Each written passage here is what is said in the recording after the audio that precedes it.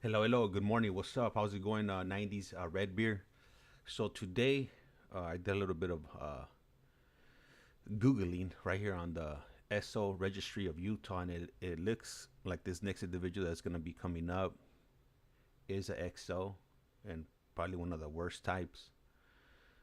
I'm just waiting for visual confirmation right now. As soon as he comes on, I'll probably be pulling this off before it starts. So, but just wanted to give you that information so you guys know exactly what to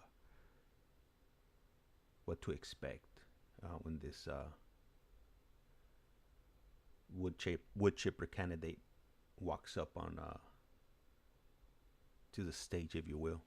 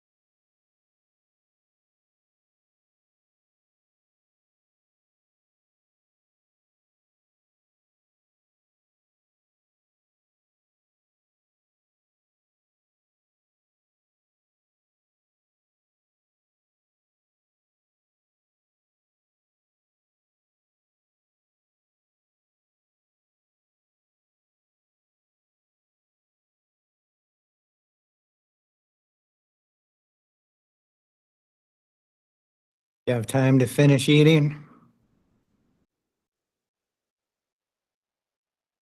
Good morning. We're on the record now. This is the time set for a rehearing for Kent Elmer Robinson. Is that you, sir? Correct. Do you know your offender number? 32495. Very good. My name is Blake Hills. I'm a member of the Board of Pardons and Parole, and I've been assigned to conduct the hearing. I need to swear you in, so will you please raise your right hand? Do you promise that the testimony you will give will be truthful and accurate? Yes, sir. Thank you. Mr. Robinson, did you receive 7 days written notice of the hearing? Yes, I did. Did you receive a blue disclosure packet? Yes, I did. Did you review it?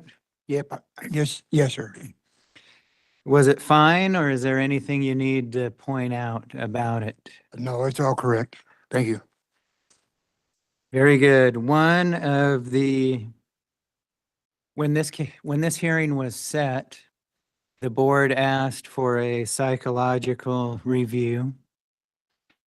And we were told that there wasn't enough time to do it. We decided to go ahead and have the hearing anyway. Okay. Do you understand that? Yes. Do you believe that we should have gotten the psychological review and waited for that? What do you think? In my opinion, I mean, I've been doing good. I've been working with the mental health and everything and taking my medications and stuff like that. And every once in a while, if I do need to talk to one of the mental health therapists or something like that, I ask and I put in an HCR. So, I mean, I think I'm getting pretty good mental health service. So mental health wise, you're feeling good today? Yeah. Uh-huh. Do you think the evaluation would have been helpful, or do you think we're all right without it? I don't know. I think it could have been helpful. I think it could, maybe it couldn't be helpful. I don't know, kind of stuck there in the middle, you know? I guess you're not a mind reader, huh? You don't know what it would have said? No, we're not really. I think it would have said something good though, because I mean, I talk to people versus not talking to people anymore, but I let people know where I'm at in my thinking and stuff like that. All right. So you ready to go forward, or do you need more time and come back later? I'm cool. Let's go. You're cool? Yeah. All right.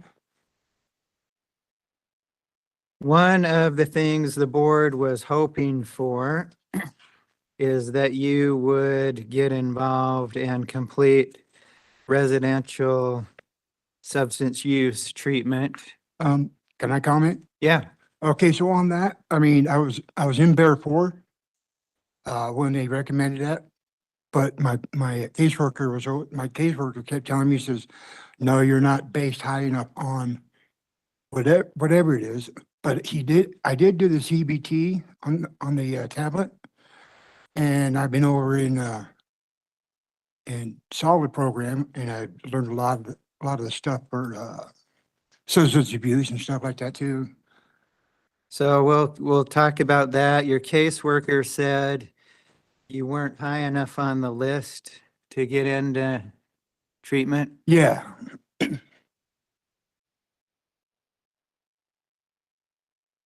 But we do have the note, as you said,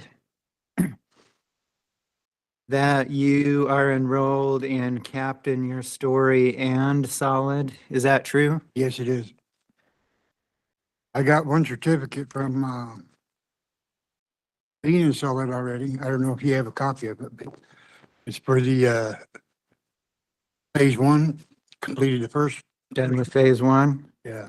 How many more phases do you believe you'll do? Well, if I stay here, I'll do 3 more, and then if I don't, I have to implement plans to get treatment out there. Let me ask you this. I'm interested in your opinion, all right? Is the solid program just a way to fill time, or is it useful? Oh, no, it's useful. Tell me how. I'm learning things from other inmates that give seminars Mhm. and the core classes, but I learn from them, and it allows me to be able to teach them something that I know. And I've given 2 seminars already for like suicide and stuff like that, because I was suicidal a long time ago. But I mean, I'm also learning about how other people think. I mean, I'm not the only one that relapses, or I'm not the only one who uh, at one point or time didn't care about anybody, but now I do care about how people. I lost my dad.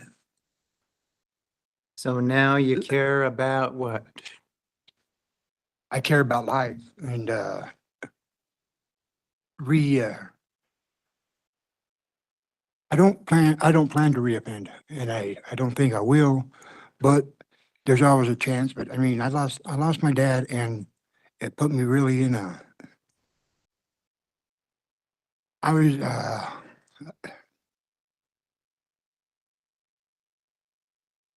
it's it's made me learn how not to be selfish.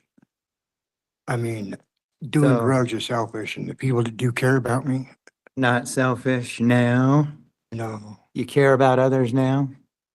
Yeah, I In mean, what way? I did in the past. I cared, but now this is a whole new meaning. I mean, now What's different my now? dad's gone, and I can't call him to ask for, help on a problem or situation, and I miss him a lot,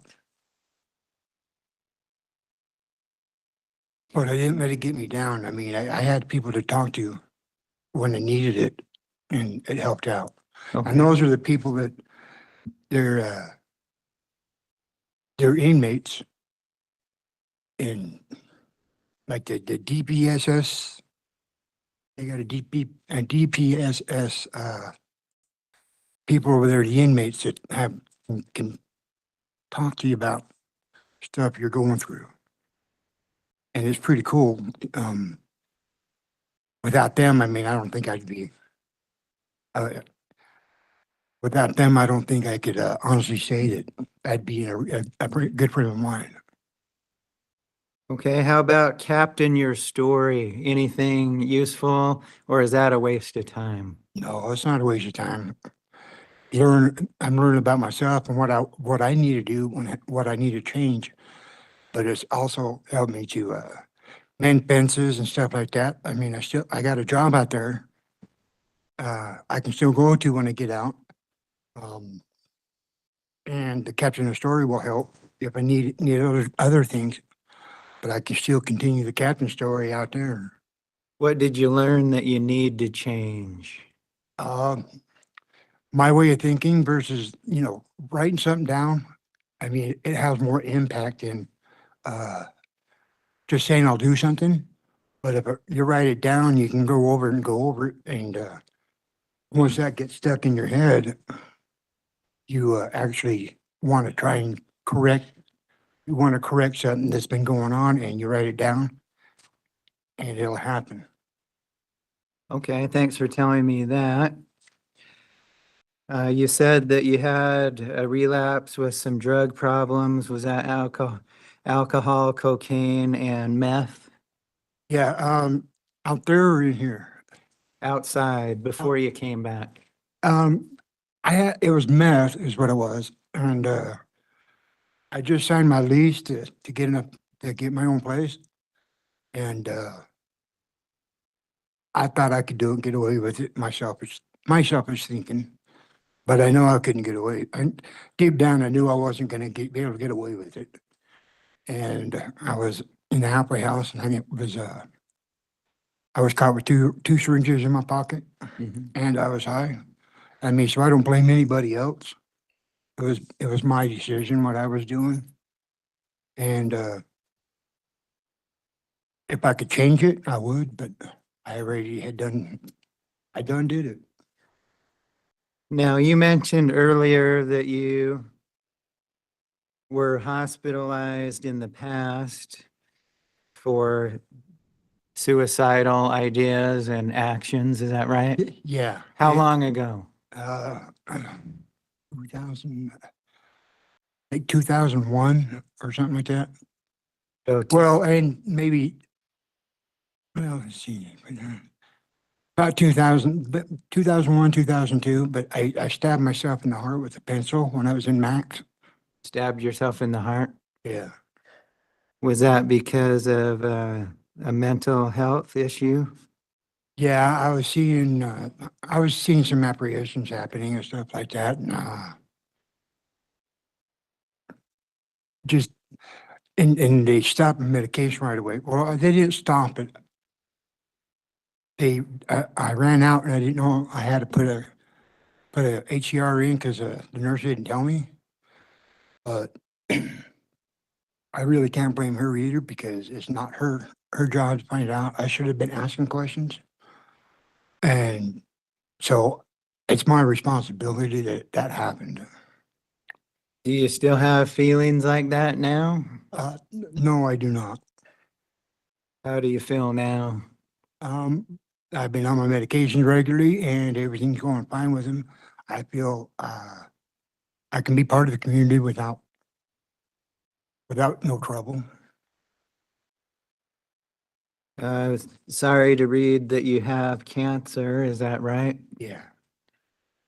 My right kidney. They took my right kidney out and I have cancer in my left kidney. What's the prognosis? Right now it's in remission. But they still want to try and do something. When I get out, my doctor wants to try and do something out there to get it removed. Well, if they take both your kidneys, something's got to happen. What do you understand would happen? I'm on the donor list for a new kidney. So that's as far as I can handle it until it happens. And I have to make the one I got last for a while. I'm not a doctor, and you're not either, right? Yeah. But I'm pretty sure that methamphetamine is not going to help a failing kidney. What do you think? No, it's not.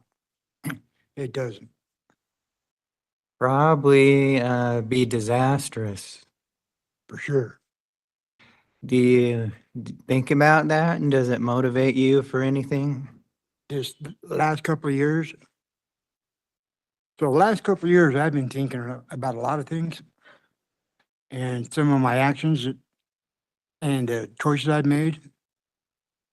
And they're not good. I mean, when I was messing up when I first got here, I mean, all the write-ups and stuff I got that were negative. I mean, even though they found like 90 strips of boxing in the community shower, I should have done something about it to get moved out of there before any of this happened. But I thought, well, you know, here's these guys want to give me free dope, I'll do it. But that's the wrong line of thinking. I should have known better and just not do it and get a move order and move out of the pod. So, but thinking back, you know, because I blamed somebody else.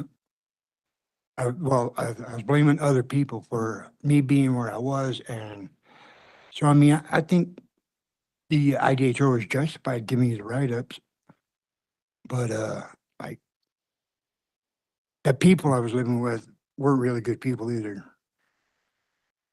All right, so you'll live in Ogden and get medical care and medications through Weber Human Services? Yeah. And also I got my job, I still have my job waiting for me. At where? Alsco. What's that? It's American Linen Supply Company. What is it? American Linen Supply Company. Okay. And what would you do?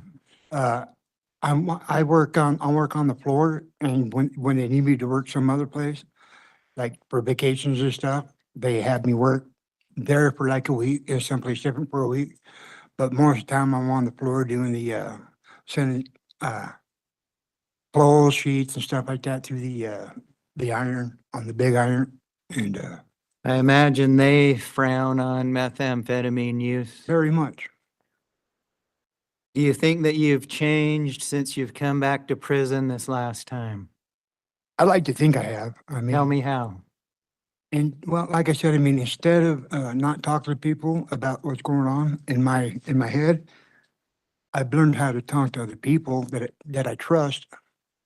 And also I've learned how to process some things, I mean, right away, instead of having to not process it and just do something wrong. I have more empathy. And but every time I do something wrong, that affects a lot of people, especially in the programming. But so I mean, I don't want to mess up, and I've been doing really good over there in Solid. And but to begin with, before I went to Solid, I had a job, and I was stuck in a rut because I couldn't get a job. Well, I'd probably get a job now, probably in a couple of days if I needed it. But I couldn't get a job. I had to wait for a full year. And so I had a lot of time on my hands. And I kept thinking that I should have not did these wrongful error, made these wrong decisions, because it's put me in I mean, I like working. I like working, keeping busy, and I messed that part of my life up here. So you're 59 years old, right? Have you ever heard the phrase, sometimes you gotta shake the ketchup loose from the bottle? Have you ever heard that? Yeah. Then you know what it means is if you want a change in your life, you gotta shake things up and do something different and do it better this time. Yeah. You ready for that? Yes, sir. Okay. Anything else the board needs to know? No, not at this time. As you know, you don't receive an answer today, right? Yeah. At least 3 members of the board must agree on what happens next, whether it's parole or something else. That decision should take a few weeks. Okay. Any questions about that? No, sir. So what are you gonna do, Mr. Robinson, with the bottle, huh? I'm gonna shake it Why? because mixing things up or shaking the bottle, I can still plan for a future, and I can still continue my progress in Captain's Story. I So can you're just gonna still, do something different so you have a better result, huh? yep. Okay. Well, thank you for talking to me this morning, and we'll conclude the hearing now. Okay, thank you. Have a good day.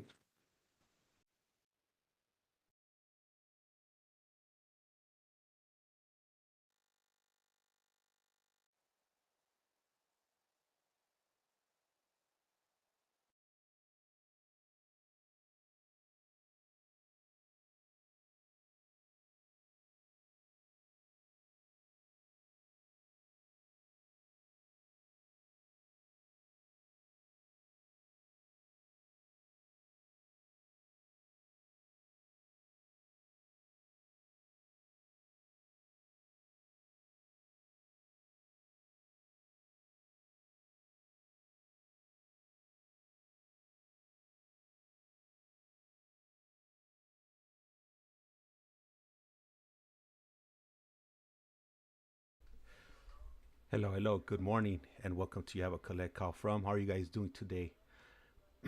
And for those of you that are wondering about the watermark, that's something that the board of Utah just added on to their end. I was trying to figure out, like, man, I never added that, so I was going through my through OBS to try to figure out how to remove it. And I went ahead and played the video back and noticed that they added it on their end. So I guess from now on, they're gonna be all the videos are gonna be coming out like that, which is definitely interesting. Hey, what's up, Mad Max 408? How is everybody doing today? I'm back at it. Took a little vacation. I was over there in your neck of the woods, where you've been incarcerated before. I was out in North Carolina. for about 5 days, and back now, so getting back into the groove of things. Let's see who's up next. See, according to this, it should be Gibbons. Let me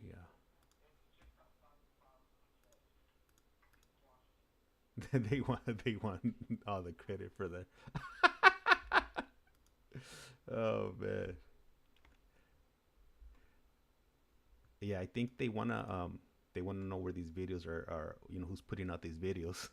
I mean, in my case, I mean, there was no hiding it. I mean, it was on the screen anyways, but they went ahead and for any other videos where they want to know exactly where they're coming from, which is you could easily go around that. You could just, you know, make a burner Gmail account and you know, have whatever you want, you know, to show up there.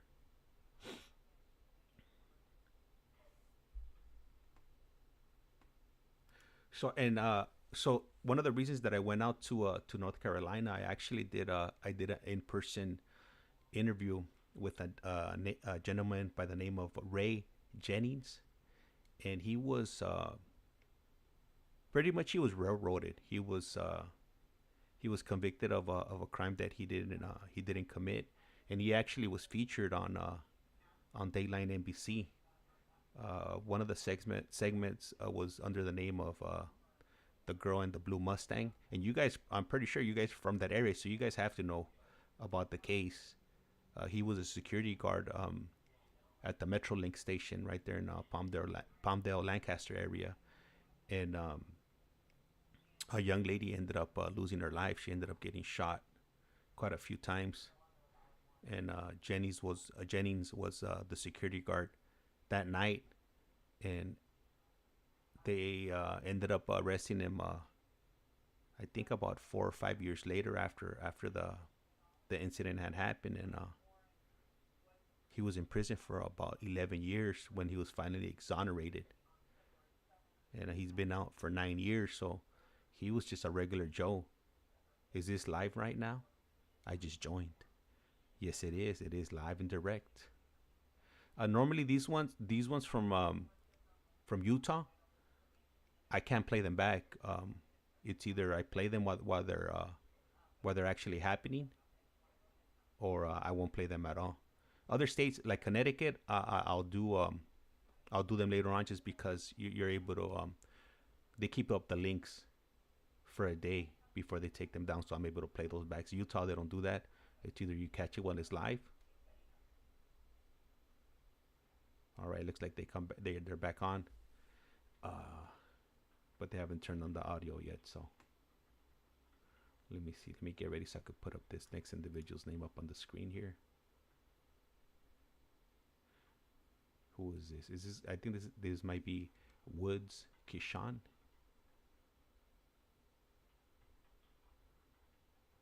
And that's just a guess on my end here. We'll see right now when they turn on the audio. So yeah, Ray Jennings was ultimately exonerated, and I had the pleasure of interviewing him on Sunday evening. And David was the one that was able to connect that, make those connections. So, you know, shout out to David. And I'll be dropping some of the clips, you know, in the coming weeks, and ultimately I'll go ahead and release the full interview for those of you that like watching those type of interviews.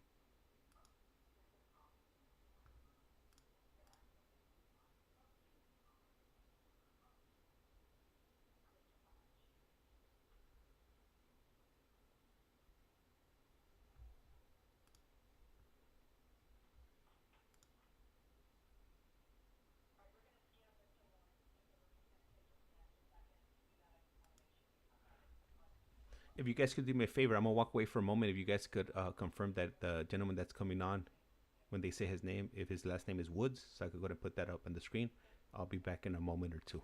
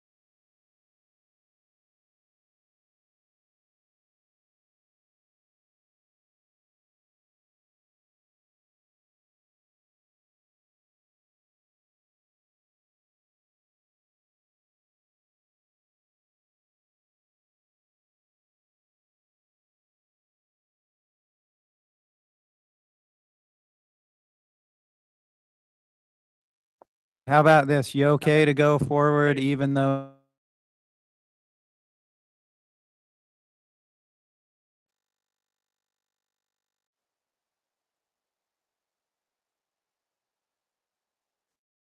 officer to tell you we're on the record? Okay, we're on the record now. This is the time set for a parole violation original hearing for KESHAWN Woods. Is that you, sir? Yeah, is there some reason I didn't see an attorney prior to this? What's that? Is there some reason I didn't see a board attorney? Yes, an original hearing, you're not entitled to have an attorney. What you can do is deny the parole violation allegations, and then it will be set out for a hearing where you would have an attorney. Is that what you want to do? Yeah, no. What I'm trying to get this over with. I'm really trying to get this over with. It being too long already. All And right, so hold on. Let me swear you in. Raise one of your hands. Raise your hand, please. Do you promise that the okay. testimony you will give will be the truth? Yes, sir. I just want to know, is this a board parole, a violation, or original hearing? Both. Because I got a new case. So is Right. this original hearing or a violation? Both. We're going to talk about the parole violation devil definite. and what? What was that? So the answer is both. Are you prepared to go forward? Have you reviewed the blue packet? Yeah. Yeah, and you're ready to go forward? Yeah, the blue back is saying I'm here for destruction of property. Right.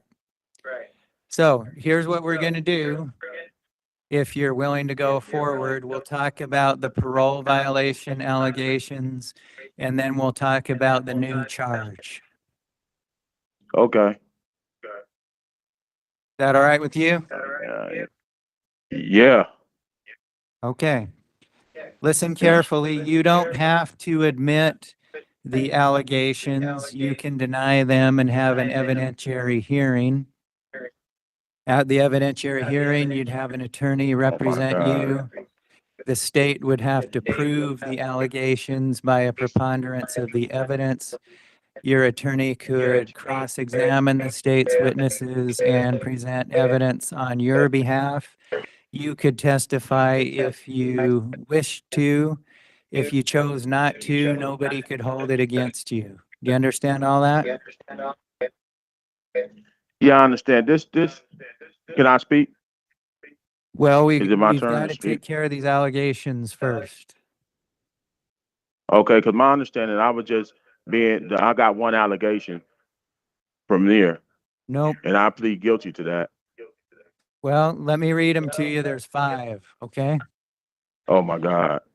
Number 1, by having committed or having been convicted of a new criminal offense of property damage destruction on June 25th of last year. Do you admit, deny, or plead no contest? No contest is just like guilty, right? Yes. I can plead no contest and won't have to do an evidentiary hearing, right? Right. Okay, no contest. No, I plead guilty on that, actually. That's the one you were convicted of, right? Yeah. Number 2, by having had contact with Pammy Mapu. I be guilty on that. Number 3, by having committed or been convicted of violation of a jail release order. A no contest. That was dismissed in court. Okay. Number 4, by having committed or been convicted of a new criminal offense, threat of violence. I got to plead. I wasn't convicted of that. I So wasn't convicted of that. I wasn't charged of that. You can deny that if you want. You deny that? But I'm not trying to do an evidentiary hearing. I'm No, trying to have this done. It being close to a year. that's fine. Why don't you go ahead and deny Oh, it? And there okay, won't be an sir. evidentiary hearing. Number Yes. 5, by having contact with Pammy Mapu on the next day after that.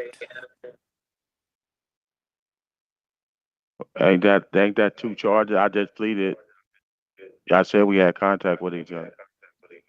All right, it sounds like you deny that. Your parole will be No, revoked.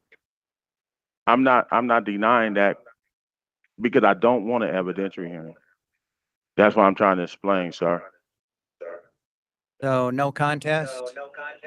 No contact. All right. So what will happen, your parole will be revoked. And we'll talk about where to go next, okay? Okay, can you hear me? Yes. I just want to explain to you that doing a parole hearing like this is uncommon to me, so please bear with me. I don't like it either. I would rather talk to you in person so we're in the same boat, Mr. Woods. Exactly. Thank you. So we're on the same page. Yep, if you can see me, I was smiling when I said I didn't like it because I don't, okay? Yeah. Fair enough? Yes, fair. Now, I noted for this new charge, you wrote in your written statement, I have no victim. Is that true? Is there really no victim here? No, I really didn't know how to word that because, in certain situations you do the right thing and you do the wrong thing.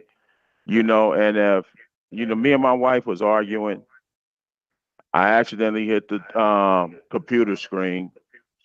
So she was upset with me as it was.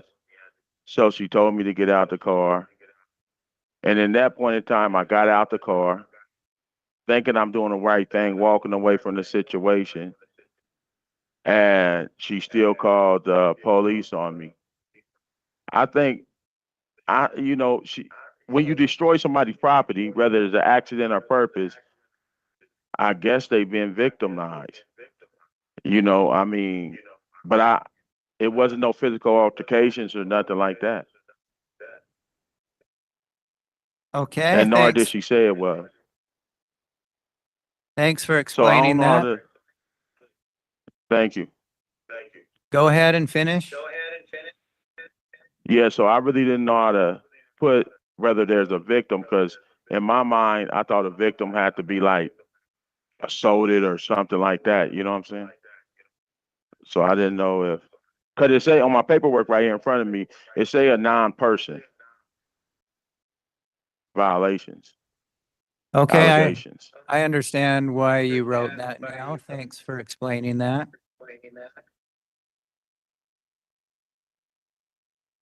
See, in the past, have you had any issues with drugs or alcohol? In the past, I haven't really been on drugs in a long time. As you see, I haven't even like caught any drug charges or nothing like that.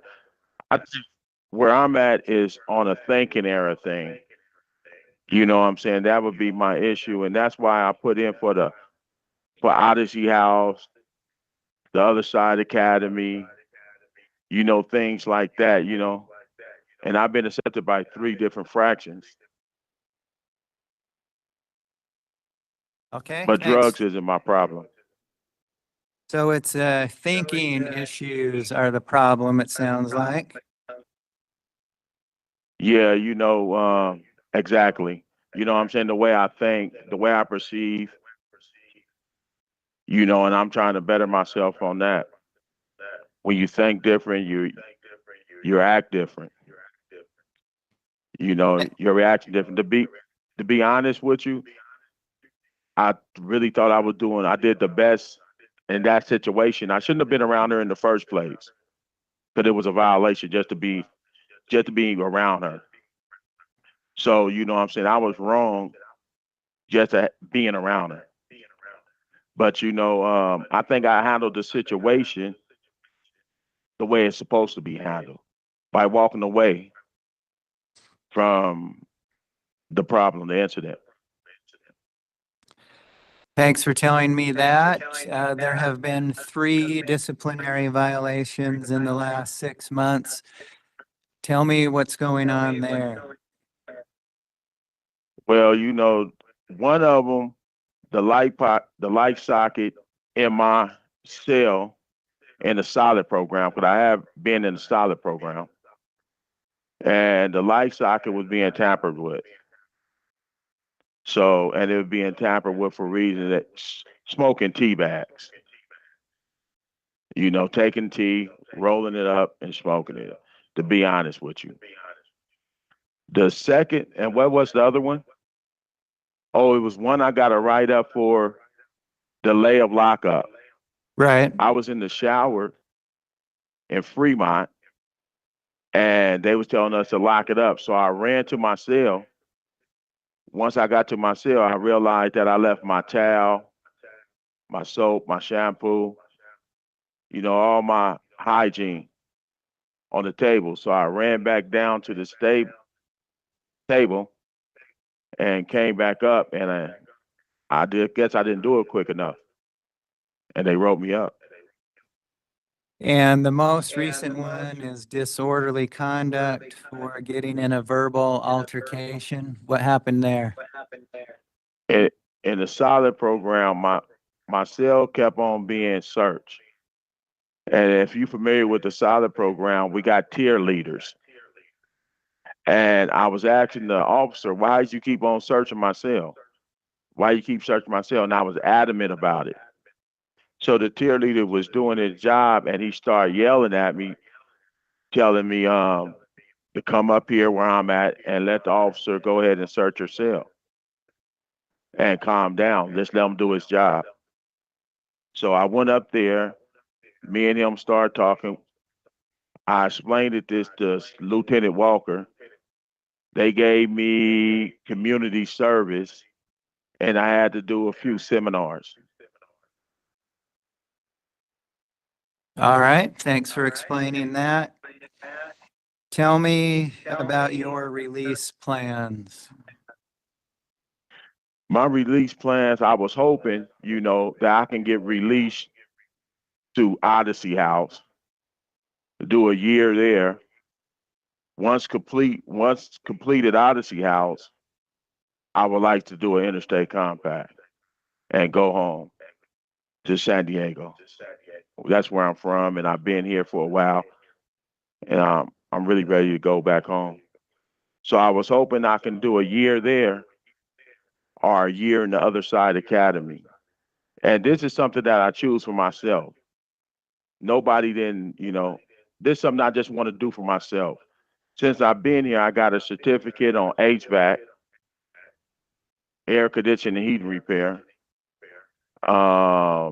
master planning, and I'm working on a electrical certificate as well. All right. Thanks for answering that. Is there anything else the board needs to know, or have we covered it? That I strongly would like to do a year in the other side academy, or the Odyssey House, and be released there. And I've been incarcerated for going on 8 months now. And I do got an address, but I'd rather go to these programs. And since I've been here, I also have positive write-ups too, C notes. Yep, that's correct. Yes, you do. Thanks for bringing that up. Because I see that Woods, all the negative. what's that? Yeah. I see that all the negatives was presented to the board, but none of the positive was.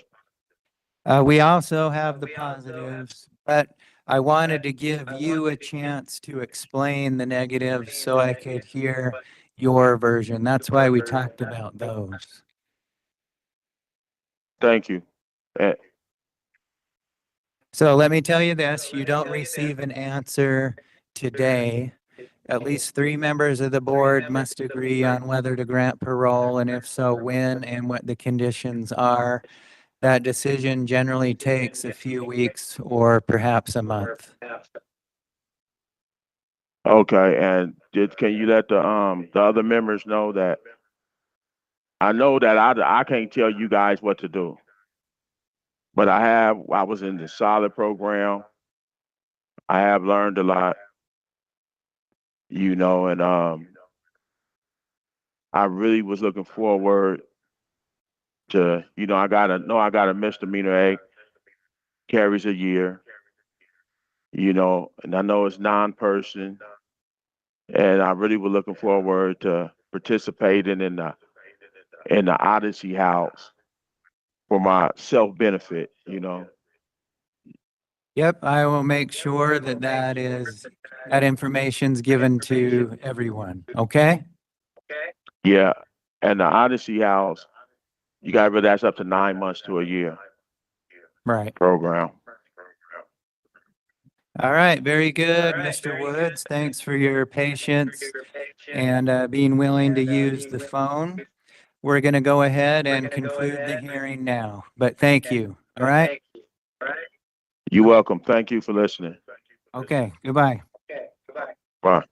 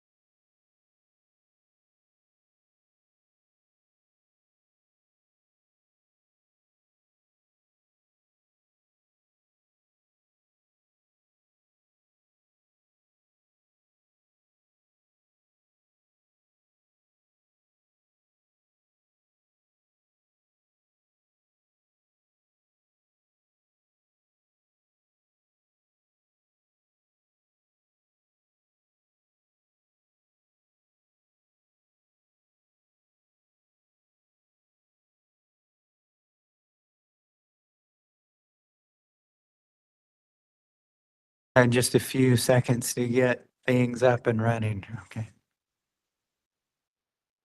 Good morning. We're on the record now.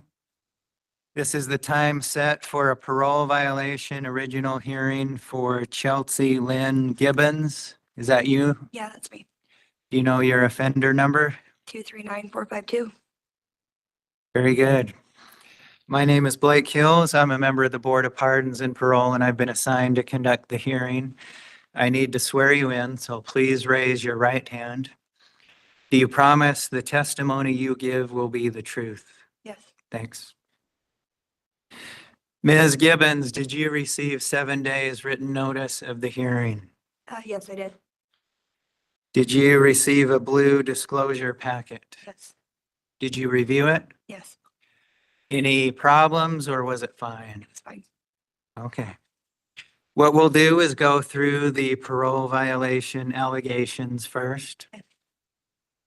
Talk about the new charge, what you've been doing in prison, and what your plans are. Yep. Is that fair? Yep.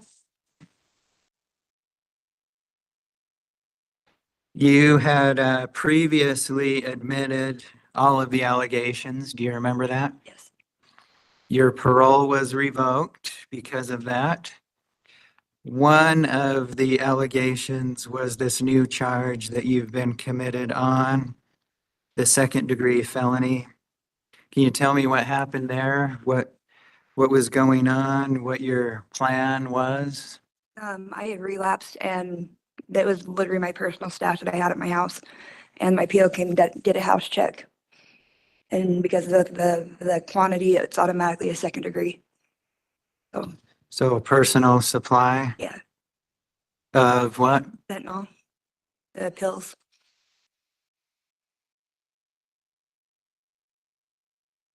Now, it was a pretty 51. Yeah. How long would that last you? If I pushed it out for whatever, it'd be 2 days. Most days I was doing like 50 to 80 pills. So that was an average of 1 day of Yeah. use? Yeah.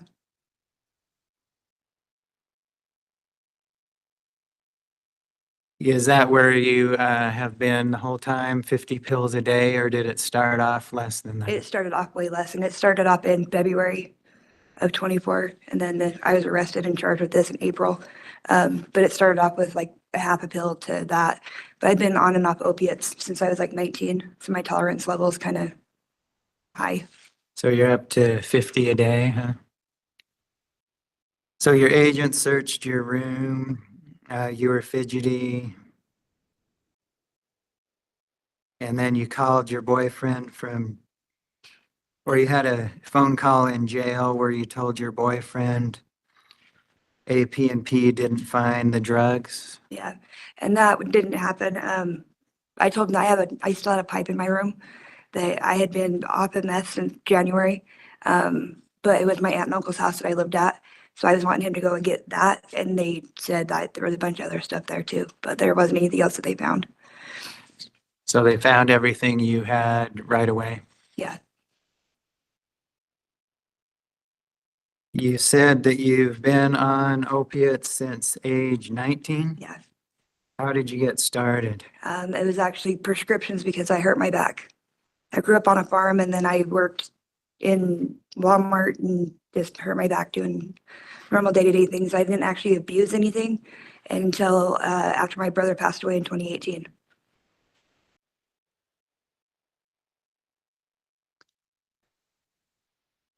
So you turned to meth and fentanyl? I turned to meth and heroin. And then when I got out of prison in 23, heroin's not really a thing anymore.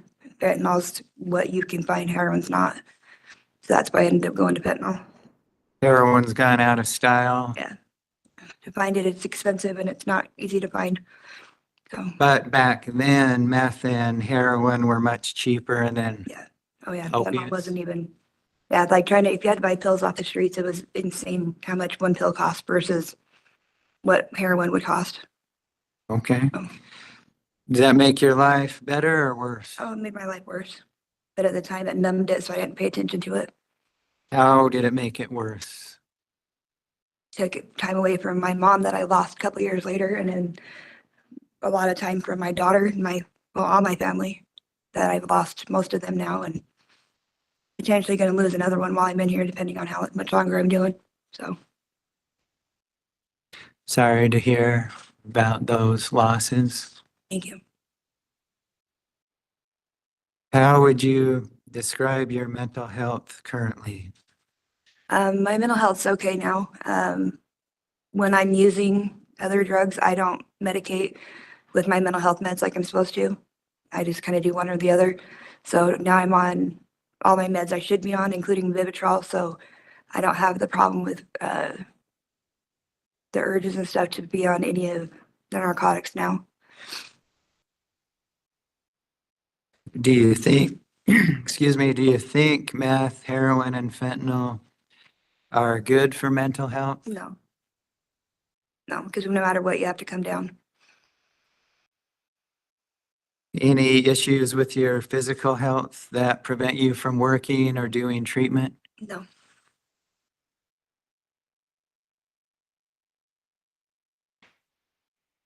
You have completed MRT, is that right? Yes. Was that just a time filler or was it useful? It was useful. I was doing similar things before I got arrested because I had group and counseling that I was doing at Weber Human Services. And so it kind of tied into the same thing I was doing there. So it was useful information. Can you think of any example of what you took out of MRT that you can use somehow? Just filling your time and like having goals, and mostly just having goals. Like instead of just going day to day, like actually having something planned out for a future just kind of helps guide you to that point. So fill your time with productive things. Yeah. See, you gotten involved in residential treatment yet? Here? Yes. No, I wasn't supposed to be in residential treatment. It says that you're capped for residential treatment. It doesn't in mine, because I wasn't ever told to do residential here. So that's news to you? Yeah. Because I have programs set up on the outs, but not within here. I had problems with group environments because of how women are. And so that's why I didn't know I was supposed to be doing that here.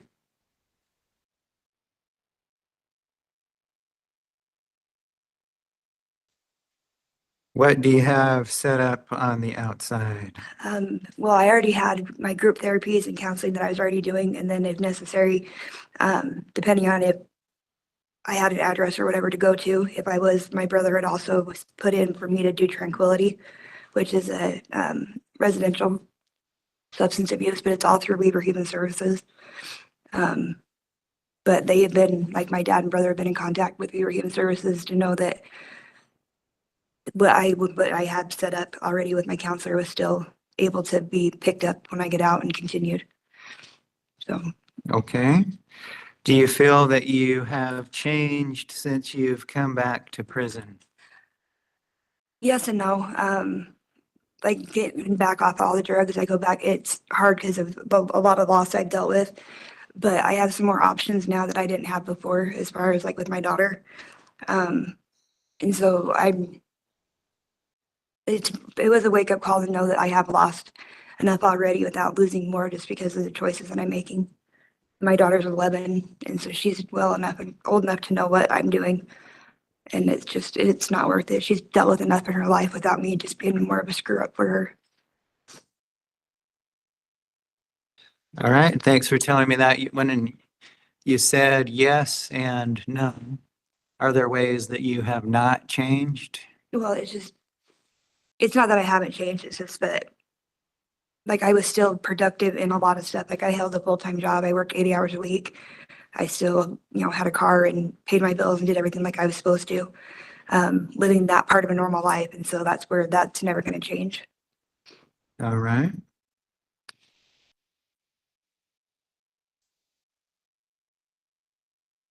Let's see, you're not here for this case, sir, right?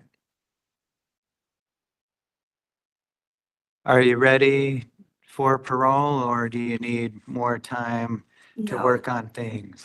No, I'm actually ready, full on. Like, I mean, I said, I have family that I have gotten back in contact with, and I'm actually going to parole to my dad this time instead of just a family friend like I had done before. Just because his health is not the greatest, and so I'm going to hopefully be able to be out and be his caregiver because he's 60, he'll be 68 on Friday, and he's got a lot of health issues and is stubborn and doesn't want to believe it or do what anybody tells him to do. But me, he'll listen to because I'm his kid. So that's my biggest fear right now is that I've already lost one parent and I don't want to lose another one while I'm locked up. Your guideline date is Christmas. Yeah. Of this year. That's something you're aware of? Yeah. Okay. As you know, you don't receive an answer today. Oh, yeah. At least 3 members of the board have to agree on what happens next, whether that's a rehearing or parole. If it is parole, when and what the conditions will be. That decision will probably take a few weeks or perhaps a month. It's only usually take like a week or two. But, yeah, Well, sometimes it's faster than other times. but like that's worst case scenario. Do you understand that? Yes. Any questions about it? All right. Ms. Gibbons, thanks for talking to me today, and we'll conclude the hearing at this time. Okay. Thank you.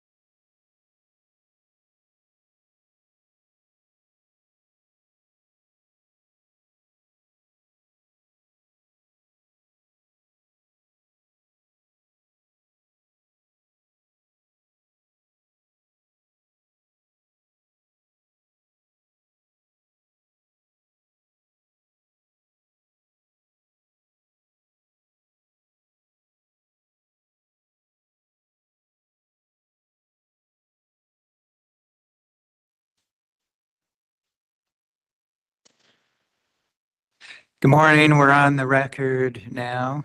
This is the time set for an original hearing for Candace June Sargent. Is that you? Yes, sir. Do you know your offender number? Yes, sir. 223299. Very good. My name is Blake Hills. I'm a member of the Board of Pardons and Parole, and I've been assigned to conduct the hearing.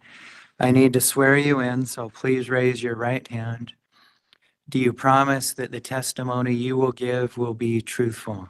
I do. Thank you. Did you receive 7 days written notice of the hearing? Yes, sir. Did you receive a blue disclosure packet? Yes, sir. Did you review it? I did.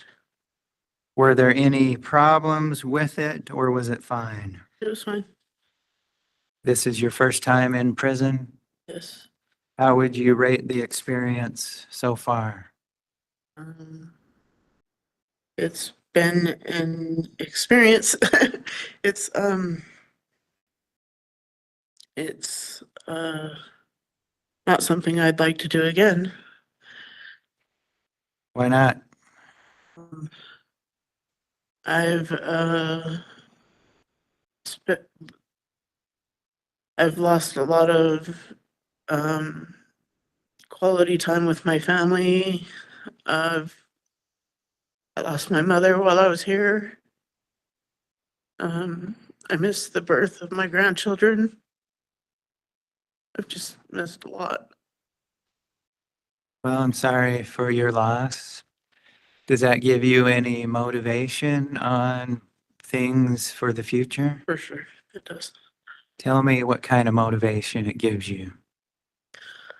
It motivates me to be a better parent, to be a grandparent, to show up and to be there for my grandchildren, to take them to the park, to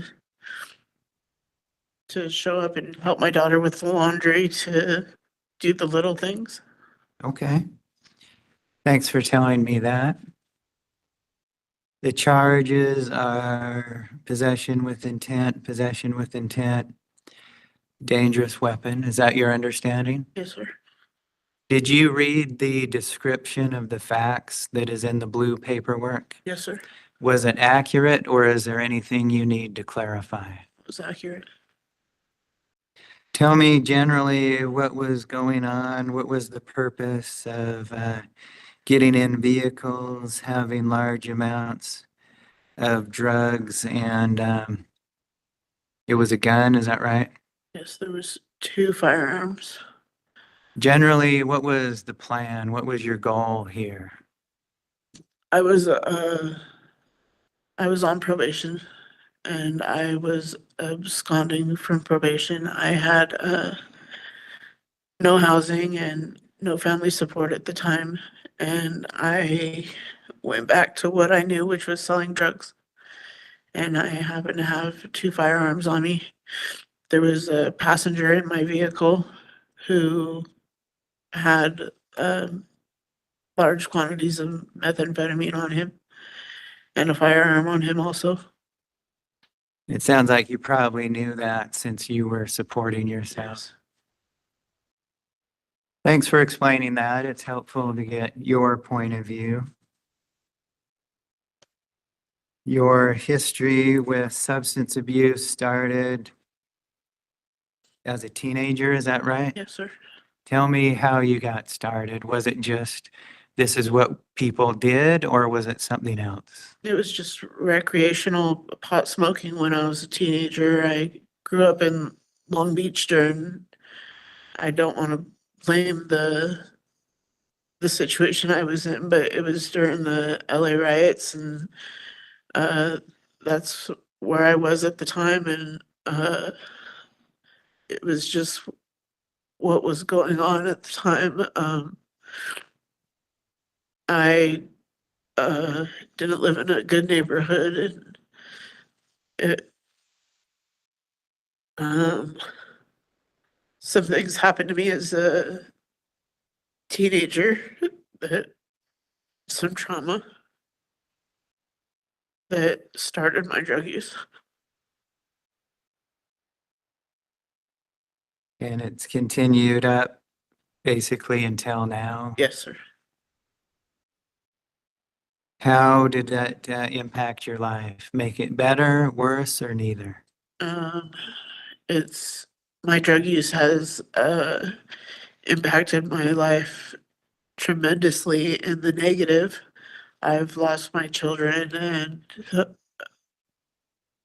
lost ultimately my freedom, my life. I've spent many years away from my family because of it. Okay. How would you describe your mental health status currently? Currently, I've been working with the mental health providers here to deal with my depression and my anxiety. I'm on meds, and I feel like I'm stabilized. I did lose my mom a year ago, so I was struggling with depression. You feel like you have received the help that you need? Yes, sir. Is there anything about your physical health that would keep you from working or doing treatment on parole? No, sir.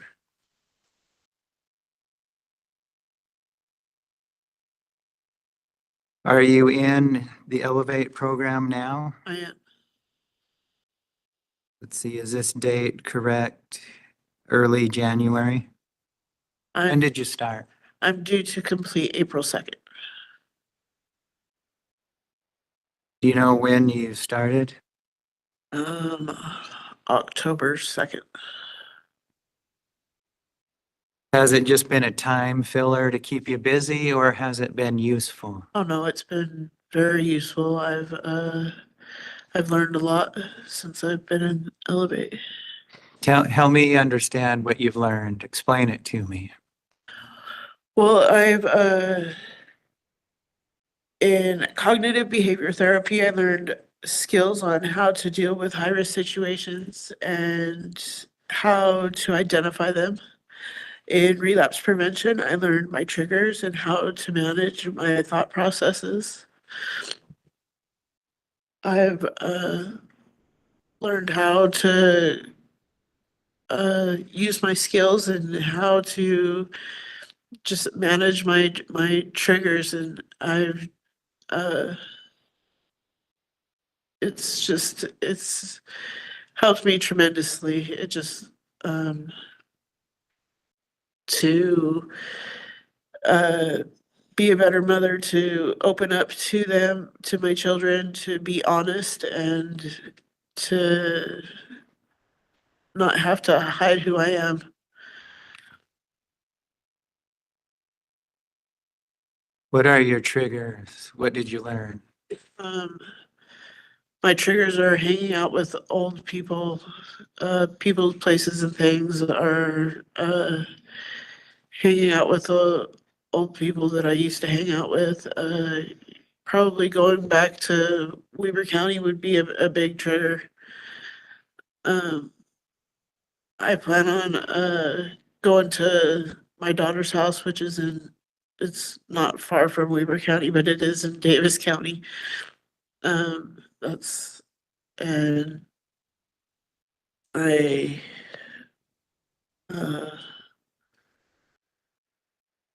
I'm sorry, I lost the question. Well, let me ask you this. Yes, So hanging out with old people, yes. do you mean people who are old in age or No. people who you used to know? There's people I used to know. How old is an old person for you? What age? Well, 50? I, Huh? it's not old in age. Well, it sounds like you've learned a lot, but guess what? There are people in Davis County who use drugs and steal stuff too. Yes.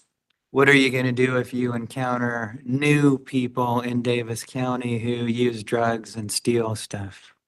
Well, I'm gonna be firm in my conviction that I have changed my ways, and that I have that I stand for something new, and that's to be a grandmother and to be a mother, and to never want to come back here again.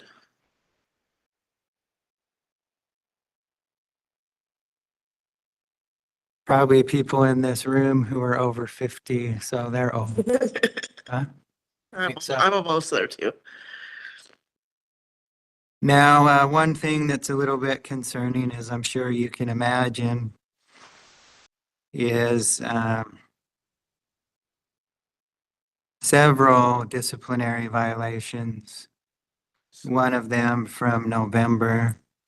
Yes. We don't have to talk about every one of them, but generally, what has been going on that has led to these problems? The one in November I could talk about in particular was the anniversary of my mom's death, and I was struggling, and I had a relapse. Okay. What about the others? Just trying to figure stuff out or taking a I break? was having a hard time just getting used to this place, and it took me a minute, but I pulled my stuff together and I figured it out, unfortunately. So you think you've got a handle on things? I think I do. Yes. Well, how about this? Are you going to have any more contraband? No, sir. You going to participate in any prohibited activities? No, sir. Abuse medications? No, sir. None of that? No, sir. You talked about this a little bit, but tell me, do you believe that you've changed since you've come to prison? I do. Tell me how. I'm not about, before my main goal was about how much money I could make and um, who I could please the most and how I could get what the fastest. And today it's about how I'm gonna crochet my granddaughter a blanket before Valentine's Day and get it to her and how many hearts I can make and paint before or Valentine's Day so she can hang up on her wall. You know, it's my priorities are different, and I've become a grandmother since I've been here, and my it's I haven't had the opportunity to be a grandmother yet because I became a grandmother in here. Sorry, and I'm just I'm so excited to get out and be that person and to be the mother that the grandmother that my mom was, you know, the person that I was intended to be instead of the person that I ended up being. So before, one of your focuses was on pleasing other people and doing what they wanted, which was bad stuff. Is that right? Yes. There is a phrase that someone sitting in that chair right there taught me before. He said, you got to be your own mule. Yeah. You ever heard that? No, sir. What that means is you got to be in charge of yourself and what you're doing and not carry other people's burdens and do what they want. Does that sound like what your plan is, what your Yes. goal is? It does. All right. Anything else the board needs to know, or have we covered it all? I just want you to know that my intentions are to go and to be a grandmother. That's I want to go and do the mundane things. I want to go and do the laundry, and I want to get up early, and I want to make pancakes. And those are the things that I'm looking forward to, not the chasing money and the stuff I used to do. Well, good grandmas do those things instead of selling drugs and carrying around guns, right? Yes. Okay. You don't receive an answer today. Did you know that? Yes, sir. It takes several weeks, maybe a month. At least 3 members of the board must agree on whether to grant parole, and if so, when, and what the conditions will be. Any questions about that? No, sir. All right. Well, thank you for talking to me, and we'll conclude the hearing at this time. Thank you.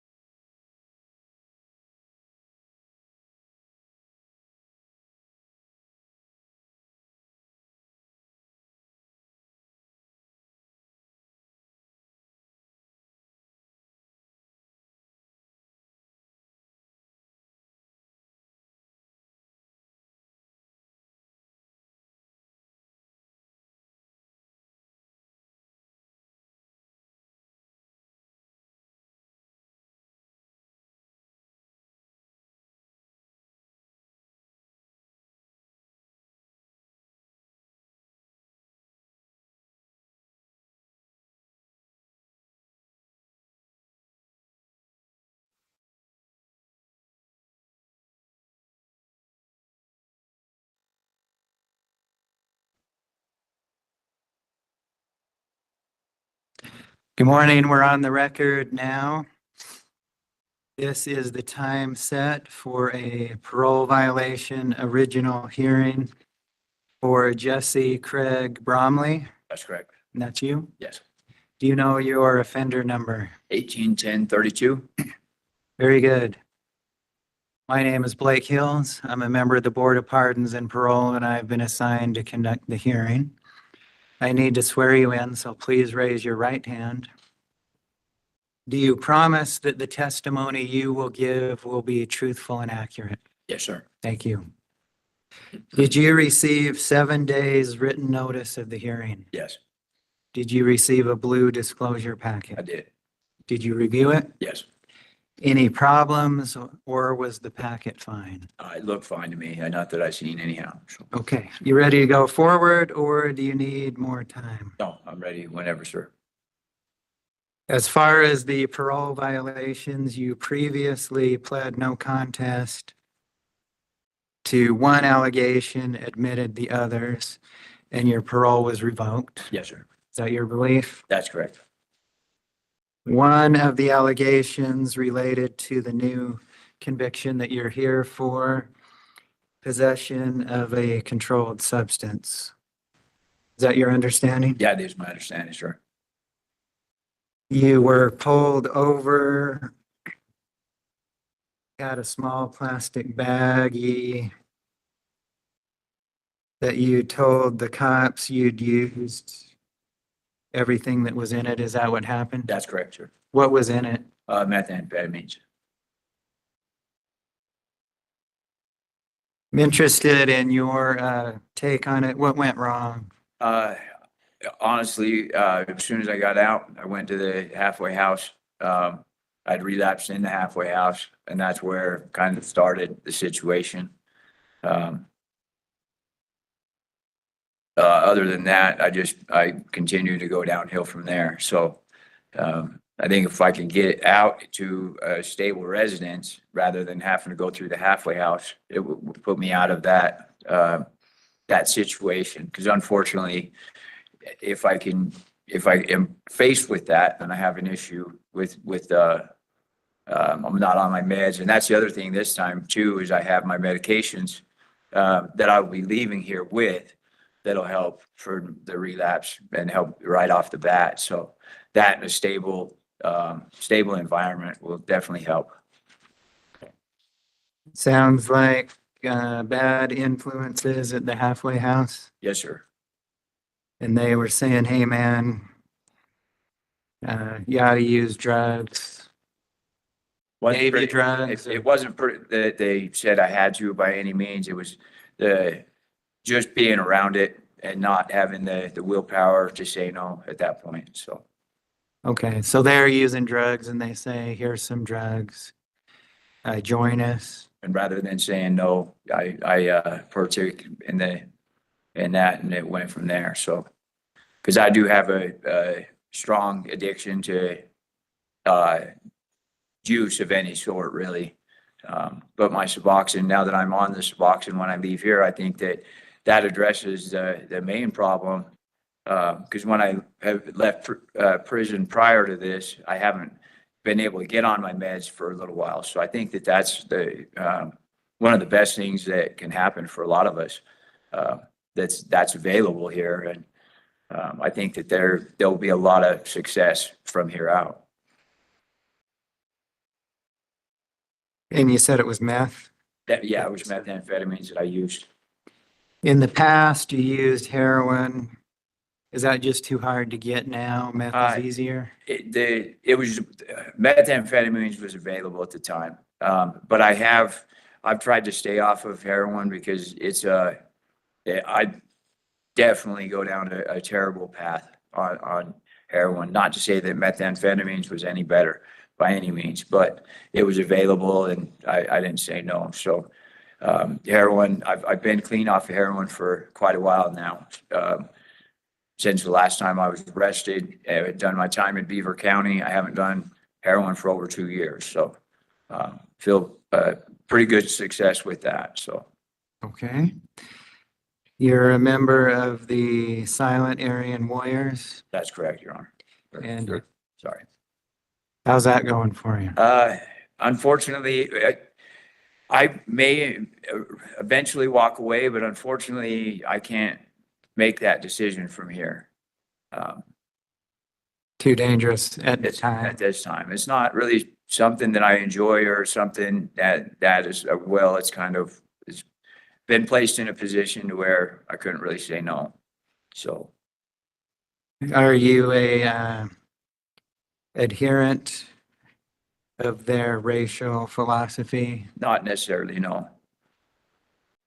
What does not necessarily?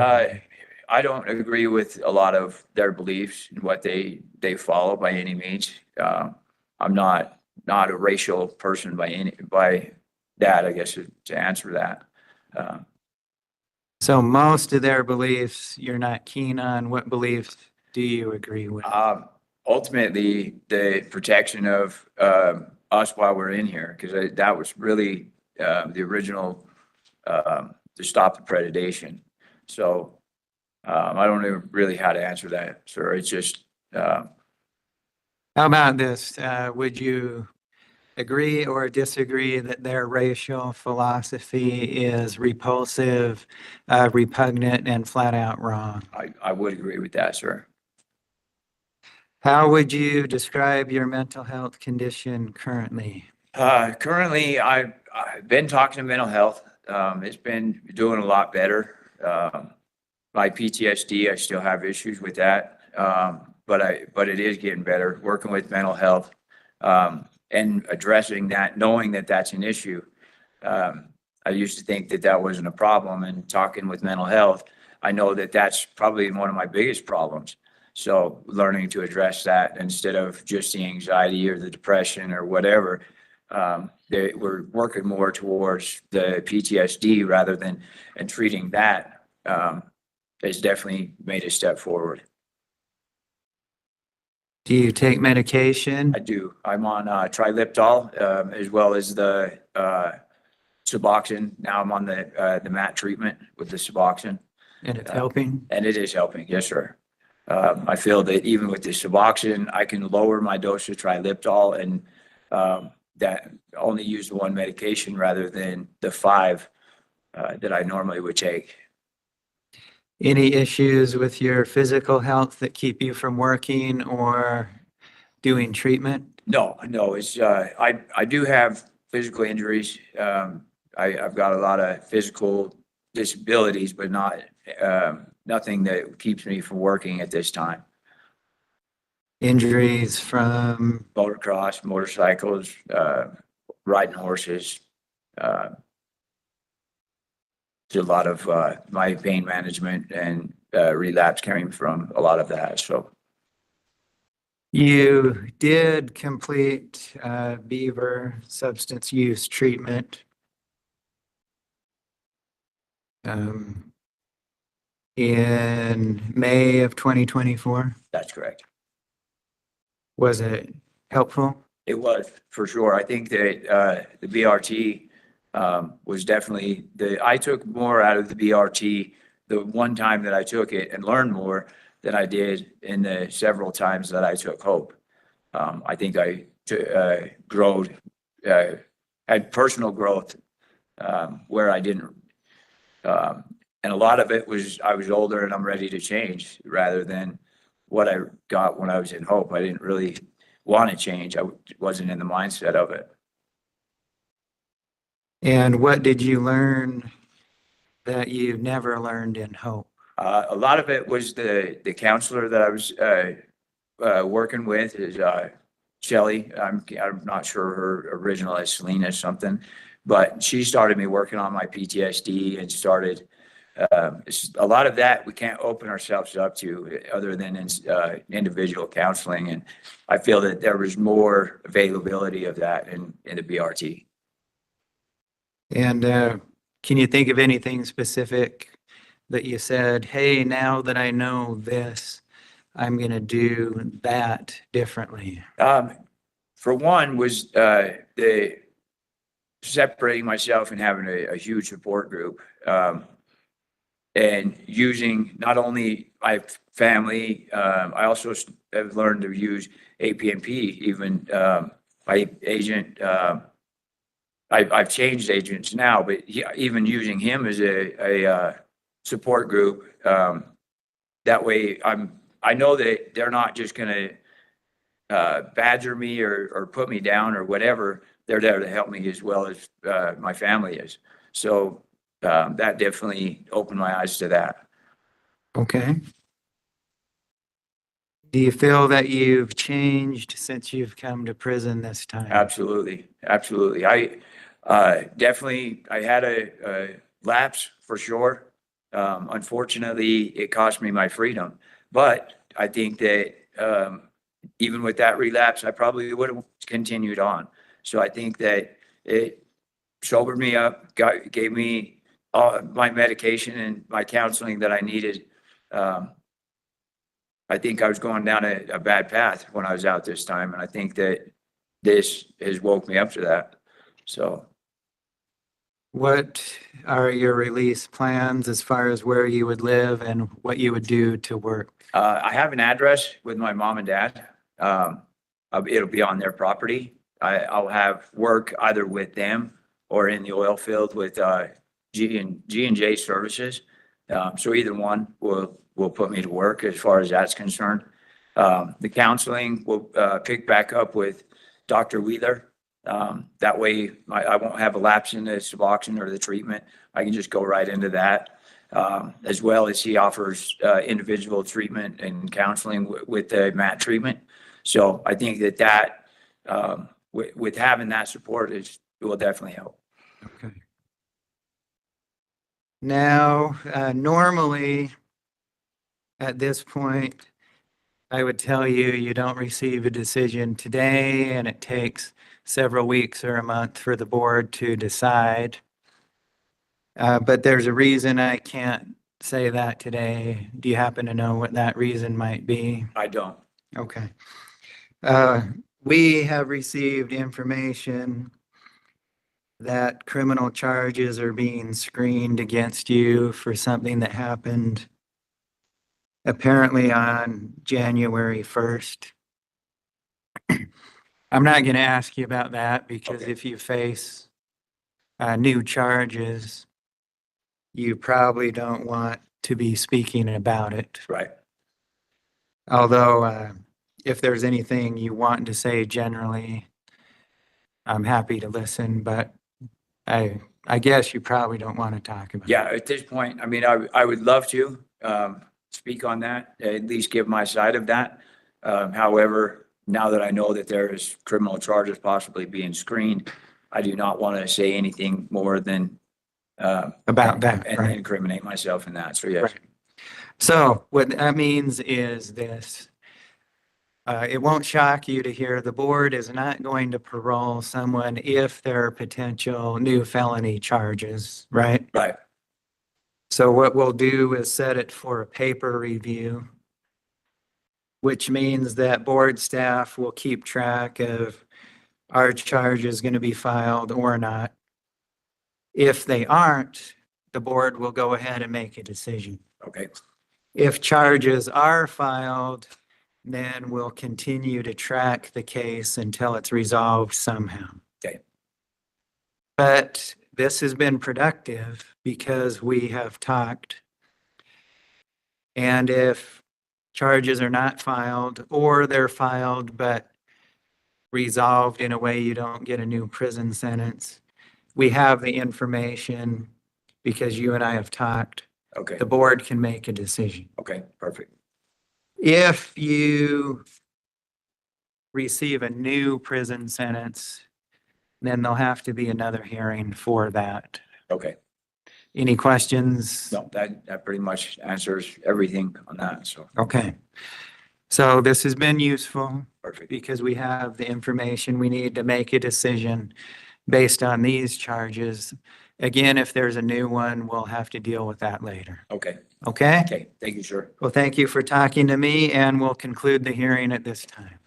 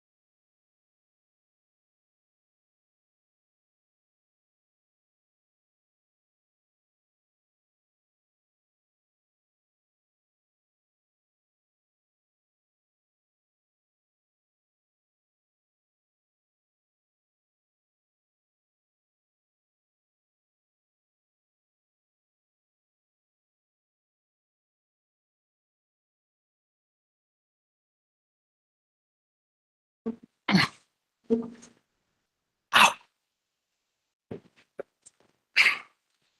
morning. We're on the record now. This is the time set for a rehearing for Donald J. Pullman. Is that you, sir? Yes, sir. Do you know your offender number? 152492. All right. My name is Blake Hills. I'm a member of the Board of Pardons and Parole, and I've been assigned to conduct the hearing. Would you raise your right hand? Do you promise that the testimony you will give will be truthful and accurate? Yes, Thank you. Mr. Pullman, did you receive 7 days written notice of the hearing? yes, Did you receive a blue disclosure packet? yes. Was the sex offense treatment program evaluation included in your packet? I did an evaluation afterwards. Okay. Well, let me ask it this way. I only received the evaluation this morning. It has yesterday's date on it. Did you receive a copy of that? Yes, I just received that this morning. Did you look at it? Yes, Here's the question.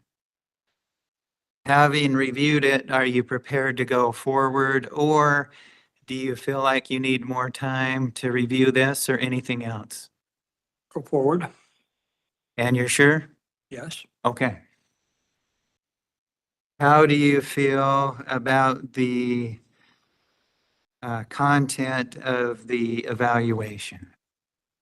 but she made a fair evaluation of what we talked about. It was fair? Did you feel that the process was fair? Yes, The evaluator spoke to you? yes, Did you feel like you were able to express what you wanted to express? yes, Okay. The recommendation is that you complete sex offense treatment in prison before release. I have a question about that one. And then there's dates on here that they're all wrong dates about things that's happened. Okay, let's take it one at a time. When you say the dates on here are wrong, what are you referring to? A date that things are just supposed to have happened out there. Be more specific. Okay. What type of things? It's got that back in 2009 to 10, that's all the wrong dates that things are supposed to have happened.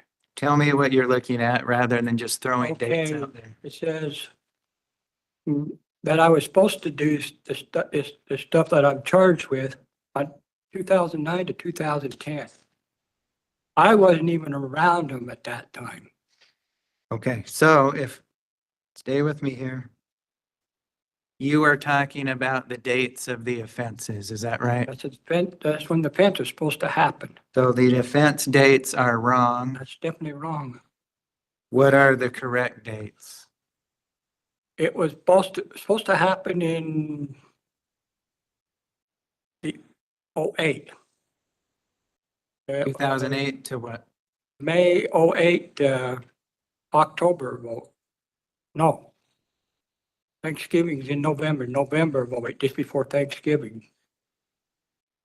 Okay, what other dates are wrong, or is that it?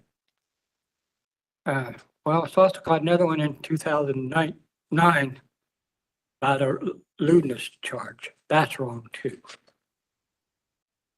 Okay, anything else?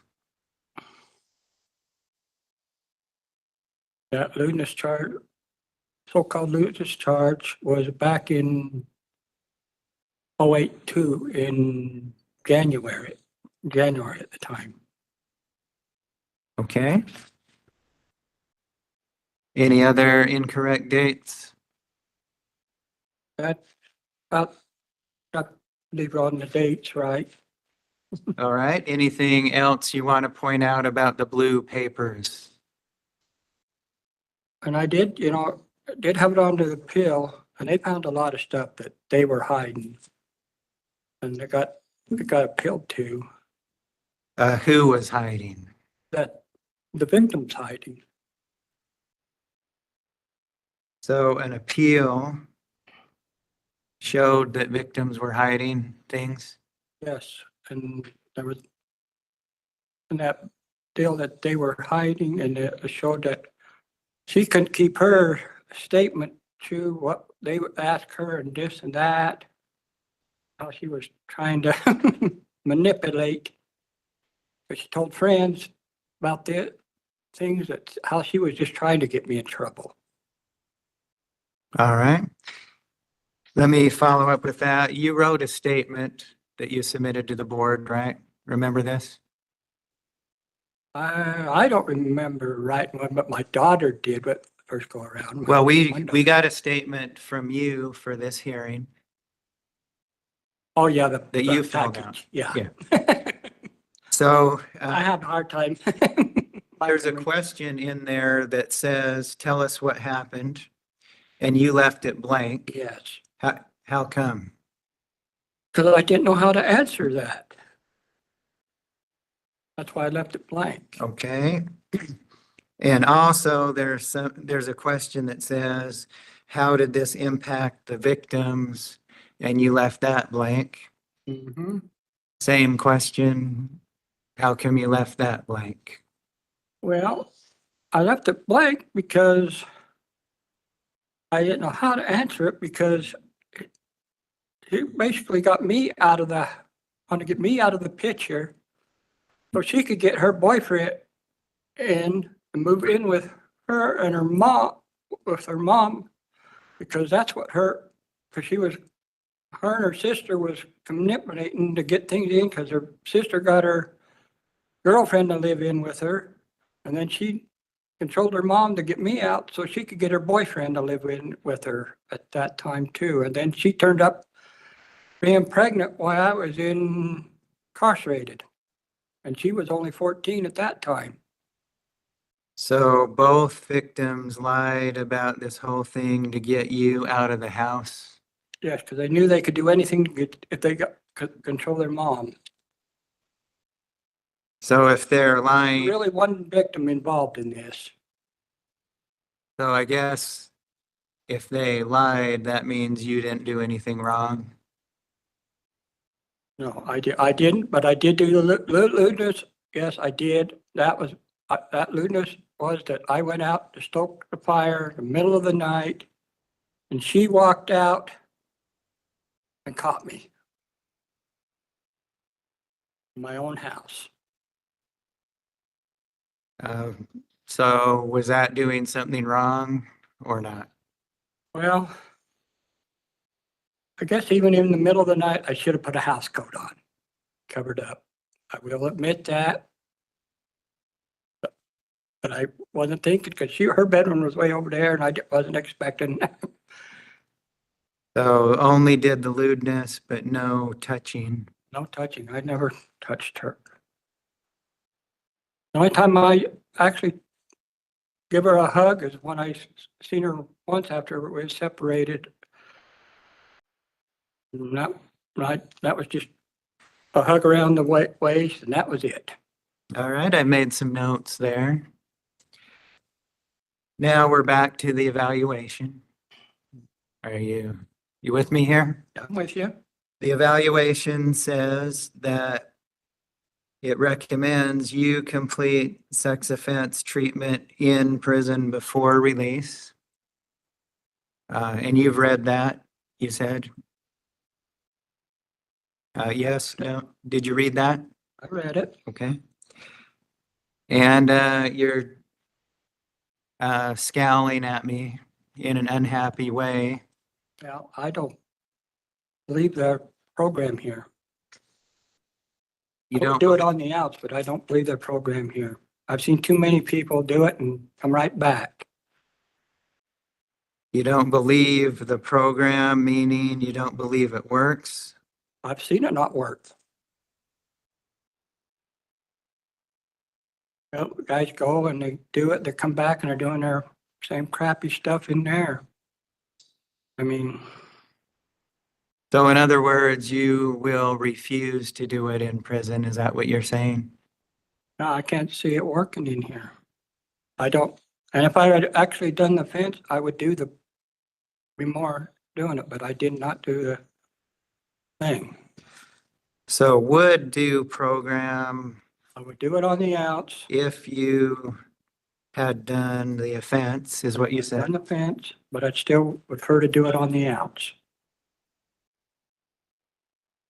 But you still wouldn't do it in prison?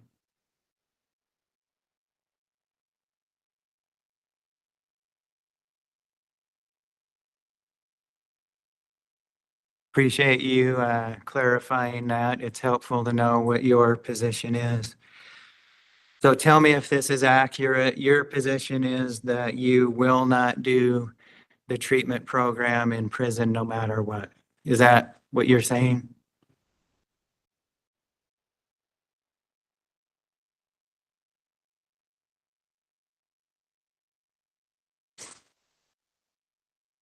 So you would rather remain here until the end as opposed to doing treatment, is what it sounds like. Puts me here until I die, I guess. For something I didn't do. I appreciate you being straight up with that. It's helpful to have honest statements. Is there anything else the board needs to know in making the decision on what happens next? No, I can't think of any. Because I want to make sure you have the opportunity, if there's something we didn't cover, that you have the opportunity to bring it up. But it sounds like you feel we've covered everything. Is that right? I think we have. Okay. Because, I mean, I don't even, anyone if I did was going with women, they always had to be over 55. And I always tried to protect my kids any way I could. But this time, I even told her that she couldn't see this guy and he was older than her. And that's part of the problem why they got me out of the house. Out of revenge or just to move you out of the way? And everything, because he was a lot older than her. How old? Well, she was 13 when she started seeing him, and I just know that he was older than her. And how old were you at that time? I was 55 when this all went. Well, when they arrested me in 2010, I was 55. Okay. Anything else you want the board to know? I just know the main abuser that was abusing my kids was my grandma, their grandma, Your grandma? their grandma. Their grandma? Okay. I even had the cops called on her and family services, but didn't seem to do any good. All right. As you know, you don't receive a decision today. I know. At least 3 board members must agree on what happens next, and that decision can take some time. I know. Can take up to a month or whatever. Any questions about that? No, and I am in this TC program. Okay, very good. All right, Mr. Pullman, we will conclude the hearing at this time. Okay.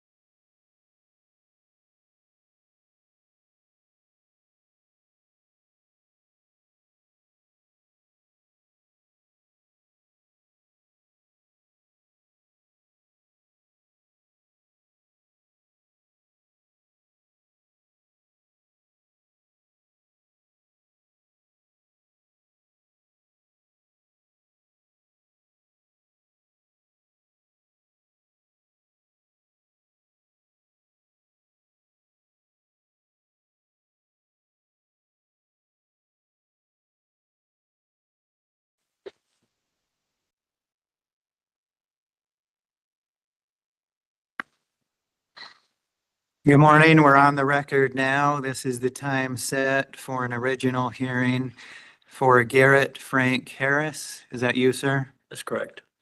Can you tell me your offender number? 125155. Thank you. My name is Blake Hills. I'm a member of the Board of Pardons and Parole, and I've been assigned to conduct the hearing. Okay. I need to swear you in, so please raise your right hand. Do you promise that the testimony you will give will be truthful and accurate? I do. Thank you. Mr. Harris, did you receive 7 days written notice of the hearing? Yes, I did. Did you receive a blue disclosure packet? Yes, I have. Did you review it? Yes, I have. Was it accurate, or are there any things you need to bring to the board's attention? Everything was accurate except for what my lawyers had sent in on the signing of the pre-sentencing report about my points. Both my lawyers had sent it in the things, so I just like that to be seen. So they both sent in that my point score was lower. And that's all. So that's the only thing that was different. Everything else was correct. All right. Let me explain a few things for your benefit and the benefit of those who are here and those who may be watching online. First, no decision is made during this hearing. So you should not be expecting to hear a decision today. That is something that comes later, and I'll explain more about that towards the end of the hearing. Do you understand? Absolutely. The way we will proceed is there are 2 members of the victim's family who wish to speak. Is that correct? So we will hear from them first, and you will have an opportunity to respond if you wish. You're not required to. Okay. You understand that? Yes, I do. Then you and I will talk about the offense, Okay. what you've been doing in prison, and what any release plans may be. Okay. Do you understand that? Yes.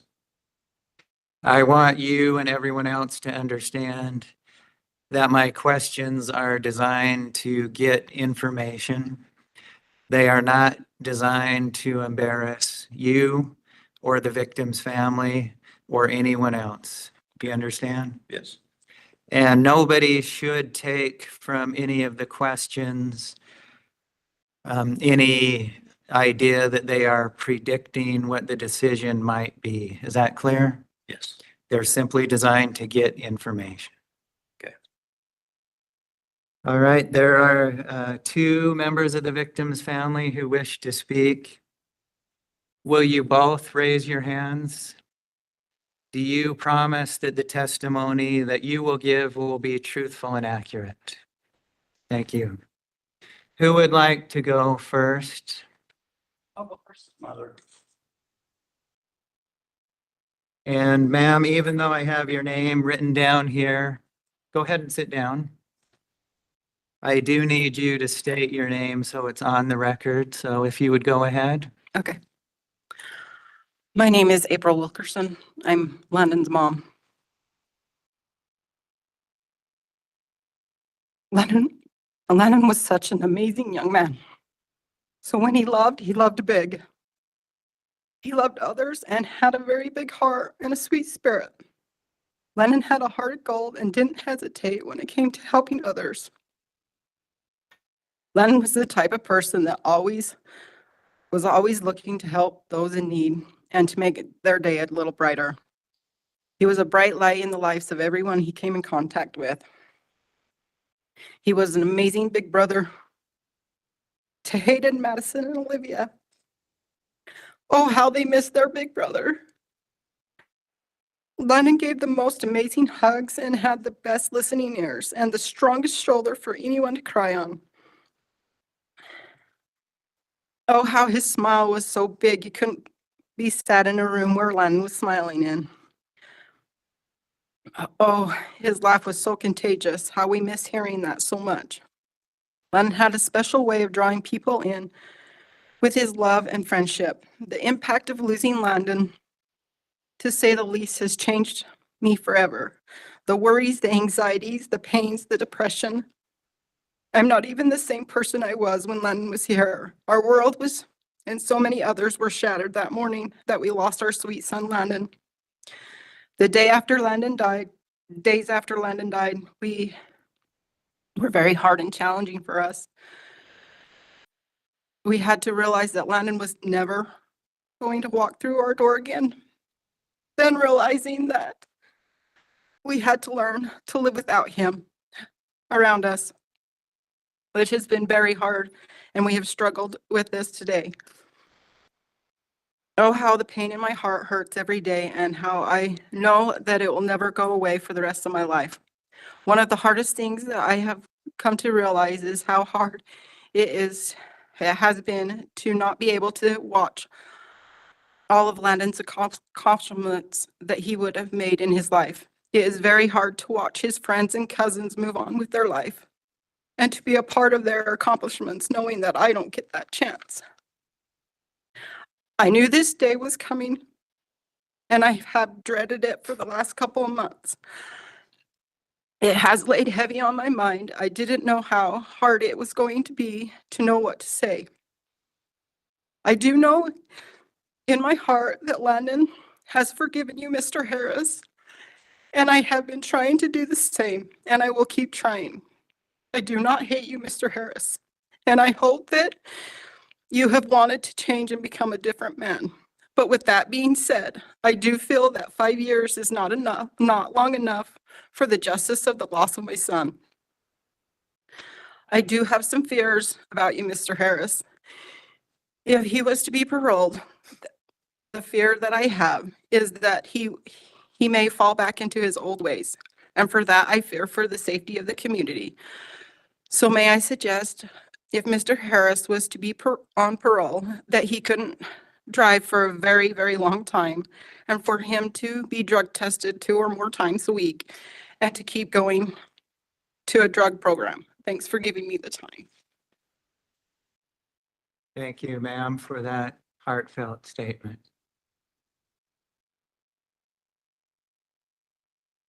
And sir, again, even though I have your name written down here, I need you to say it for the record, please. Yeah, I'm Joshua Wilkerson, the victim's father. Before I read my short statement here, as April said, we know Landon's forgiven him. He understands things different than we do now. And we might work on that someday, but just know that we're not reading this or making these statements for a hate for you. It's a love for our son. That's why we're here. And for other people's sons and daughters that will be out there on their own. Landon's death has changed our lives forever. He had 3 younger siblings, and his death has given us anxieties and fears that have altered the exciting life we once lived. We believe Mr. Harris should serve his full sentence. He took our 17-year-old son's life due to actions he knew had consequences. And Mr. Harris, in his 40s, had previously dealt with similar behavior and the consequences. Despite having chances to change, he did not, and has shown no remorse to our family. Landon, our son, was a flourishing 17-year-old with a bright future. He was a good kid, never in trouble, graduating high school and getting some college education. Garrett Harris' choices, knowing the potential dire consequences, took that away from our son. Therefore, it would not be just to let Mr. Harris out before serving his entire sentence. We believe he would still be a risk to the community, and mercy cannot rope justice. If he does get paroled, we would love for him to continue to do rehab, obviously have drug testing, screening, and driver's license. I would recommend definitely not having a driver's license until his parole was up. Thank you for the time. Thank you, sir.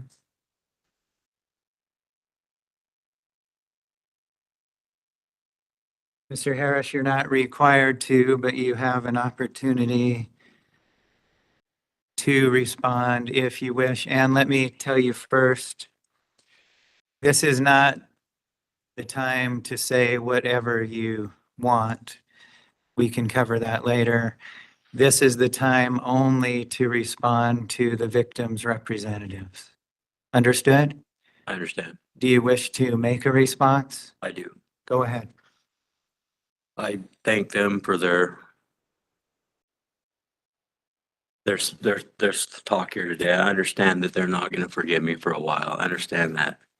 I wrote a letter and I've been thinking about this for the last 4 years, and I would like to read that if it's possible. How many pages is it? It's 3 pages, but it's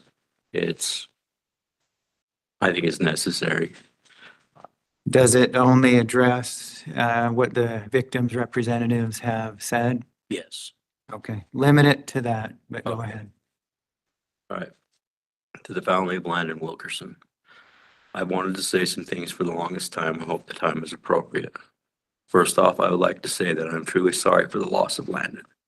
From all the family support he had and has during all the court hearings, I can tell he was truly a good young man. It goes to show that God picks the most beautiful flowers for himself. I am very sorry for your loss. I don't think I'll ever be forgiven from you, and it will take a long time for me to forgive myself. I can only understand what kind of pain my carelessness has caused to your family. I lost my nephew Braden, who I raised up as a son to me, to a driver who was intoxicated on cocaine. The ripple effect of that tore through my family and caused irreparable damage.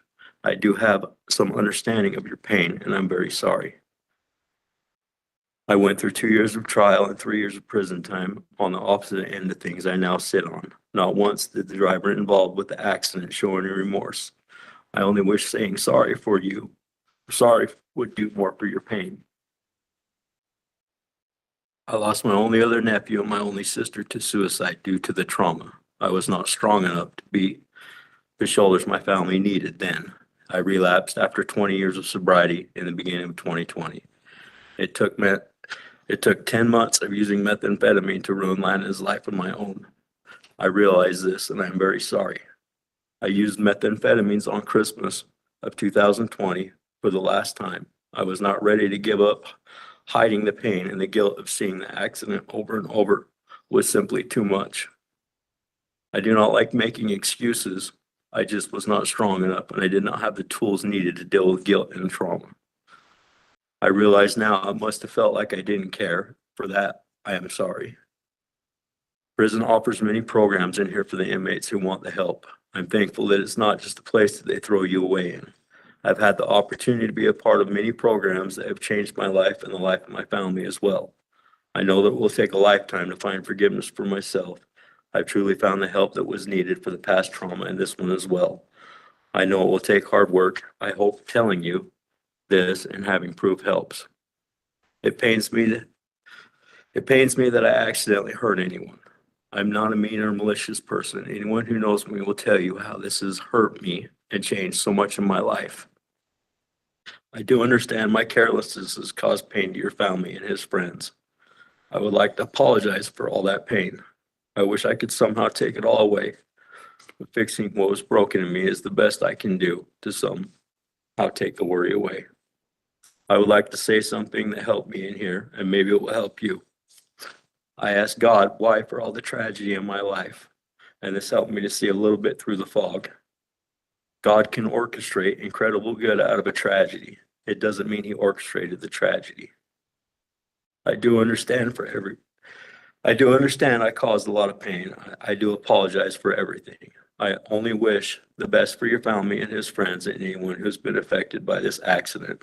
Thank you for listening to me. Sincerely, me. I would like to give this to him if I could, or give it to you and pass it on if they would like it, or somehow. You keep it. Okay. And Ms. Flanagan, you can ask them afterwards. Mr. Harris, how about this? Do you want the board to receive a copy of that? And then if the victim's family is interested, they can receive it from the board. And if they're not, then they won't have it given to them against their wishes. Absolutely. So let's handle it that way.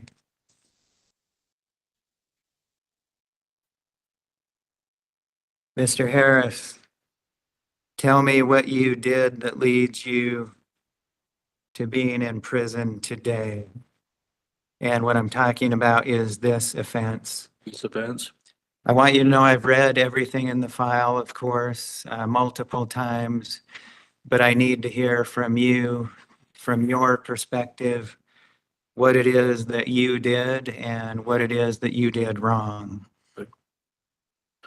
I woke up on the morning and I'd used meth 2 days previous, and I think a lack of sleep and not having enough sleep and having drugs in my system. I went and drove to work that morning at 6:30. I accidentally went in the medium. I think I might have nodded off, caused an accident, and Landon hit into that accident, and which took his life. I got found with methamphetamines in my pocket, which I was planning on using at work that day. But that's pretty much the gist of why I'm here. So Landon lost his life because of my carelessness. I drove with methamphetamines from 2 days previous in my system, and lack of sleep and working hard hours, long hours at work. So I wasn't taking proper cautions of driving. I should have paid more attention. Can you clarify your position? Are there other people to blame for this, or are you the only one to blame? I am the sole blame of what happened in the accident. So I was in the medium and we collided, and Landon had hit into us and lost his life. So was your letter in any way meant to imply that anybody else had done anything wrong? Or was it meant to indicate that you are the only one at fault? What letter? The letter you just read. There was a part where it could be interpreted different ways. So I just want to be clear. In your mind, is anybody else at fault for this, or is it only and solely you? My carelessness caused this accident. Okay. Thank you for clarifying Yeah. that. I understand that, yeah. Tell me about your history with drug use. In particular, what age did you start using, and then what age did you start using meth, and how regular was the use? I started using drugs right around 15. I started using, that was just like marijuana, your basic drugs, alcohol. I started using heavy drugs right around 19, 20 years of age. Methamphetamines was at that age. I used all the way up till I was 30, in and out of prison in the 90s, or not 90s, but early 2000. And from then on, I was sober till 2020. So How many years was that? from 2007 on, so 14 years. What happened to cause you to no longer be sober? A rash, well, the accident that happened, and a rash of suicide in my family that had happened, a bunch of deaths, all within a 4-year period. I lost my only sister and my only nephew, only 2 nephews. One to a driver who was intoxicated on cocaine, like I had said, and then the suicides, and then my brother and my father and my sister. And, so I thought I was strong enough. There was things that I seen that I shouldn't have seen that just messed with me. So You are a gang member, is that correct? no, not no more. When did you end your association? 2019 or 18, 2018. It's not considered a gang, it's considered a club, I guess, but it's. Whatever it may be called, you dropped out in 2018. 2018. Why was that? from, I think, all the trauma that had happened in my life, I just couldn't conduct. They did a lot of, where you had to be here and there, like a lot of going to out of state rallies and rides with other clubs and stuff like that. And I couldn't leave. I just had too much on my plate. And then on top of it, I didn't want to be a part of an association that made me look bad. So All right. How would you describe your mental health status currently? Good. well, I have some things that I need to deal with my trauma and stuff, but that's been a big part of the classes that I've been taking down there. So learning how to deal with a bunch of stuff that I've had on my plate. Are you taking medication? Yes. Is it helping? For my mental health, Yes. no, I'm not taking mental health. They don't offer Wellbutrin at the prison. That's my the mental health meds that I take on the streets. Okay. So I've tried a bunch of other ones that just don't help. So I've tried other things like meditation and listening to music, whatever I can find to get myself back on track. Excuse me. Do you have any mental health issues that are not being addressed? Do you have any physical health conditions that would keep you from working or from going to treatment on parole? No. You mentioned in your letter that you have been participating in programming. I know that there are a number of successful programs involving education, substance use, pre-treatment, life skills classes, things of that nature. Is it correct that you began intensive outpatient treatment in January of this year? Yes. You may not be far enough into it yet to have formed an opinion, but I'll ask it anyway. Have you formed an opinion as to whether this program will be useful or whether you think it's just a time filler to keep you busy? No, I take heed in everything that they try to teach. There's a lot of good classes they have, like the me journals. You learn a little bit more about yourself, and my community opens you up to other people and understanding other people and not being. Prison's a hard place to live. You need to. You need to have understanding of other people and more patience, and I think that class has helped a lot. There's a GOE class that we take that's really helpful. We sit down and do a lot of meditation. I haven't started Hope yet, so I don't know about their classes, but that's just the pre-treatment. That's the only classes I'm taking right now is those 4 of them. If you are successful, have you been given a graduation date? Do you have any idea when you would complete intensive outpatient? Yeah, so the Hope is about 7 months long. And it's not intensive outpatient. I guess it would be considered. I know it's their drug program. The prison doesn't offer intensive and they don't have that. All they have is pre-treatment, which is pre-Hope, and that's what I'm in. So I guess they can consider that, but I actually got signed into Hope last week, and it's 7 months. 7 months. All right. Are there any other programs you have participated in that you have found to be particularly meaningful? Yes. Which ones? I definitely love the parenting class that they offer. So Inside Outside Dad, it was a very good class. It was a college course they offer down there. Anger management has helped me to think before I react. And substance abuse is great. So any help that I can get and keep on getting is going to be a key to my success. So I think my problem was that I fell off from that. I just didn't keep on doing it. I thought it was okay. And I knew how to medicate the right way and the wrong way. So that was my problem.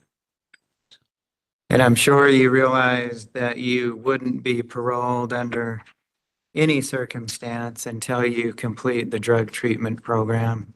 Okay. You understand that? Yeah. Yeah. You did have a disciplinary violation in 2021 and one in 2022, which were relatively minor. However, you have not had a disciplinary violation in almost 3 years now. Tell me how you have managed to avoid getting into the sort of trouble that so many other folks in prison do get into, because we do see people at this point who have a whole page, 2 pages, 3 pages of disciplinary violations.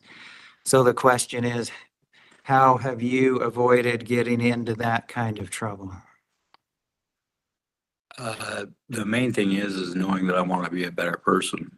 And the 2 write-ups that I had were very minimal, but they were still me not following the guidelines and watching and knowing what was the wrong thing to do and what was the right thing to do.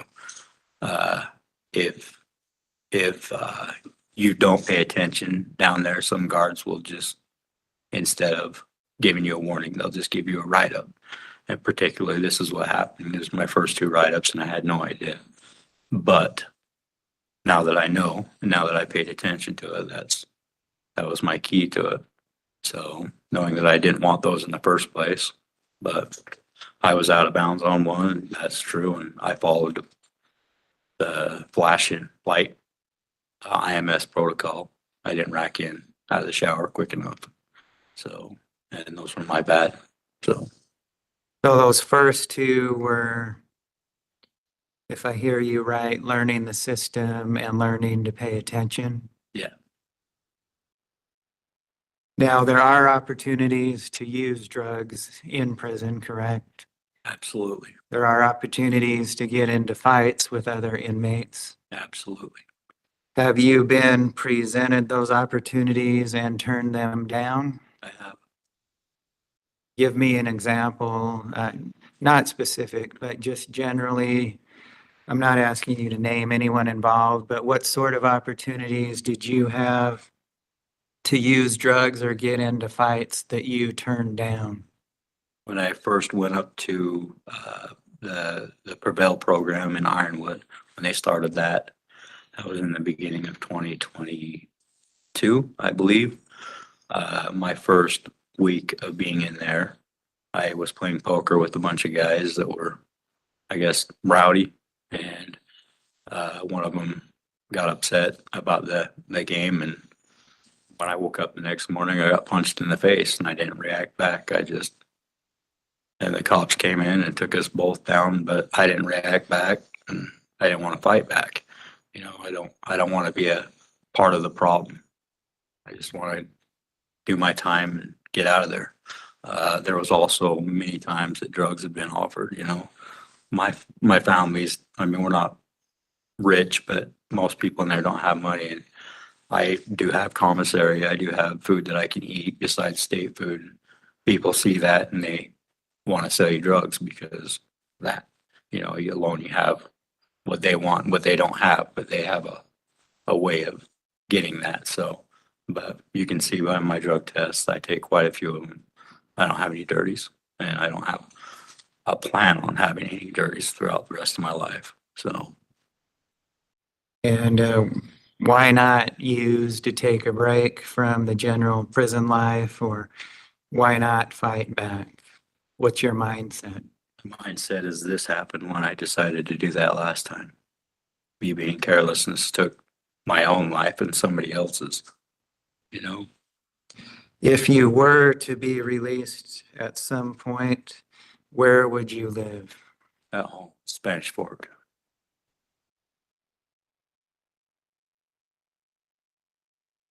What would you do to support yourself? I'm a master plumber. I've had plumbing license since 97. I've never been without a job.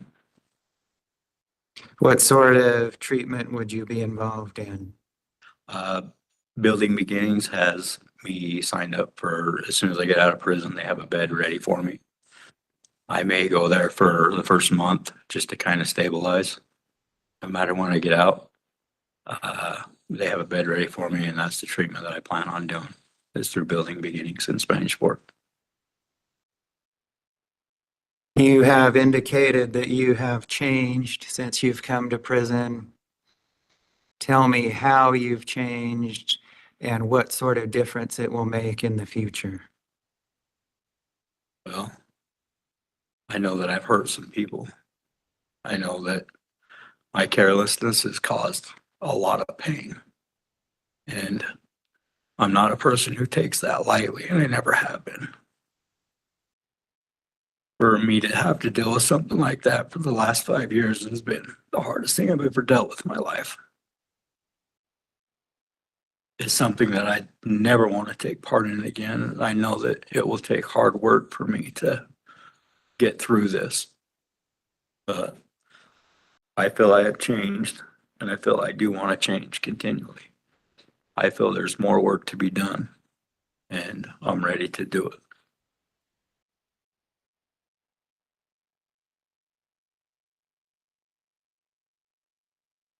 Is there anything we have not covered that you believe the board needs to know?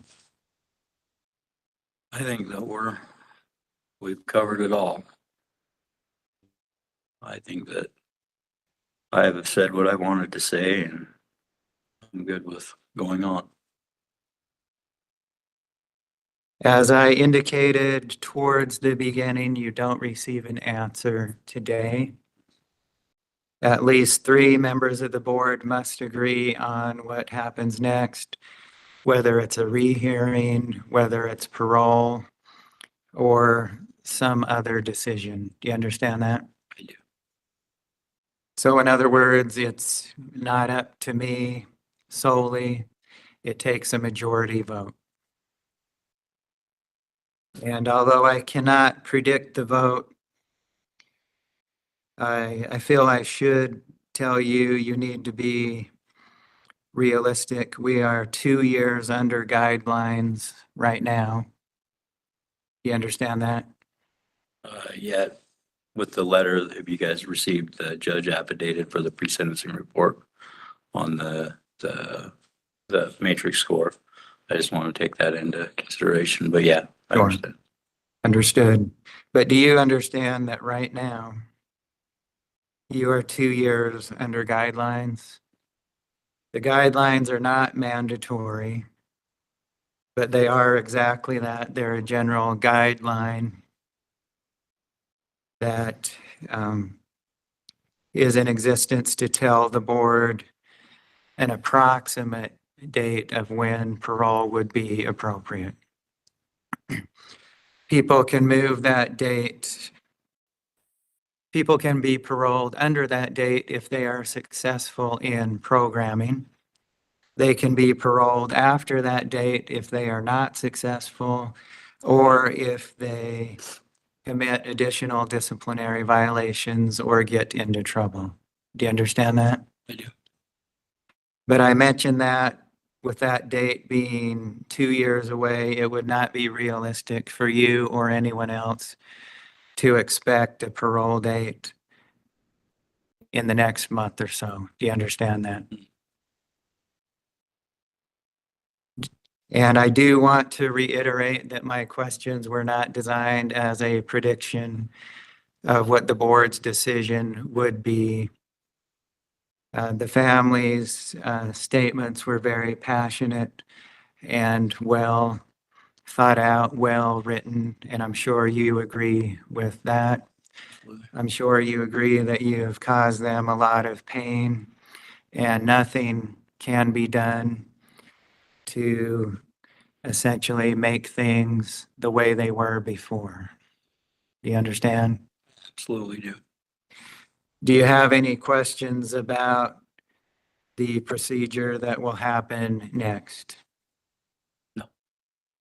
This decision generally takes a few weeks, perhaps even a month. It will be published on the board's website online, so those who are here in person or watching online would be able to see it there. We, of course, will take steps to get notice to the victim's family when the decision is ready to come out. You may hear from someone in your family that they've seen the decision online first, but you will receive a letter through prison mail informing you of what the decision is. Understood? Yes. All right. Thank you, Mr. Harris, for answering my questions, and thank you to the victims' representatives for coming and speaking. I'll ask everyone to remain seated and wait for instructions from the officers, and we will conclude the hearing at this time.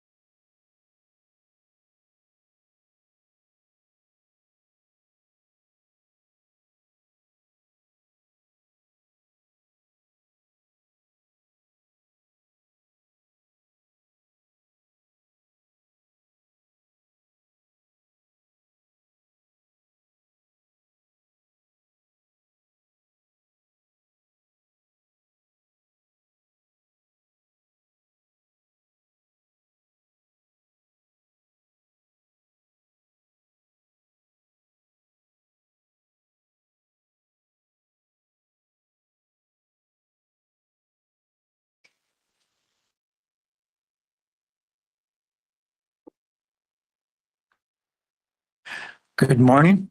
I'm Hi. Greg Johnson, a member of the Board of Pardons and Parole. And are you Jeremy Rand York? Yes, sir. Okay, offender number 191523? Yes. Okay. Today is set for your original hearing. So there are some legal things that we need to talk through.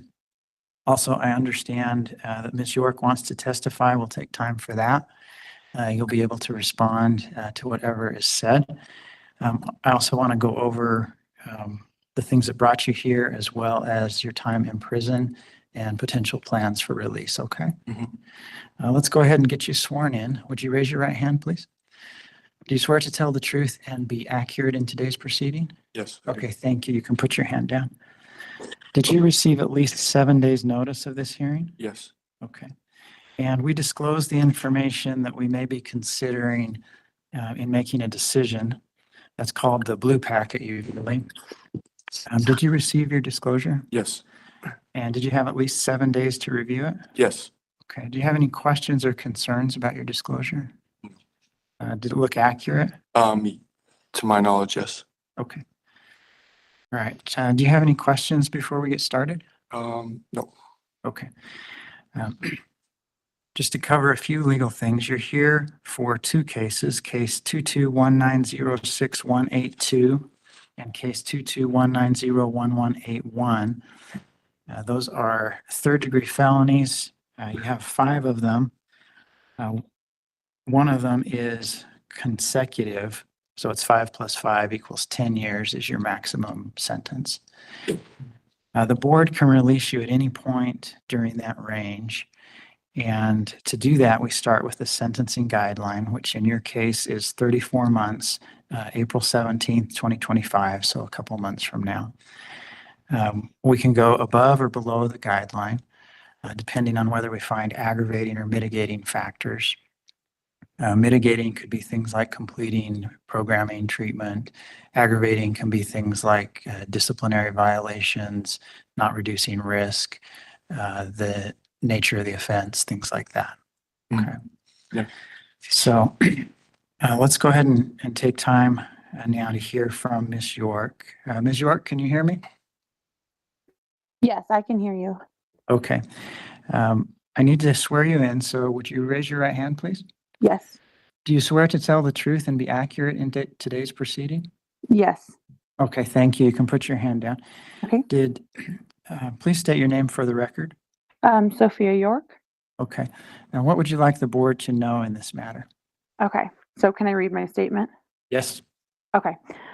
It's a little bit long, but hold on one second. Okay. So I'm writing this statement to let you know how much I've been affected by Jeremy York's actions, not only through our entire marriage, but the night that he tried to kill me. Ever since that night that he strangled me, I have found out more information that has haunted me throughout the past couple years.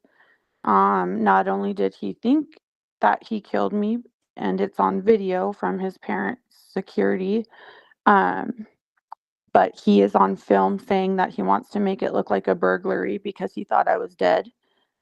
He also did this in front of our son, and he left our son crying and left me on the floor for hours unconscious. When I went to the emergency room, finally, they told me that if he held my neck for 5 more seconds, that I would be dead. When he was strangling me, all I could think about was all my kids and that I would never see them again. And I have suffered from severe PTSD, anxiety, and depression since then. I wasn't able to sleep for months and months because it haunted me every night of what he did. Till this day, he has never acknowledged to me what he has done. He's never said sorry at any hearings or ever asked about his son. What he has done to me has affected me in so many ways with how I interact with other people, my anxiety levels everywhere I go. Any guy that looks at me, I'm scared something might happen. I just haven't been the same since. I don't understand how someone you could marry and have a child with could try and kill you. I also have heard that he has not been doing anything to try to better himself in prison, as well as now being in max and PC. And I have heard very inappropriate things he's doing in there that are very concerning. That he's not even listening in prison scares me, that he will come out and try to hurt someone else, not just me, but any woman or child. I do know he got another protective order from another woman while he's been in prison, which is another thing that scares me. It took me a very long time to leave Jeremy when we were married. I tried several times, but it just kept getting more violent. When I finally did leave is when he tried to kill me, and I know that is like a statistic that usually happens when you leave in a domestic violence situation.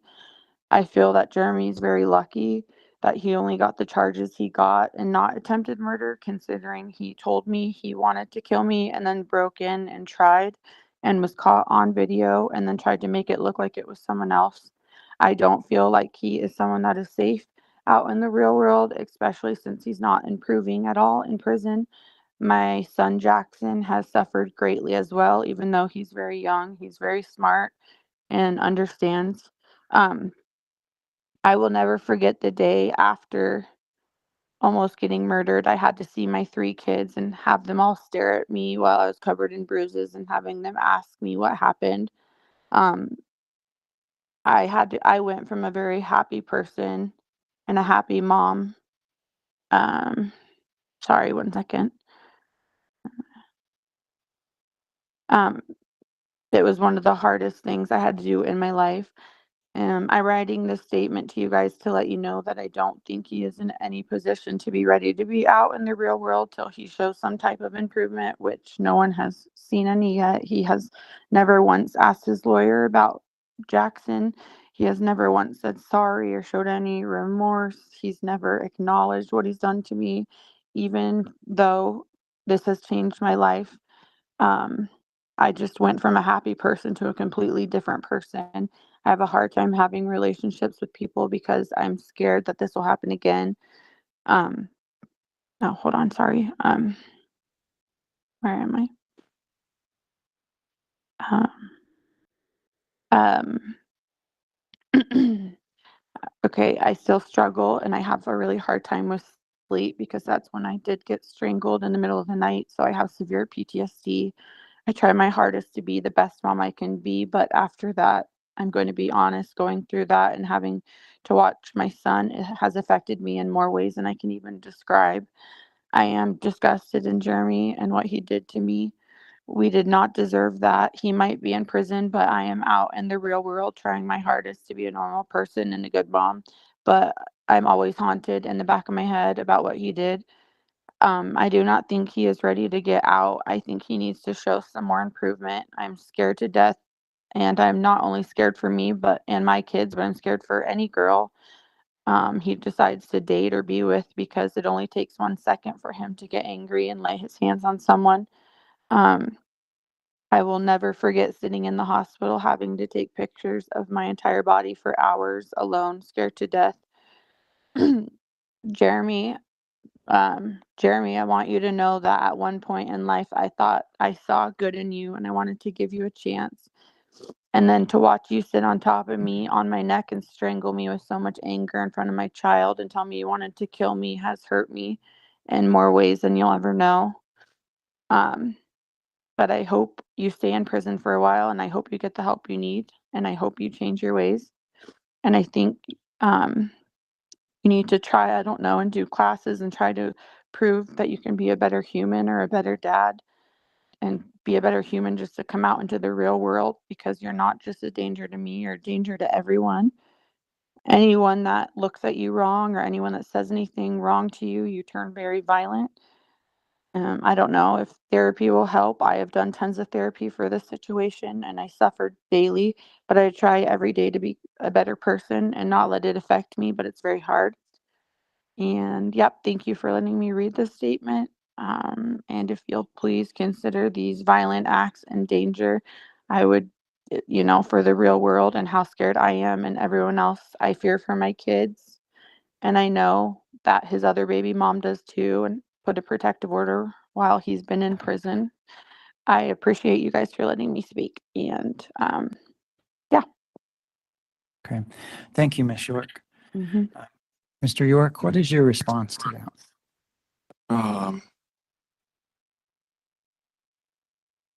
I have a lot to say about it. In regards of what happened, I'm very, very sorry.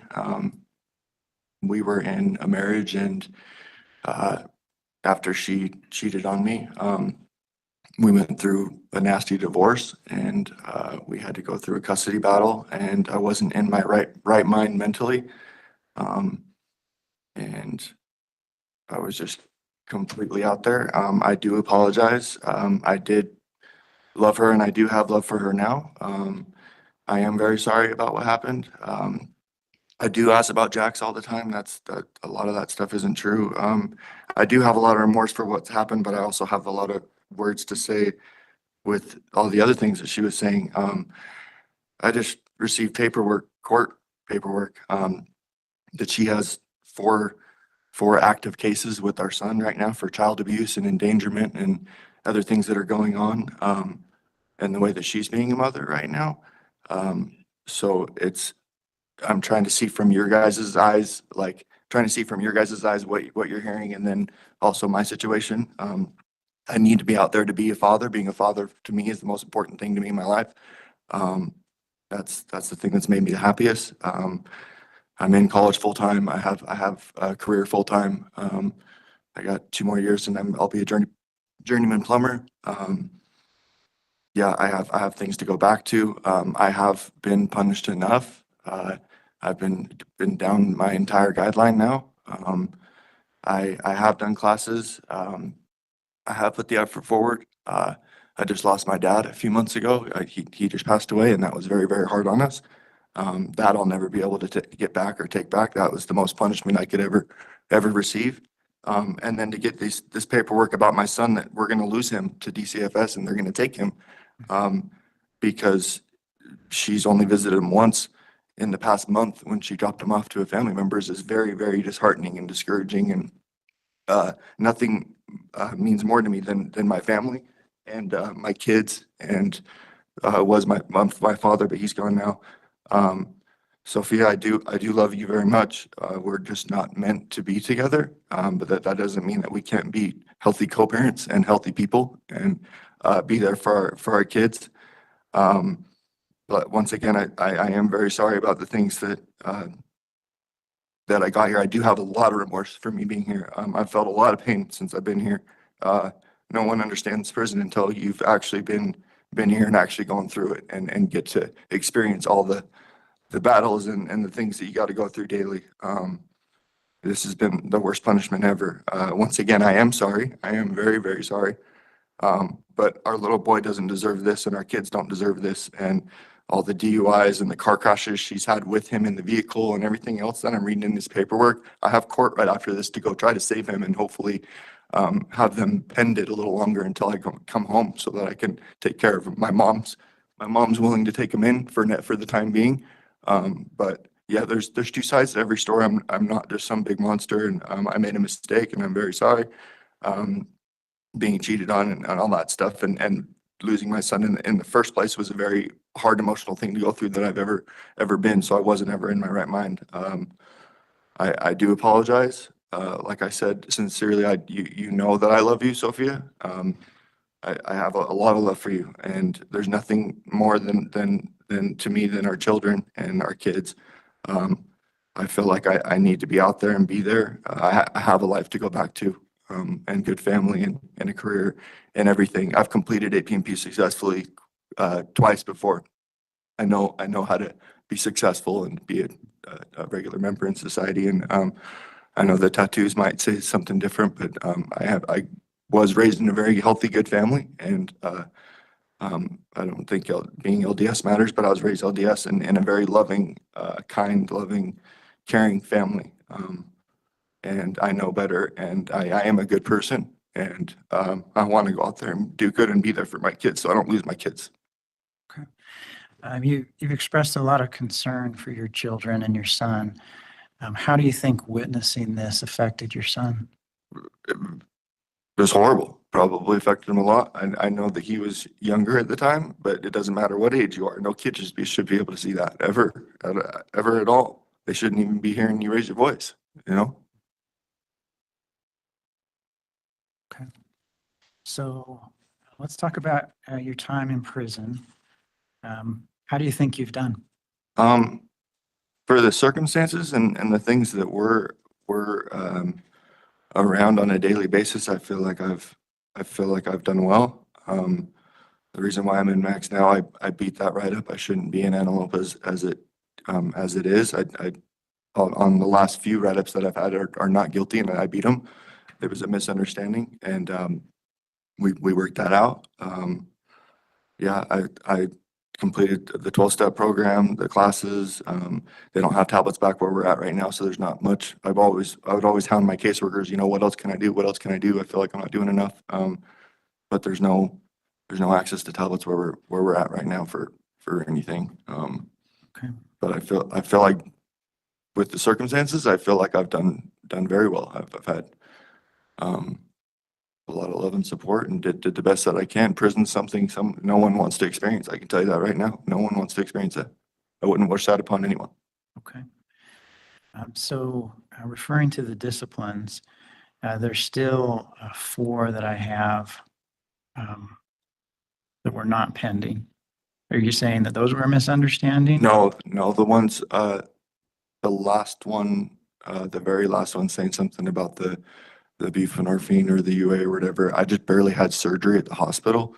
Yep. And they gave me those medications at the hospital. So I'm grandma requesting the records so that they can see that that wasn't a misuse. But the reason why I'm in max was a misunderstanding. Yes, I was telling the brothers were in a big huge incident, and I was telling them to stop, and it was a big huge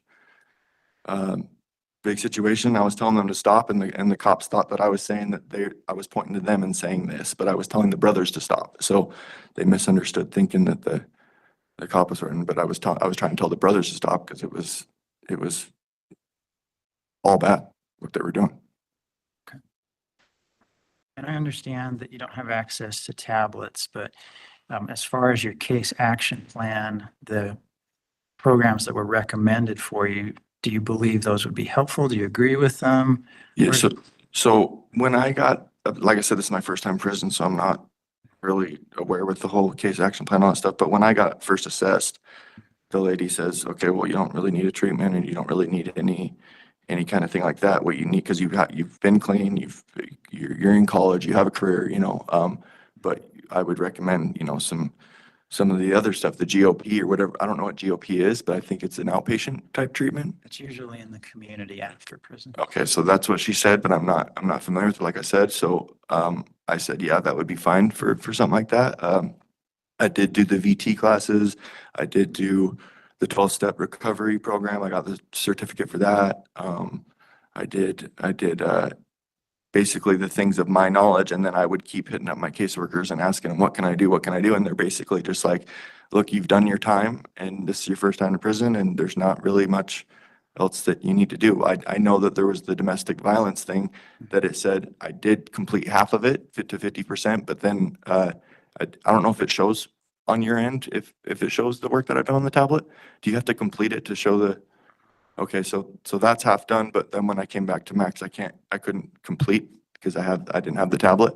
But yeah, so I'm kind of just brand new at all of this, trying to just, but I did constantly through the messages ask my caseworker, what else can I do? What else can I do? Because I did want to be released and be able to go back home. So I wanted to do anything that would benefit me and help me in my actions. And I do go to counseling on the streets on my own. So I know that the assessor liked that a lot. I do have work benefits and health insurance and all that stuff through my career. So my insurance covers counseling and things like that that help a lot. And I do think therapy will help me. I don't think that I'm just some monster. I feel like I can bounce back. And like I said, the things that I've experienced here, I wouldn't wish this upon anyone. And I don't wish anything upon anyone, you know? Well, As you might be aware, we make decisions by majority vote, so at least 3 of the 5 board members have to agree on any release. So we never give a decision at the hearing. We'll send that to you in writing, probably about 2 weeks. We post those on our website, so you'll be able to see our decision as well. But do you have anything else that we haven't covered that you think we need to know as we make that decision? Just that I have a safe, good home address to go to. My work did. I know you have the letter in your hand. My work did say that I have my job back still pending and they like me back. I would register right back into my semester and complete off the last 2 years and be done. And everything's in play. I would get it in immediate counseling, whether they court order me to do it or not. I know I need that. But yeah, I have everything, and my son needs me. I mean, she's yeah, he's going to get taken from us for sure. This is exactly what this is saying. And I need to be there for my kids. I have to be. All right. Okay, any questions for me? When after you guys make the decision, how long does that usually take, or do you know?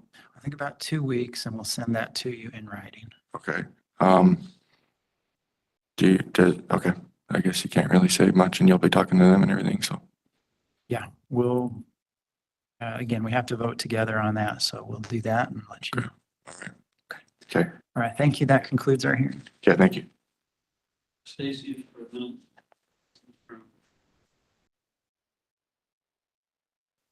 Okay, spin around and say.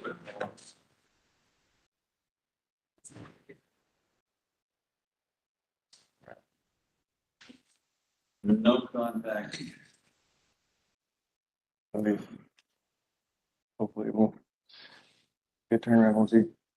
Hey, love you guys. We'll see you. Love you. See you, babe. Yep. See you. Thank you. Appreciate it. Have a good day. You too.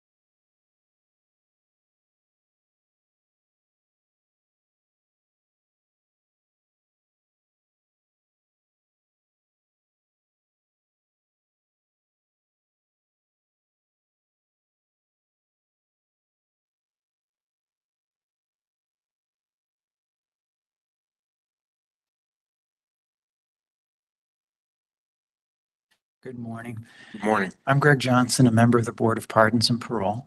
Okay.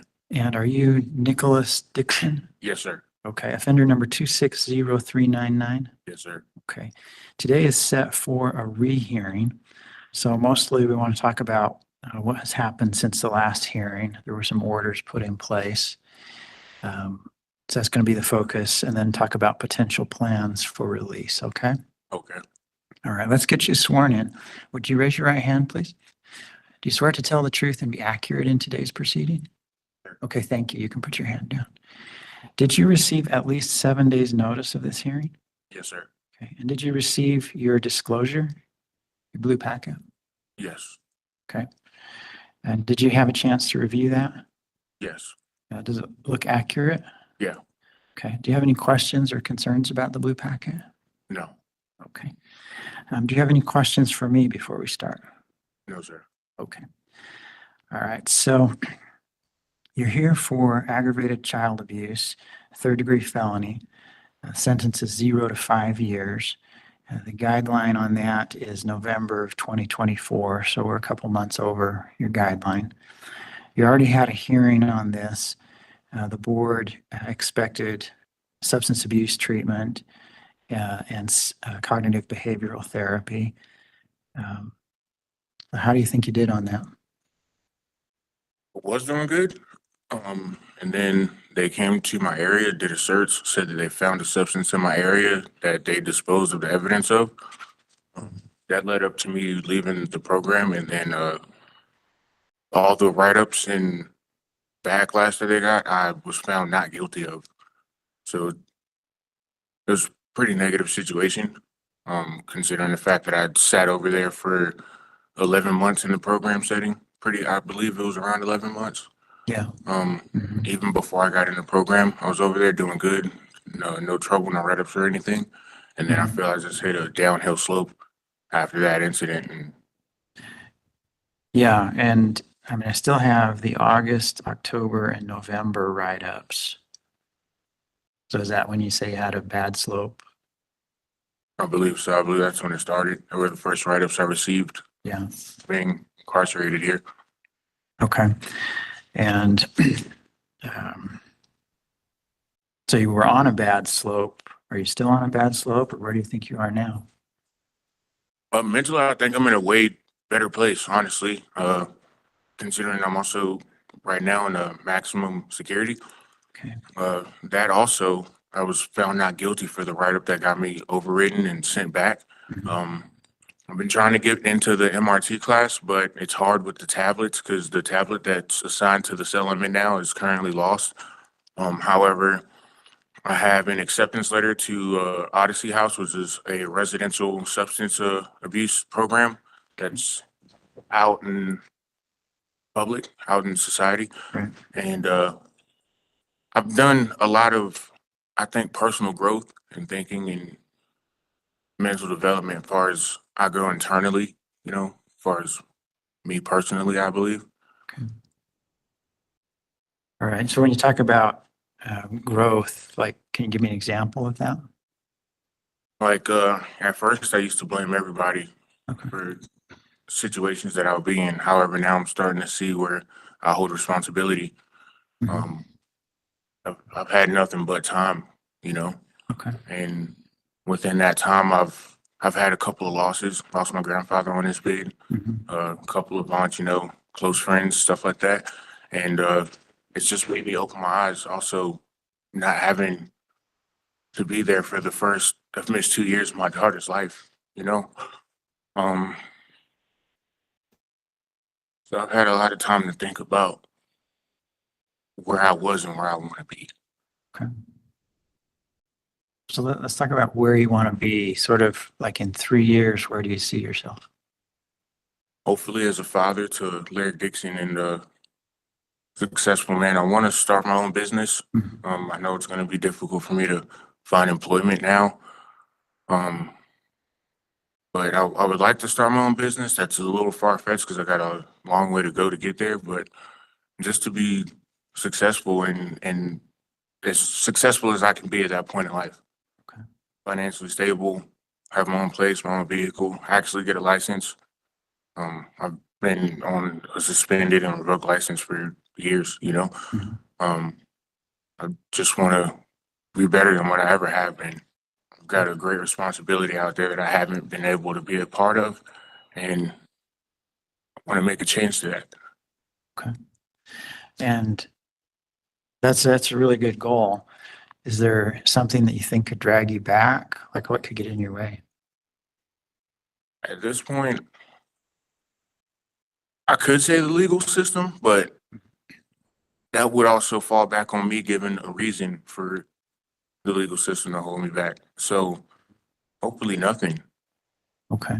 Honestly, like I want to get myself together. I want to be productive in life instead of the setback that I have been to my family, to what I now have as a kid. I've been nothing but a setback to the mother of that kid. I've been, you know, I want to become productive, be able to help. I want to be a possible, like a positive asset to everything I just listed.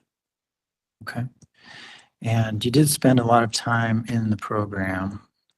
Didn't finish, but was part of it valuable? Is there something that you got out of the program? I think accountability was probably the biggest thing that I received out of the program. I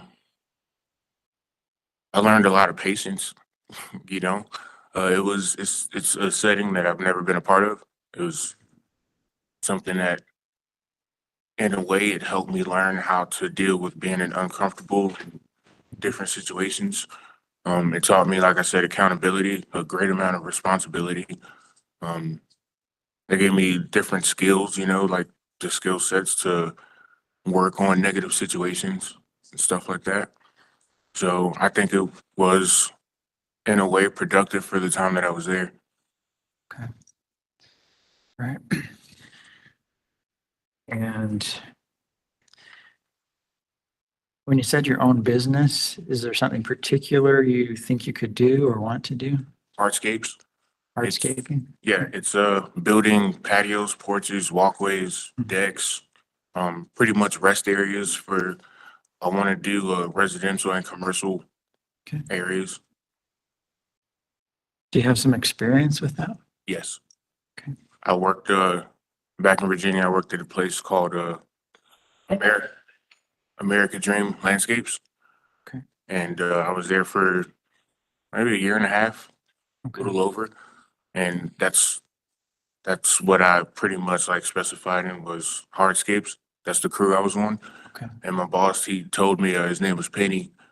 I remember him telling me that he thought that I should probably branch out and start my own business because he liked the work that I did. He thought I was Good. pretty good at it. Good.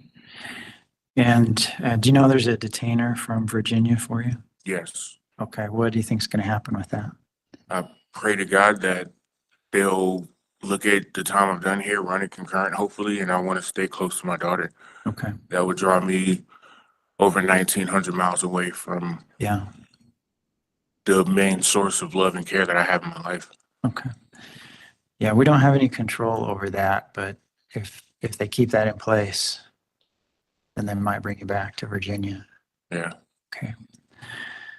All right. So as you know, we make decisions by majority vote, and we'll send that to you in writing in about 2 weeks. Okay. But is there anything else that you think we need to consider as we make that decision? Other than the fact that I see in the blue packet, it's all saw that I got accepted into the program. I worked pretty hard to do that, and I did that just in case things went bad with the program here. I wanted to have a plan B because I've never really set forth plan Bs in my life. That's a good thing. Yeah, I would like to possibly get into that if that's what's required. If my parole officer or whoever I would be assigned to, if I can stay here, would agree on that. That would help with me having a place to go because things with the mother of my child, I'm not sure. We haven't had communication, and I could have reached out to her personally, but I was scared legally that it would tie into the case that they would say, "Oh, you're trying to get in contact with your daughter." I didn't know. They didn't really specify if I was allowed to uphold contact. So I didn't want to do that and then end up putting myself in a deeper hole.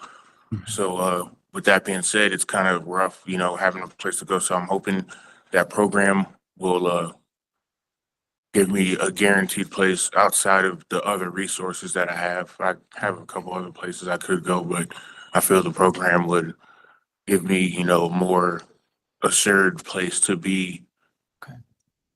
Do you have any questions for me? Not necessarily. Okay. I think I'm just in anticipation and waiting. Yeah. Figure out, you know, how things are gonna go and what's gonna happen in the near future. Okay. All right. Well, we'll try to get that to you as soon as we can. Okay. So thank you. That concludes our hearing. Thank you, sir. Have a good day. You too.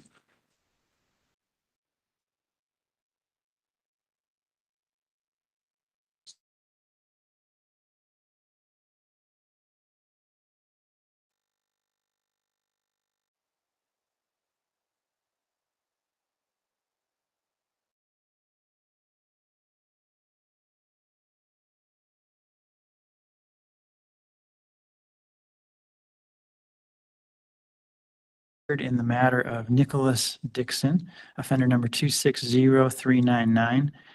I understand that the victim's representative or mother would like to speak, so we'll take time for that. Ms. Brookshire, is that you? Yes. Okay. I need to swear you in and put your name on the record. Would you raise your right hand, please? Yes. Do you swear to tell the truth and be accurate in today's proceeding? Yes. Okay, thank you. You can put your hand down. What would you like us to know as we make this decision?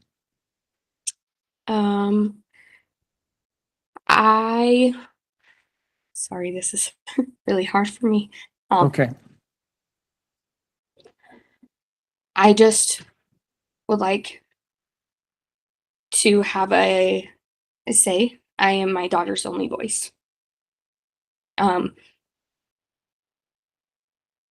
I feel that there has been no remorse given in the aspect of the reason he is there is putting my child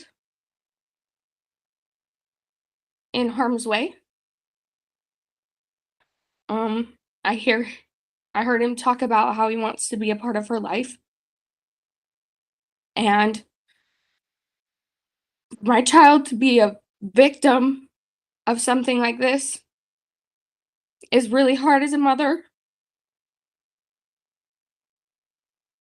For him to say that he wants to be a part of her life is terrifying. I have heard a lot of manipulation from him in the past. So I want to know how do we know that none of this is lies? That he won't reoffend? That he won't hurt another child? I have given him permission to write letters to her. I have received 0 letters. I don't feel that he genuinely wants to be a part of her life. I don't feel that he genuinely has any remorse for the things that he has done. I have not had contact with him. And I would like it to remain that way. I don't want my child in harm's way ever again. And I'm just terrified that if he gets released early, that he may reoffend for a 3rd time and hurt another child. And no child deserves to be put in these shoes.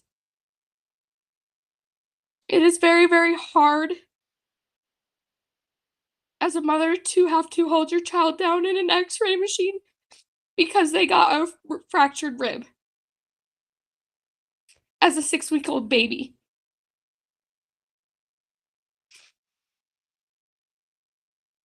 I thank God she will never remember any of this. but that doesn't change that he knows what he did. And all of the stories of the things that supposedly happened don't add up still. He's given no apology. He has, as you said, not even finished certain requirements that he was told he needed to. I constantly pray that he grows and that he can better himself and change in his life. I do believe that people can change, but I don't think 2 years is enough. He served 2 years the last time, got out, and reoffended. So what does he have to show that he's not going to do it again?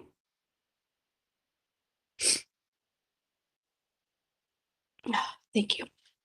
Okay. Thank you, Ms. Brookshire. Mr. Dixon, what is your response to that? Like I said, I didn't communicate due to the fact that I didn't want to dig a deeper hole. She may have said that I could write and stuff like that, and I still have a letter on my property right now that I've written. I got a envelope that I drew a Care Bear on with a little heart and Lyric's name on it. Scared to send it because even though she might say that you can write a letter, the last time we were in court, they told me to not have contact. So I tried sending one letter out and apparently they never received it. My mother was in contact with Kylie at the time. Once that letter didn't go through, I got a bad feeling about trying to send other ones. I didn't know if that I have other charges coming for breaking a non-contact order, anything like that.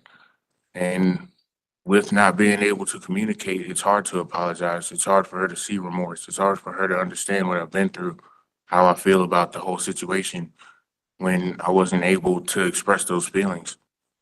The only person I've been communicating with has been my mother, who has a great understanding of how I feel, how things went, how I've actually have made steps to grow. And I've put forth a lot of effort in that. And it hurts to hear those words, honestly.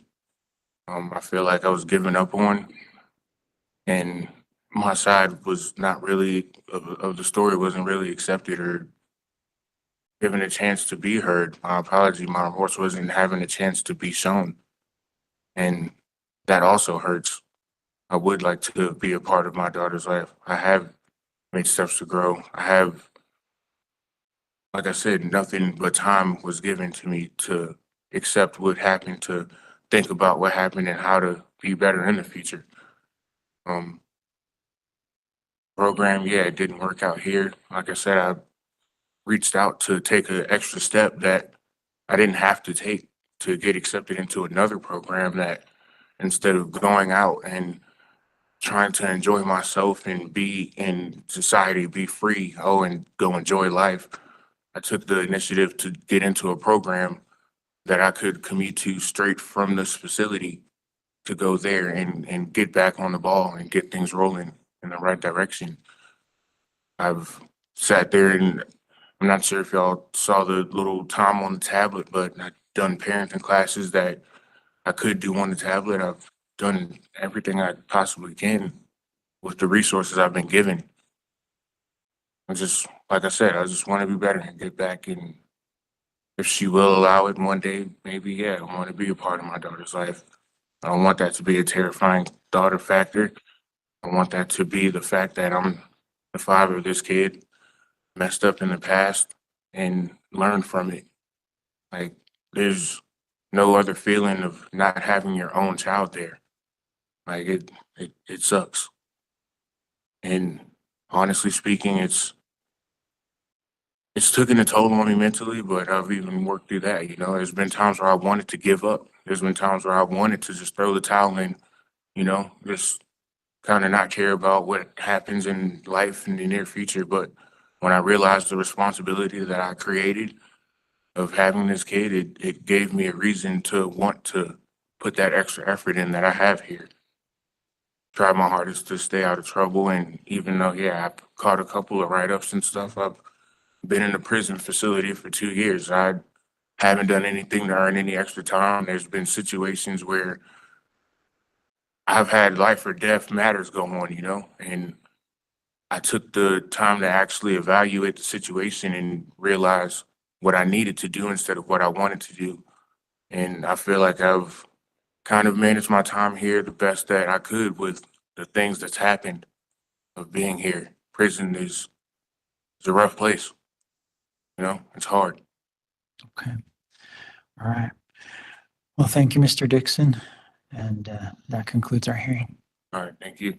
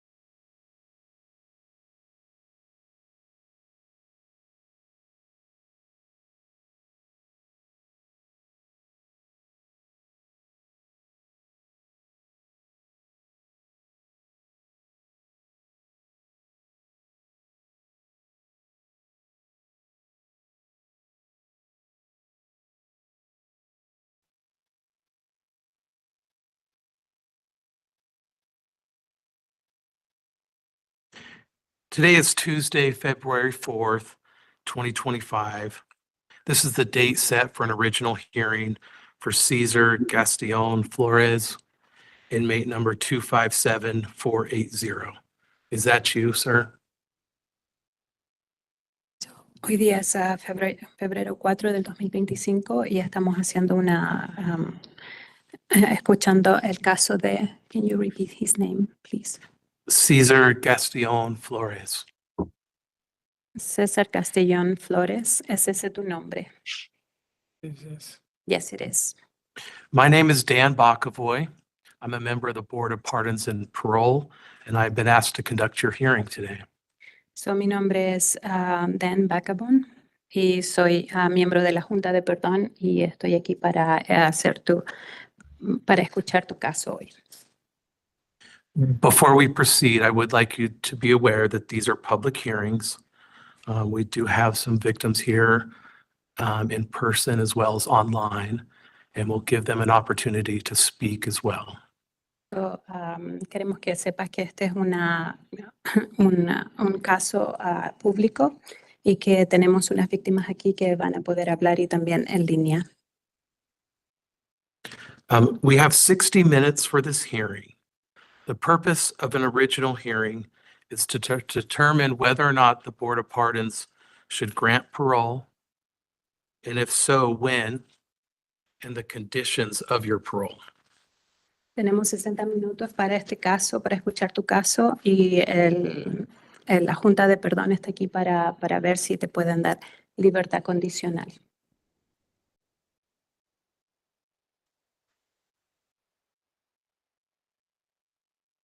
We're going to talk about the date of the incident. We're going to talk about kind of your life in general before that. And we're going to talk about how you've done within the facility here and any release plans if the board agrees to release you. So, vamos a hablar de tu vida, vamos a hablar del caso y vamos a hablar de tu vida aquí en la cárcel y con eso vamos a ver qué es lo que va a decidir la Junta de Perdón. Again, I do want to acknowledge that we have our victims here. One of the victims of the car accident, as well as a husband to the victim, a mother and father to the victim. And we'll let them speak. Quiero dejar saber que tenemos aquí algunas víctimas, el papá y la mamá de la víctima del accidente de auto, y los vamos a dejar hablar. And Mr. Flores, because you have an interpreter, I want you to speak a little slowly and pause every now and then to allow her to properly interpret. Y señor Flores, porque tiene aquí una intérprete, queremos que hable lento para dejarla hablar a ella y que pueda interpretar. I need to take testimony from you today. Would you please raise your right hand? Necesito tomar tu testimonio. Por favor, levanta tu mano derecha. Do you promise that the testimony you provide today will be truthful and accurate? Dice, ¿juras que el testimonio que vas a decir hoy día es correcto y que es correcto? Yes. Did you receive at least 7 days written notice of today's hearing? ¿Recibiste noticias 7 días antes para escuchar tu caso hoy? Yes. Did you receive your blue disclosure packet of information? ¿Recibiste tu paquete azul de información? Sí. Was there any corrections you would like to address that need to be made? Me gustaría saber si hay alguna corrección que necesitas hacer. No, yo leí todo, estaba correcto. No, everything was correct. Okay, are you ready to proceed today? You can lower your right hand.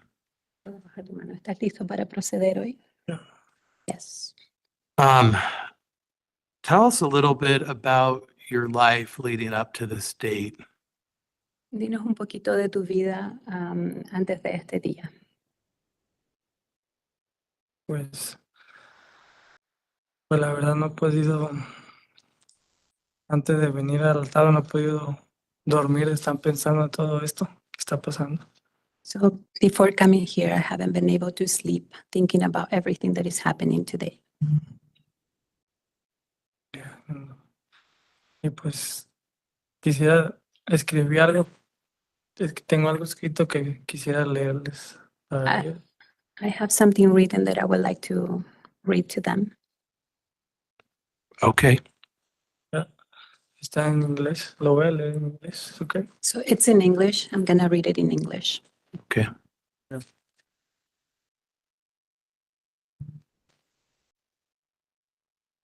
So, I'm here in front you, all members of the board, reading this to express myself about my past charges that I have been serving all these years. I've been serving time and think about it, about my mistakes, and I feel so bad and sad for the families was involved as well for my own family. Could you bring the microphone a little closer? Yeah. And Sure. if you can try to speak up just a little bit too. Yeah. Puedes hablar un poquito más fuerte. Yeah. I've been paying as well for my file. I think about this every day, and I've been praying for the victims as well for my family to get away the pain. God is my witness about my feelings and guilt. So I'm here now just to request you all honorable board members, as well the victims to let me back to my family, please. And I hope you guys can forgive me during this time I've been serving my behaviors, how to say, as well my thinkings, errors that I have in the past. And I really changed my life in a better person and citizen. I've been trying to do more programs, but my English is not good enough. That's why I enrolled into high school to learn more English, but I really need to get back to Mexico with my family. Please, my family is really alone as well in dangers. As you know, Mexico is not a really safe place for an abandoned family without the man or father. So me and my family, we are here to request you a person and day to send me back with my family and start to work and protect them. I promise never make any of these mistakes in my life. And I promise to myself and the family as well. I just hope the fathers of the victims can give me his forgiveness as well, opportunity to be free of this prison. Please, I just want to get back Mexico. And thank you. And I'm sorry again. God bless the victims. Thank you, Mr. Flores. Let's talk about, I want you to give us a little bit of a background on who you are, what you were doing before the date of the accident. So quiero que nos des un poco de información de quién eres y un poco de información de lo que hacías antes del accidente. Pues antes del accidente yo lo único que hacía era trabajar para ayudar a mi familia. So before the accident, the only thing I did was to work to help my family. Sí, no, pues no me metía en problemas con nadie I never was in trouble with anyone. y pues siempre pues me considero una persona, soy calmado y no soy problemático con nadie. Consider myself a calm person. I'm not problematic with anyone. Y, y pues siempre he sido, solo vine a este país para luchar y ayudar a mi familia. I only came to this country to fight and to fight for my family and to help my family. Y lo que pasó ese día del accidente fue algo que yo nunca quise hacer. What happened that day in the accident is something that I never wanted to do. Y pues quiero decirle que lamento mucho todo esto. I want to say that I'm very sorry about all of this. Y pues yo puedo demostrarle que soy una buena persona si me dan la oportunidad. And I can demonstrate that I'm a good person if you guys give me the chance. What sort of job did you have? ¿Qué trabajo tenías? Trabajaba en construcción, framing. I work in construction doing framing. And I understand, were you going to dinner that night? Is that? Entiendo que ibas a cenar esa noche. Yeah. Yes. Well, let's talk about that day. So the report says that that there was information that you were speeding and weaving in and out of traffic that day. So, hablemos de ese día. Hay información que decía que tú estabas yendo muy rápido y que te ibas como saliendo de la calle. Sí, lo que está en el reporte sí es verdad, pero y todo lo que está en el reporte es verdad, pero yo no estaba drogado ni nada. So everything that is in the report is true, but I wasn't drugged or anything. And there was a mention that you may have been on Snapchat. Were you on Snapchat during this time? Hay mención de que estabas en Snapchat. ¿Estabas en Snapchat en este momento? No, eso lo prometo que no estaba, solo creo que eso fue al salir de mi casa, al subirme a la camioneta y solo dejé el teléfono. So I promise I wasn't doing that. I was probably when I just get out of the house and I was on the phone and Snapchat and I just left it in the car. Sí, porque la intersección de donde yo vivo no está muy lejos del lugar del accidente. The intersection where I live, the intersection where the accident happened is not too far away from my house. Were you on your phone at all while you were driving? ¿Estabas en tu teléfono cuando estabas manejando? No estaba en el teléfono, iba en el volante. No, I wasn't in the phone. I was with my hands in the like driving. I was driving. And so the light turned yellow when you sped up? So la luz se puso amarilla y hiciste más velocidad. Y eso sí hice. Yes, I did that.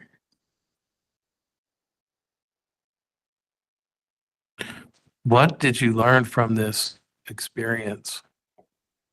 ¿Qué has aprendido de esta experiencia? He aprendido a pensar antes de actuar. So I have thought to think before to act. Y no hacer las cosas así no hacer las cosas sin pensar porque tienen consecuencias. Not to do things without thinking because they have consequences.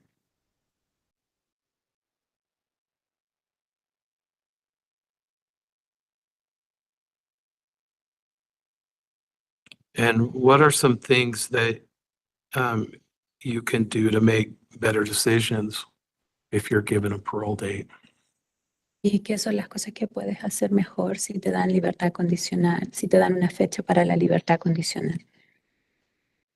Puedo si me da libertad condicional, puedo, pues, como puedo demostrarles que soy una buena persona y estaría a disposición de lo que ellos me pidan que haga para demostrarle que soy buena persona.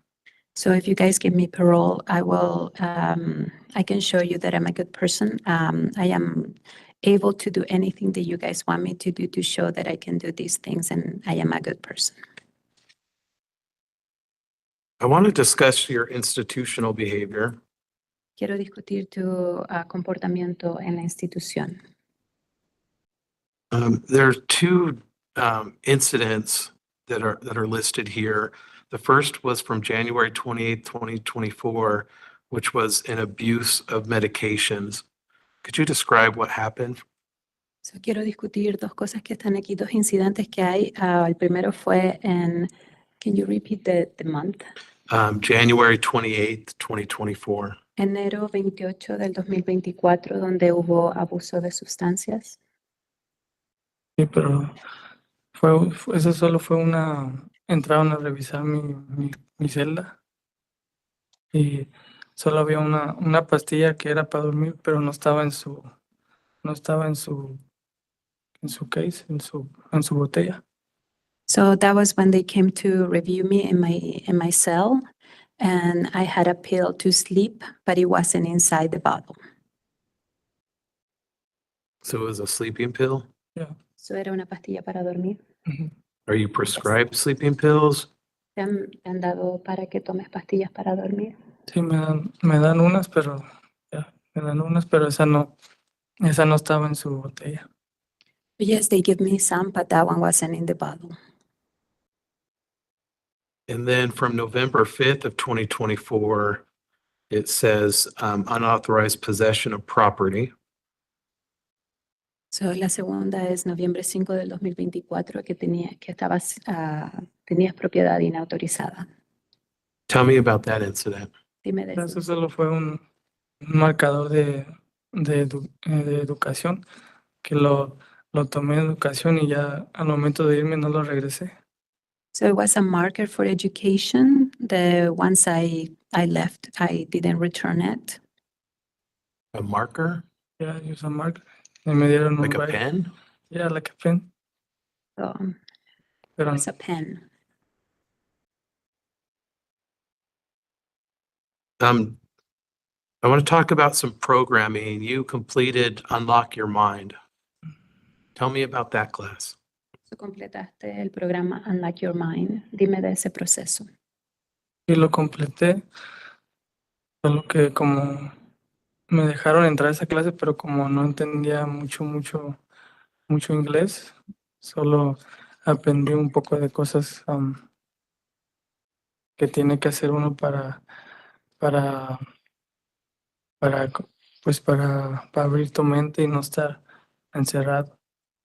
So I started the course, but because I didn't know much English, I got some things about how to open your mind. What were some things you did learn? ¿Cuáles fueron las cosas que aprendiste? Aprendí a, pues me ponían a hacer muchos trabajos que trabajaban en mi mente como a saber trabajar cuando yo salgo y cosas así.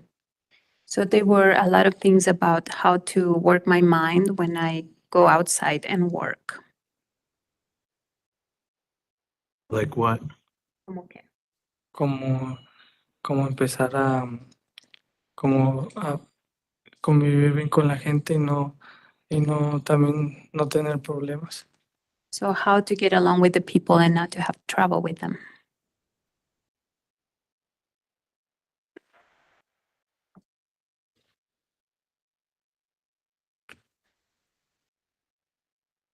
I read that you feel that you have PTSD. Was that from this incident? Leí que tiene PTSD, este incidente. Y eso Eso me dijo el doctor porque le dije que tenía muchas pesadillas. That's what the doctor told me because I told him that I had lots of nightmares. And what are you doing to address those emotions and feelings? ¿Y qué estás haciendo para controlar esas emociones y esos sentimientos? Pues, estaba tomando unas pastillas, pero ya las dejé, ya no, creo que ya no necesito tomarlas porque me enfoco en ir a la escuela y enfocarme, mantenerme ocupado. So I was taking some pills, but I don't think I need them anymore. They told me I didn't need them anymore because I can focus.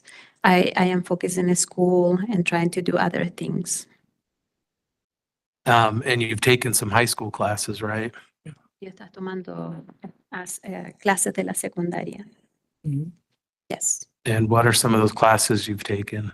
¿Y cuáles son algunas de las clases que has tomado? Es English, lo más importante que me dijeron que tenía que hacer English y Math.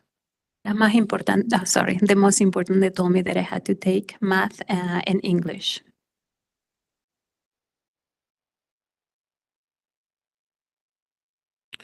Okay, at this point, I'm going to go ahead and let the victims address us. And then I'll allow you to respond, Mr. Flores, okay? So, en este momento voy a dejar que las víctimas hablen y te voy a dejar a ti para que les respondas. We do have a victim online. Mr. Hansen, is there something you wanted to address with the board? Tenemos una víctima en línea, el señor Hansen, a ver si quiere decir algo. 4 people online? Okay. Well, let's go ahead and start with Mr. Hansen. Did you want to make a statement?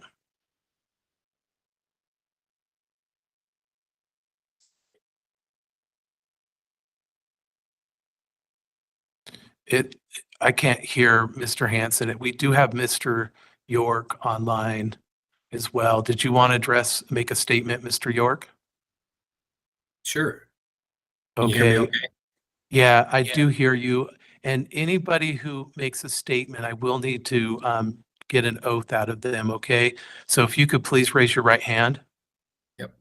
Do you promise that the testimony you give today will be truthful and accurate? Yes. Okay. What would you like to say today, Mr. York? Well, first, I want to thank Caesar for his prayers in behalf of our families. Yo quiero agradecer a César por sus oraciones con respecto a nuestra familia. I'm also very glad that you're trying to become a better person. También estoy agradecido de que quieras ser una mejor persona. I don't believe what happened was a result of you wanting to cause any harm. No creo que lo que pasó fue a causa de que quisieras causar ningún problema, ningún daño. And I do want you, Caesar, to have a chance to become a better person. Y quiero que tengas la oportunidad de llegar a ser una mejor persona. I believe you have a chance to still be a great person and a support to your mother and your family. Creo que todavía tienes la oportunidad de ser una buena persona y ayudar a tu madre y a tu familia. As I mentioned at the hearing a few years ago, I do forgive you for causing the accident and the deaths of our daughters. Como dije la vez anterior, en el otra vez que escuchamos tu caso, que te perdono por causar la muerte de nuestras hijas.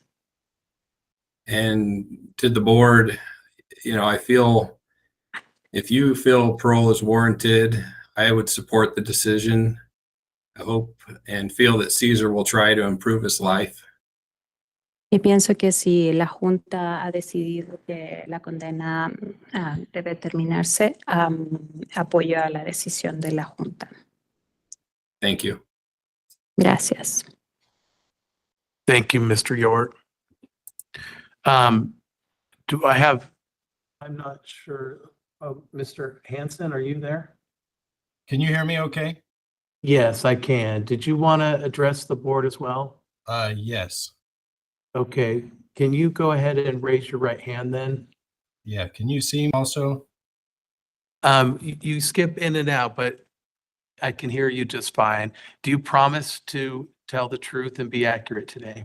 Yes, I do. Thank you. And what would you like the board to know?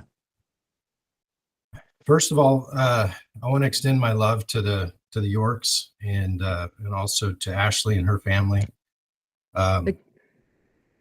I know this has been a difficult experience for my family, and I'm sure that it has been for theirs as well. Yo quiero extender mi amor a la familia York, porque sé que esto ha sido difícil también como para mi familia. I'm not going to lie to you and pretend that everything is okay. We continue to struggle. Yo no voy a pretender que todo está bien, todavía continuamos teniendo problemas. Mostly because there's so many different layers of loss and grief we continue to experience. Solo porque todavía hay muchos niveles de dolor y que tenemos que experimentar. I hope with time that the loss will seem less painful, but I know that the memory of my daughter will never go away. Esperamos que con el tiempo el dolor sea menos, pero la memoria de nuestra hija nunca se va a ir.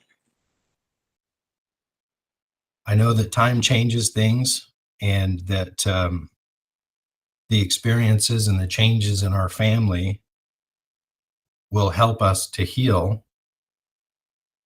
De que el tiempo cambia las cosas y la experiencia que tenemos con nuestra familia puede ayudarnos a sanarnos. But I know that most of you probably don't know what it's like to experience not watching your children be able to do all of the things that you hoped that they would do. Pero la mayoría de ustedes saben, no deben saber cómo es no tener a tu hijo que pueda crecer y hacer todas las cosas que necesitaba experimentar.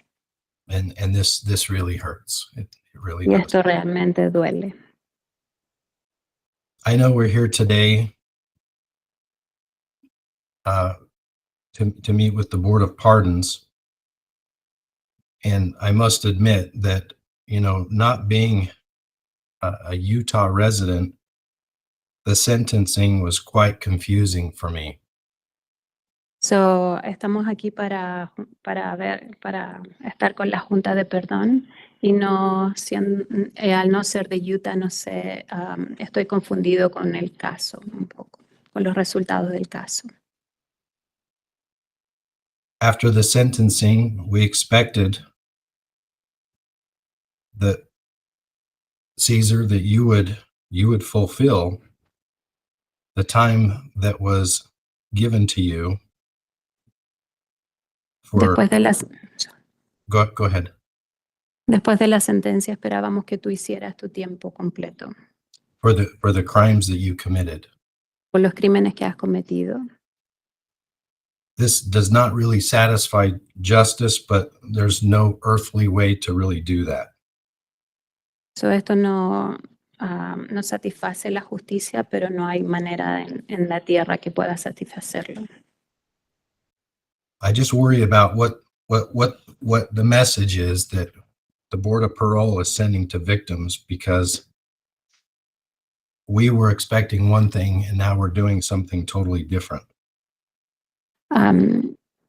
No sé cuál es el mensaje que la Junta de Perdón está mandando a otras víctimas, porque esperábamos una sentencia completa, pero no la estamos viendo. CEASAR, I do not hate you, but César, no te odio, I can't honestly tell you that I have completely forgiven you yet. pero puedo decirte que no te he perdonado completamente. Because your actions have created a giant hole in my heart. Porque tus acciones han creado un un hoyo gigante en mi corazón. But I know with time, Pero sé que con el tiempo that I will forgive you completely, te perdonaré completamente. and so will my family. Y también mi familia. I hope nothing but the best for you and your family, No espero lo mejor para ti y tu familia. and I hope that you can make something of your life someday. Y espero que puedas hacer algo de tu vida algún día. That's all I have to say. Eso es todo lo que tengo para decir. Thank you.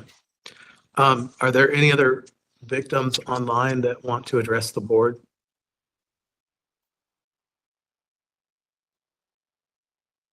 I'm not hearing anybody else. Ms. Lowe, did you want to address the board today? All right, thank you.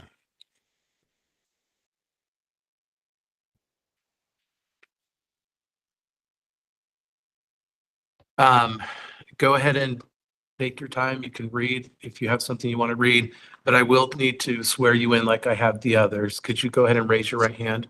Mhm. Do you promise to tell the truth today? Yes. All right, thank you. And what would you like us to know? I would like to just speak directly to the board about what the last 3 years have been like. Okay, thank you.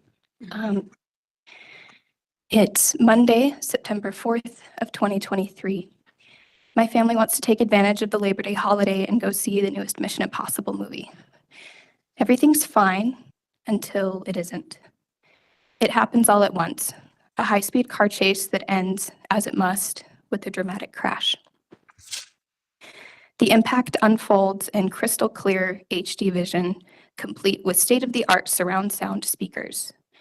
It's the crunch of metal, the glass shattering, the way the actress's body violently jerks to the side, the wall-to-wall screen that doesn't let me look anywhere else.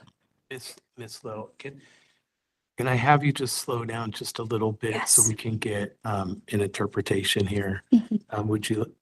Did you want to interpret? Ujú. So, es 5 de septiembre. September 4th, 2023. September 4, 2023. It's a normal day with our family.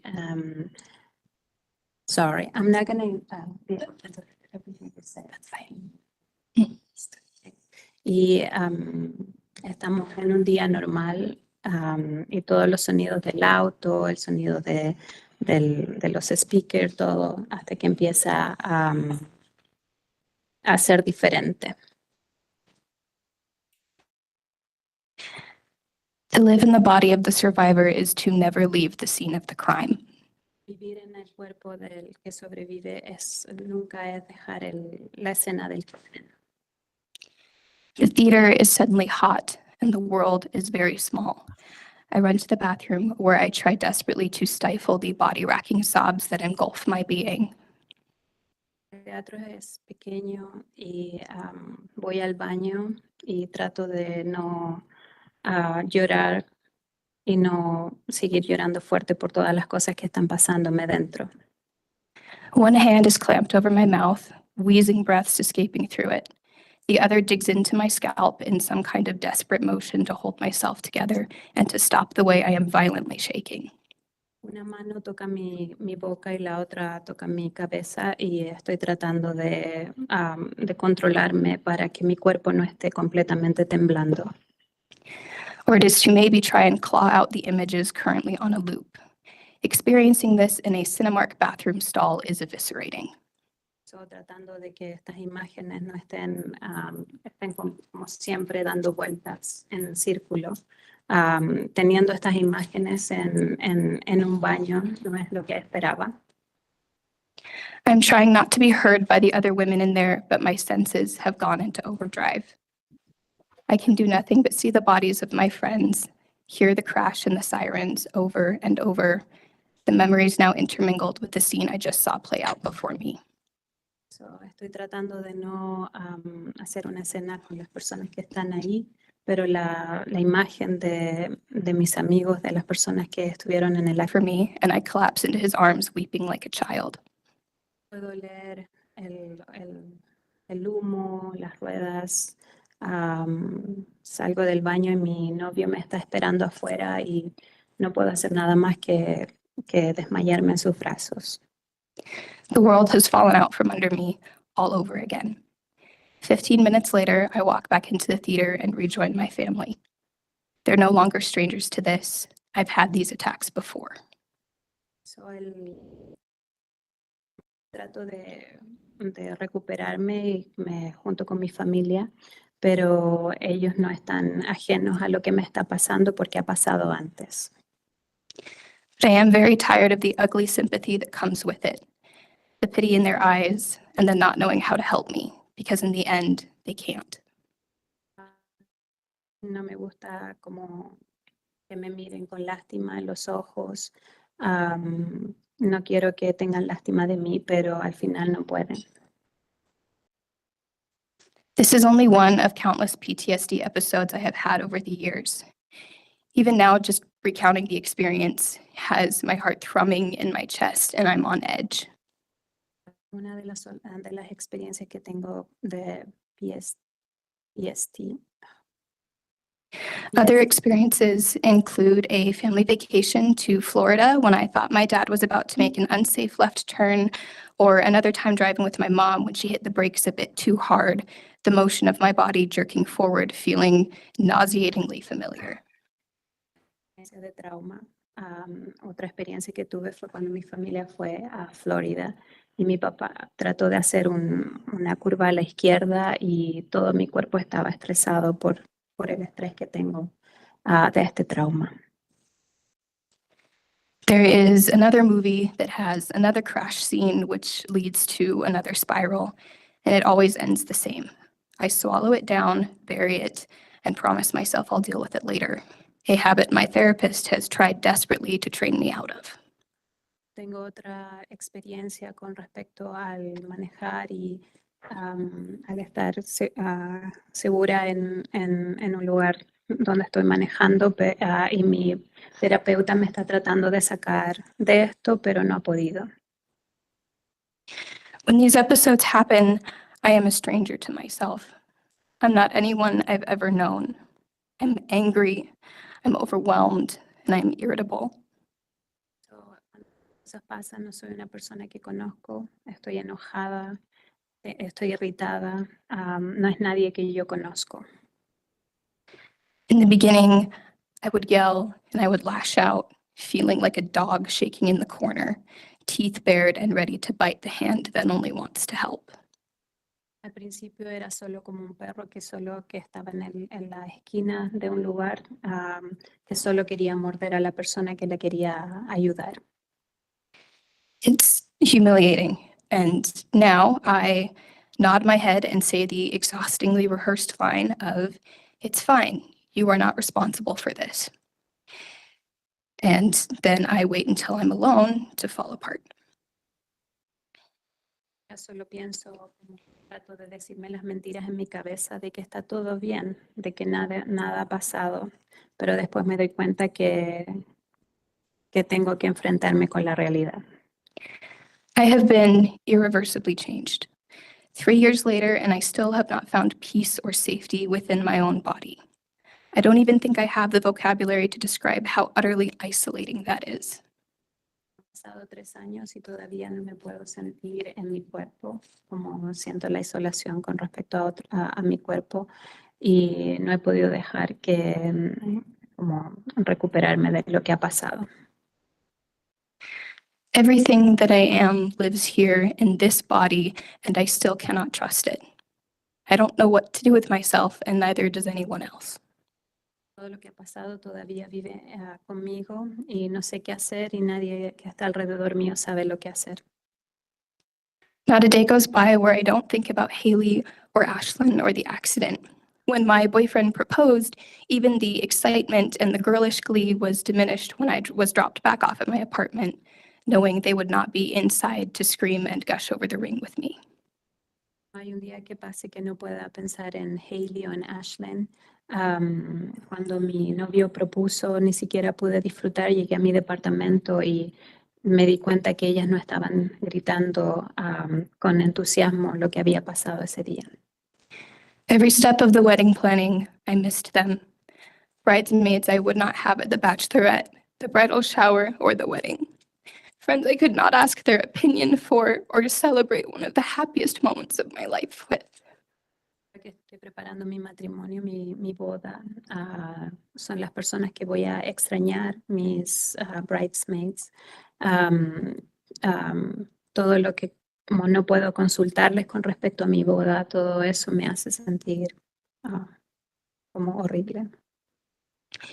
Survivor's guilt has been a hell of a drug, and I can't seem to get clean. While I can count on my fingers the times I have driven with passengers in the car, I cannot count the nights I have lost to restless sleep.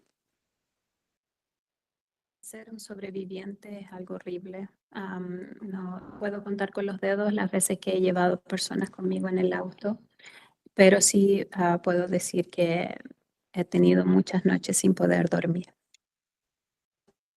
Even now, my dreams betray me. They've evolved over the years, shifting from replaying the accident to something worse. Someone I love dies violently or suddenly, and it's my fault. Or I see Haley and Ashlyn, and they're angry, accusing, asking why I didn't do more, digging their way out of their graves, demanding answers I can't give. Pesadillas con el tiempo han sido peores. Me siento, estoy revivo el accidente, pero el accidente es peor. Veo a Haley y Ashlyn viniendo a mis sueños, pidiéndome, como diciéndome por qué no hice algo más. I have grown up in a religious family and community my whole life. I was raised in faith, in belief, and in certainty. And yet, in the years since, I have felt those convictions slipping through my fingers, and I claw at anything I can to make it make sense. It is just another piece of myself that feels lost to the aftermath. And in the end, I'm not always sure what's left. Crecido en una familia religiosa, me han criado en fe, en creer, pero últimamente no tengo a qué aferrarme. Cada día que pasa, como estoy cuestionando más las cosas que han pasado. In the years following, I have found I am withdrawn in social settings. I have trouble finding motivation to make new friends or be active in my community or classroom. Últimos años también me he dado cuenta que no estoy muy sociable, no participo con la comunidad ni tampoco con mis clases. Inevitably, when meeting someone new, the conversation will somehow find its way to the accident, and then it turns into some kind of sick game, figuring out the right words and phrases to sidestep the sudden chasm that has opened up in front of me.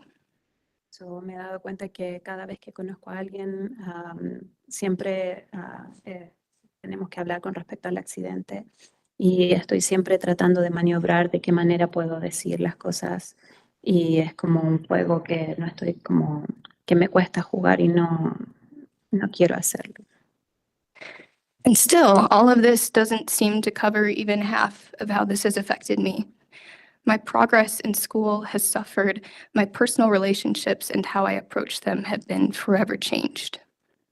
So, como todo esto ha cambiado mi vida en la escuela, no estoy respondiendo de la mejor manera con mis amigos, con las personas. Socialmente tampoco ha cambiado de la manera que soy, que he sido.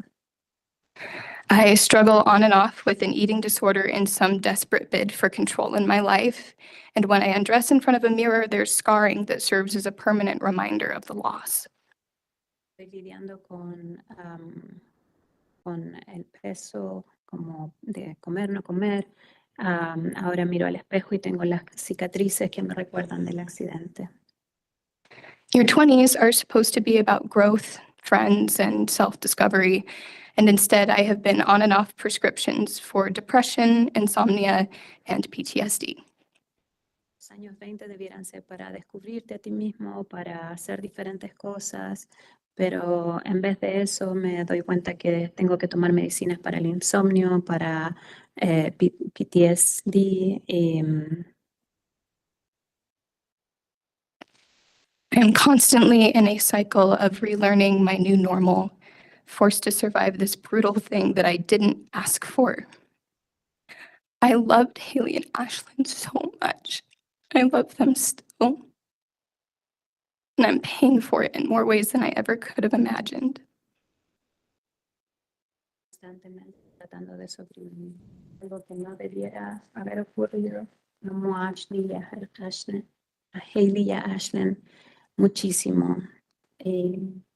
Esto no debiera haber ocurrido. Thank you, Ms. Lowe. Gracias. Thank you so much for your words today.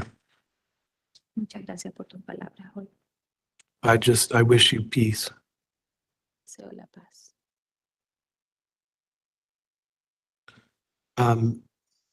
Mr. Flores, is there anything you would like to say in response to these comments?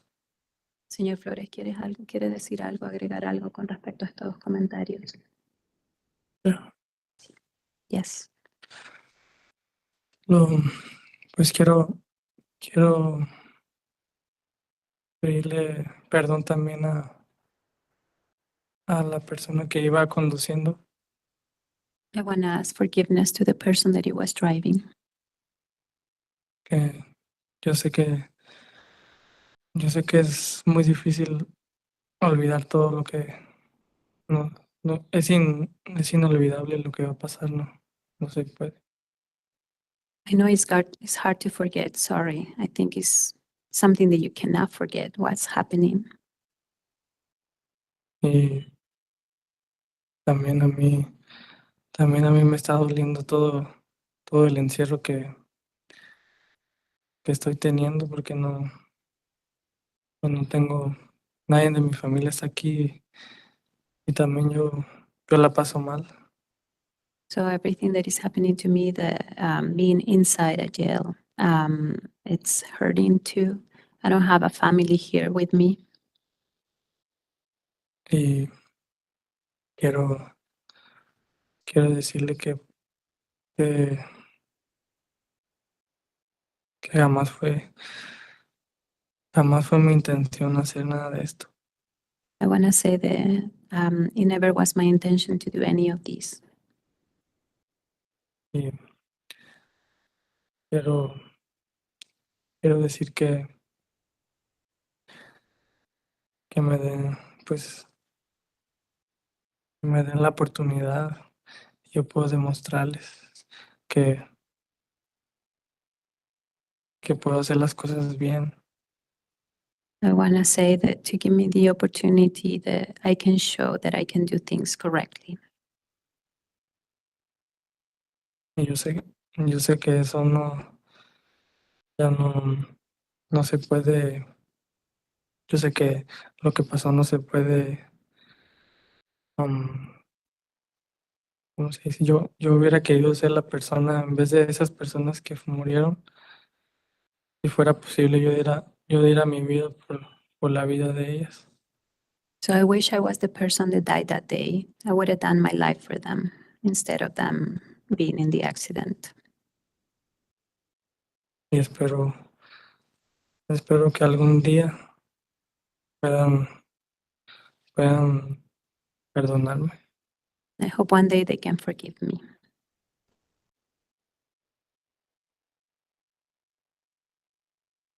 Thank you. You're here on 2 counts of manslaughter and an aggravated assault. All of those are 3rd-degree felonies. That's 0 to 5 sentence for each of those. So estás aquí por tercer grado de homicidio. Y eso significa que son de 0 a 5 años.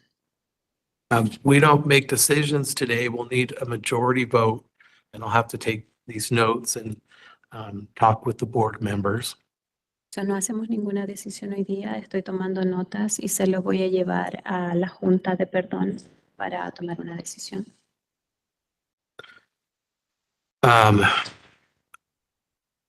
If the board decides to parole you, what are supports you have in place? What's your plan?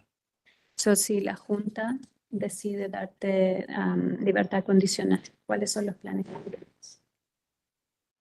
Pues el plan que tengo es el trabajo que tengo siempre está ahí, solo están esperando que yo salga.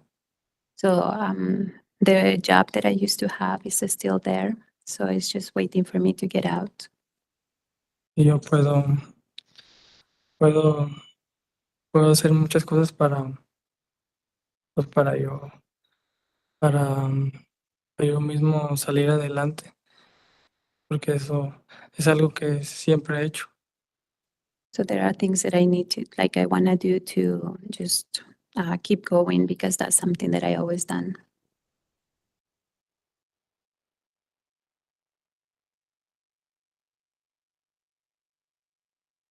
Is there anything else you would like to address to the board? ¿Hay algo más que quieras decirle a la Junta? Que pues también solo también pedirles perdón a ellos y que esto jamás fue mi intención. I want to ask for forgiveness also to the board and to everybody just because this was never my intention.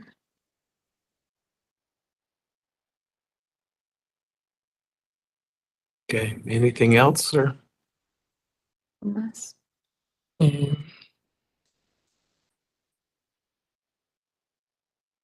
quisiera, yo sé que no puedo, pero le digo a las víctimas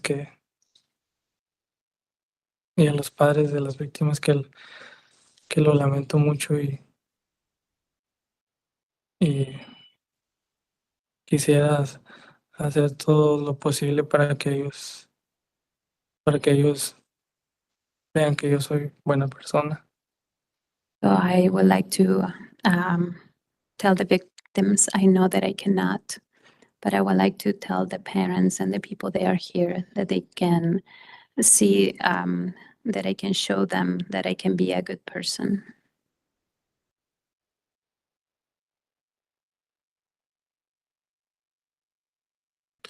All right, is that it, sir? Es todo. Okay, I want to thank everybody for coming today and being part of this. And thank you all, and we'll go ahead and conclude today's hearing. Eso es todo. Quisiera agradecer a los padres y a las personas que están aquí. Ya estamos concluyendo el escuchar este caso. Thank you.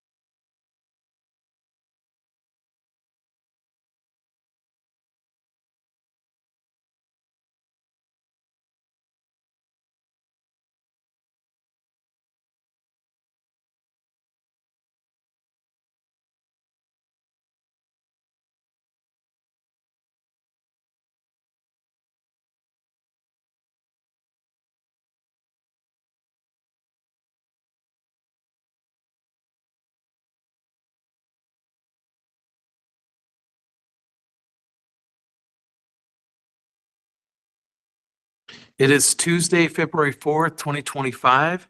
This is the date set for an original hearing for DONAL YOEL RAMOS-CACERES, inmate number 266427. Is that you, sir? Hoy es el día febrero 4 del 2025. Esta es la fecha original que usted tenía para la corte. Su número es el 266-427, ¿correcto? Correcto. Correct. My name's Dan Bakovoy. I'm a member of the Board of Pardons and Parole, and I've been asked to conduct your hearing today. Mi nombre es Dan Buckle. Yo soy un integrante del miembro de la Junta de Perdones y voy a conducir su corte el día de hoy. Before we proceed, I want you to know that these are public hearings. I'm not sure if anybody's online, but these are accessible. Antes de empezar, quiero que usted sepa que esto es una corte pública. No sé si hay alguien que está conectado en internet, pero eso es una opción. We have about 20 minutes for this hearing.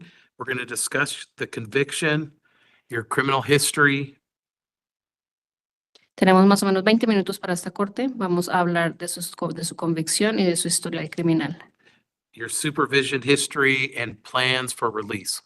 Su historial de supervisión y los planes para dejarlo salir. And then you can give me any information you would like for the board to know, okay? Y usted me puede dar cualquier información que usted quiera que la Junta sepa. We won't make decisions today. We need to have a majority vote. So 3 members of the 5-member board need to make a decision. Hoy no vamos a tomar ninguna decisión. Para tomar decisiones tienen que estar 3 de los 5 miembros de la Junta. And that should take about 2 weeks. You should get notice.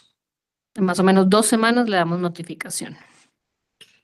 What we could do is we could release you on parole or keep you here and have you continue to do some treatment. Podría ser que se le deje salir con un permiso provisional o que lo mantengan aquí y continúe en tratamiento. And we'll make that decision once we think about this and consider what we've talked about today. Y esa decisión la tomaremos después de que pensemos de lo que se hable el día de hoy. I need to take testimony from you. Could you please raise your right hand? Necesito tomar testimonio de usted. Levante la mano derecha. Do you promise that the testimony you give today will be truthful? ¿Usted promete que el testimonio que va a dar hoy va a ser la verdad? Lo prometo. I promise. Did you receive at least 7 days written notice of today's hearing? Recibió notificación por lo menos 7 días antes de esta corte. Sí. Did you receive your blue disclosure packet of information? Le dieron un paquete azul con la información. Did you review that? ¿Lo revisó? Did that look accurate, or is there anything you want to address? ¿Le pareció que estaba correcto o hay algo que quiera preguntar? Me pareció correcto. It was correct. Okay, so we're here on a possession of a controlled substance with intent to distribute. Estamos aquí por la posesión de sustancias con la intención de distribuirlo. That was a second-degree felony. Eso es una ofensa de segundo nivel. You had 442 grams of fentanyl. Tenía 440 gramos de fentanyl. That's an awful lot of fentanyl. Eso es una cantidad muy grande de fentanyl. From what I could tell, maybe around $60,000 worth of fentanyl. De lo que yo sé, esos son más o menos $60,000 en fentanyl. Is that about right? ¿Eso es más o menos correcto? No sé la cantidad de dinero. I don't know the amount of money. Okay, and do you understand that there are about 70,000 overdoses every year with fentanyl? Usted sabe que hay más o menos 70,000 personas que hacen overdose con fentanyl al año. Sorry, yes. I didn't know that either. So tell me what happened. Dígame qué pasó. Lo que pasó fue que el día que me arrestaron. The day I was arrested, or what do you mean? Well, tell me, before we get into the date you were arrested, tell me a little bit about yourself. Like, what were you doing before, and did you go to school? Tell me a little bit about yourself. Antes de hablar del arresto, háblame un poquito de usted. ¿Qué estaba haciendo antes? ¿Usted estaba estudiando? ¿Qué estaba pasando? Yo antes de que me arrestaran estaba trabajando. Lo que pasó fue que me quedé sin trabajo, necesitaba dinero para mantenerme, para pagar mi renta, para comprar comida, ayudar a mi familia. Mi familia casi toda mi familia está en Honduras y depende de mí. Entonces, lo que pasó fue que me quedé sin trabajo y esa fue mi manera, pues, de conseguir dinero. Y por eso fue que lo hice. Before I was arrested, I was working and I lost my job. I needed money to be able to support myself, my rent, my expenses, and to support my family in El Salvador, and that's disculpe, in Honduras, and that's why I decided. That's why I did it. It looks like so you completed the 6th grade in Honduras ¿Usted terminó sexto grado en Honduras? Sí. and you moved to the United States when you were about 15. Tenía 15 años cuando llegó a los Estados Unidos. Did you do any schooling when you came here? ¿Hizo escuela aquí? No, después de que llegué aquí a los Estados Unidos, empecé a trabajar. No, once I moved here to the US, I started working.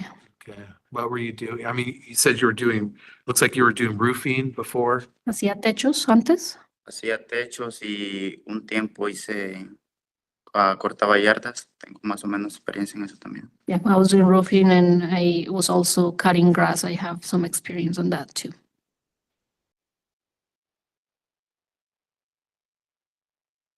And I'm not seeing any prior criminal history. No veo ninguna historial criminal antes que eso. Esta es mi primera vez en la cárcel y mi primera vez en la prisión. Yeah, this is my first time in jail, in prison.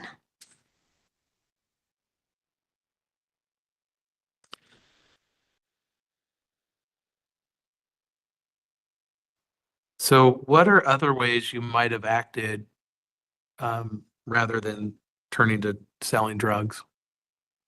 ¿Qué otra cosa hubiera usted hecho o debió haber hecho en vez de querer tener drogas? Pues pienso que hubiera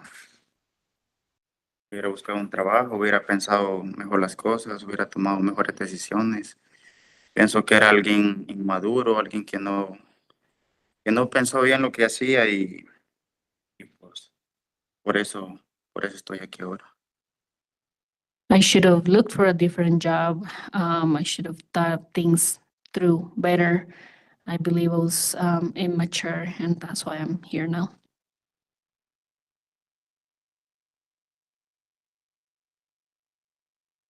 That's a big leap to go from no criminal history to going to the Utah State Prison. Y eso fue un salto muy grande de pasar de no tener ningún récord criminal a estar en una cárcel en Utah. Era algo que nunca pensé hacer, pero tomé las decisiones equivocadas, me equivoqué y ahora estoy muy arrepentido de no haber pensado mejor las cosas, pero el tiempo que he estado aquí encerrado me ha servido como un centro. Esto ha sido como un centro de rehabilitación para mí. La verdad he aprendido mucho, he aprendido a pensar mejor las cosas, tomar mejores decisiones, ser una mejor persona.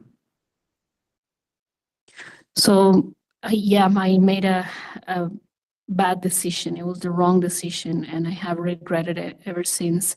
I repent. I am repented from what I did, and being here has been like a rehab center to me. I have learned to think things better and to make better decisions. It doesn't look like you have issues with drugs and alcohol. Parece que usted no tiene problemas con drogas o alcohol. No consumo drogas y tampoco me gusta el alcohol. No, I don't do drugs and I don't like alcohol either.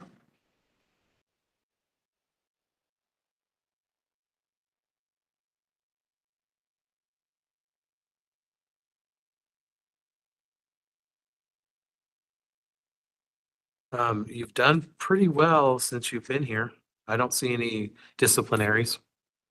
Veo que usted se ha portado muy bien el tiempo que ha estado aquí. Veo que no ha tenido ningún problema de disciplina. no me gusta meterme en problemas, como dije, bueno, como puede ver en mi récord, esta es mi primera vez en la cárcel, entonces no me gusta meterme en los problemas y me considero alguien tranquilo, alguien paciente. Yeah, I really don't like getting in trouble. And like I mentioned before, it's my first time in this situation. I consider myself to be a calm and patient person. Do you have uncles here in the United States? ¿Usted tiene tíos aquí en los Estados Unidos? Sí, así es, mis tíos están aquí. Yes, La única familia que tengo. that's the only family I have here. Okay. What's your plan for release once you're pardoned? Or, sorry, once you're paroled? ¿Cuál es su plan de salida cuando ya le den permiso provisional? Yo estaba pensando en irme a vivir con ellos, pero el problema es que ellos viven en el estado de Texas. No sé cómo funciona esto, cómo funcionaría. I was thinking of living with them, but they live in the state of Texas. I'm not sure how that will work. So you'd have to talk with adult probation and parole, but it might be possible to do a compact where you could go to Texas, right? Están en Texas, ¿verdad? Sí.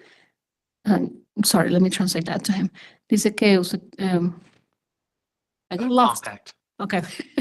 Okay, tendría que hablar con la organización de los adultos para poder a ver si le hacen como le dan la oportunidad de ir al estado de Texas. But I guess it's also possible that you'd have an ICE detainer. Pero también existe la posibilidad de que usted tiene una persona de ICE que lo va a detener. Sí, creo que yo tengo una detención de ICE. Lo más probable es que me deporten, lo cual pienso que sería lo mejor para mí. Sinceramente, después de lo que hice, no me siento muy bien, no me siento bien como para seguir en este país, y la verdad que mi familia, tengo toda mi familia en Honduras, mis padres, mis hermanos, y ellos están esperándome allá, así que lo más seguro es que me deporten y pues yo estaría muy bien con eso. Yeah, it's possible that I have an ICE person assigned to deport me, and after what I did, I don't feel it's right for me to stay in this country. So if I get deported, I have family, I have my brothers there, and I guess that would be the best thing for me. Okay, I just don't want you to start selling drugs again. Solo espero que no vaya a vender drogas otra vez. Yo me hice una promesa a mí mismo, se la hice a mi familia y ahora se las hago a ustedes, de que esta es la primera y última vez de que me van a ver sentado en esta silla. He estado cambiando mi mente, he estado pensando mucho en lo que hice este tiempo que llevo encerrado. Como dije, esto ha servido como un centro de rehabilitación para mí y no está en mis planes volver aquí a este país ni volver a pisar una cárcel otra vez en mi vida. I made a promise to myself, to my family, and now I'm making this promise to you guys that this is the last time I'm going to be sitting on this seat. Like I mentioned before, being in this place has been a rehab place for me, and I don't plan on coming back to this country or ever doing what I did again. Okay, is there anything else you would like the board to consider? ¿Hay algo más que usted quisiera que la Junta considerara? Primeramente le quiero dar gracias a Dios. Segundo, pues a ustedes, a mi intérprete, por darme la oportunidad de expresarme el día de hoy. Y quisiera decirles pues que estoy muy arrepentido de lo que hice, que me den la oportunidad de poder salir aquí. Y como les mencioné, pues no pienso volver al país, no pienso volver a vender drogas. Quiero estar con mi familia, quiero hacer mi vida en Honduras, quiero poder llegar a tener una familia allá, y para que tengo hermanos, quiero tener hijos y no quiero que ni mis hermanos ni mis hijos pasen por las malas decisiones que yo tomé. So first off, I want to thank God for this opportunity. And second, you guys, and third, my interpreter, for allowing me to express myself and let you know that I regret what I did. And I really hope to get a chance to get an opportunity to be free, to be set free and start a new life in my country. Next to my family, I have brothers, and I'd like to start my own family and have children. And I, of course, don't want to get my family involved in any of this. And I just want to improve my life from now on. All right, thank you. Anything else? ¿Algo más? Es todo. Muchas gracias. That's it. Thank you very much. All right, thank you and good luck, sir. And we'll go ahead and conclude today's hearing. Mucha suerte. Vamos a terminar ya esta corte. Gracias. Thank you. Gracias. De nada.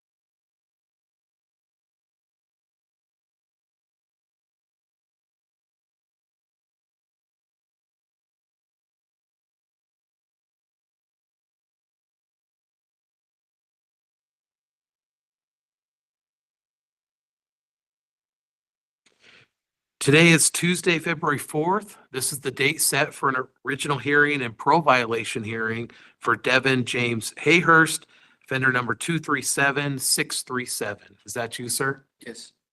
Hi, my name's Dan Bakavoy.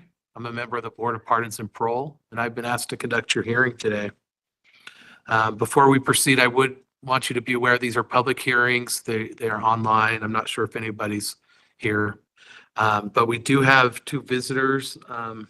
Looks like your mother and your sister are here. And so thank you for coming and to support him. We're going to talk about the parole violation, and it was a new conviction. We'll talk about that. That was a possession of controlled substance with intent to distribute. We'll talk about your criminal history, your supervision history, and then any plans for release if the board agrees to parole you at this time, okay? I need to take testimony from you today. Could you please raise your right hand? Do you promise that the testimony you give today will be truthful? Yeah. Thanks. Did you receive at least 7 days written notice of today's hearing? Yes. And did you receive your blue disclosure packet of information? Yeah. Did you review that? Did it look okay? Or are there anything you want to address? Well, I didn't get like a sentencing guideline. It wasn't in there. And then there was like a defendant statement. I've never written a statement in my life, and the signature or the name that was on it was a Dustin Hayhurst. I mean, don't get me wrong. Like if you go and read the statement, it sounds good, you know. Like so, I'm not like upset about it, but I know I didn't write it. You know what I mean? So But it wasn't your statement? it's not my name. I wouldn't write my name as Dustin if my name's Devin. You know what I mean? Been writing my name for 30 years. And then I don't know. I didn't like that. I didn't like the way the LSR came out. It just made me sound like worse than I feel like my mentality is today, you know? But other than that, it got everything. Okay, well, we'll discuss all that, all right? You'll have a chance to talk about that. I'm showing your guideline is July 25th of 2027. But of course, that's just a guideline. The board is not beholden to that. It can go under or above. That's just the general guideline. How often does it go under the guideline? Is it just a case by case basis? Just a case by case basis. But it's typically, I think on average, the board's pretty close to going by the guidelines. Yeah. But it just totally depends on your behavior here, in prison. Any classes you might take, there's earned credit time you could get. You take classes, residential substance use treatment, you take other sorts of classes, any education courses, all that is going to impact what the board decides to do ultimately. Yeah. But I don't make those decisions today. It takes a majority of the board. There's 5 members of the board, so 3 members have to agree. And I'll write up a vote, thinking about, I've read through all the disclosure, our discussion today. And then the board can agree or disagree with that and decide what ultimately they want to do, the 3 members of the board. But let's get into it. So as far as your parole violation, you had this new conviction, case 211900213, possession of a controlled substance with intent to distribute.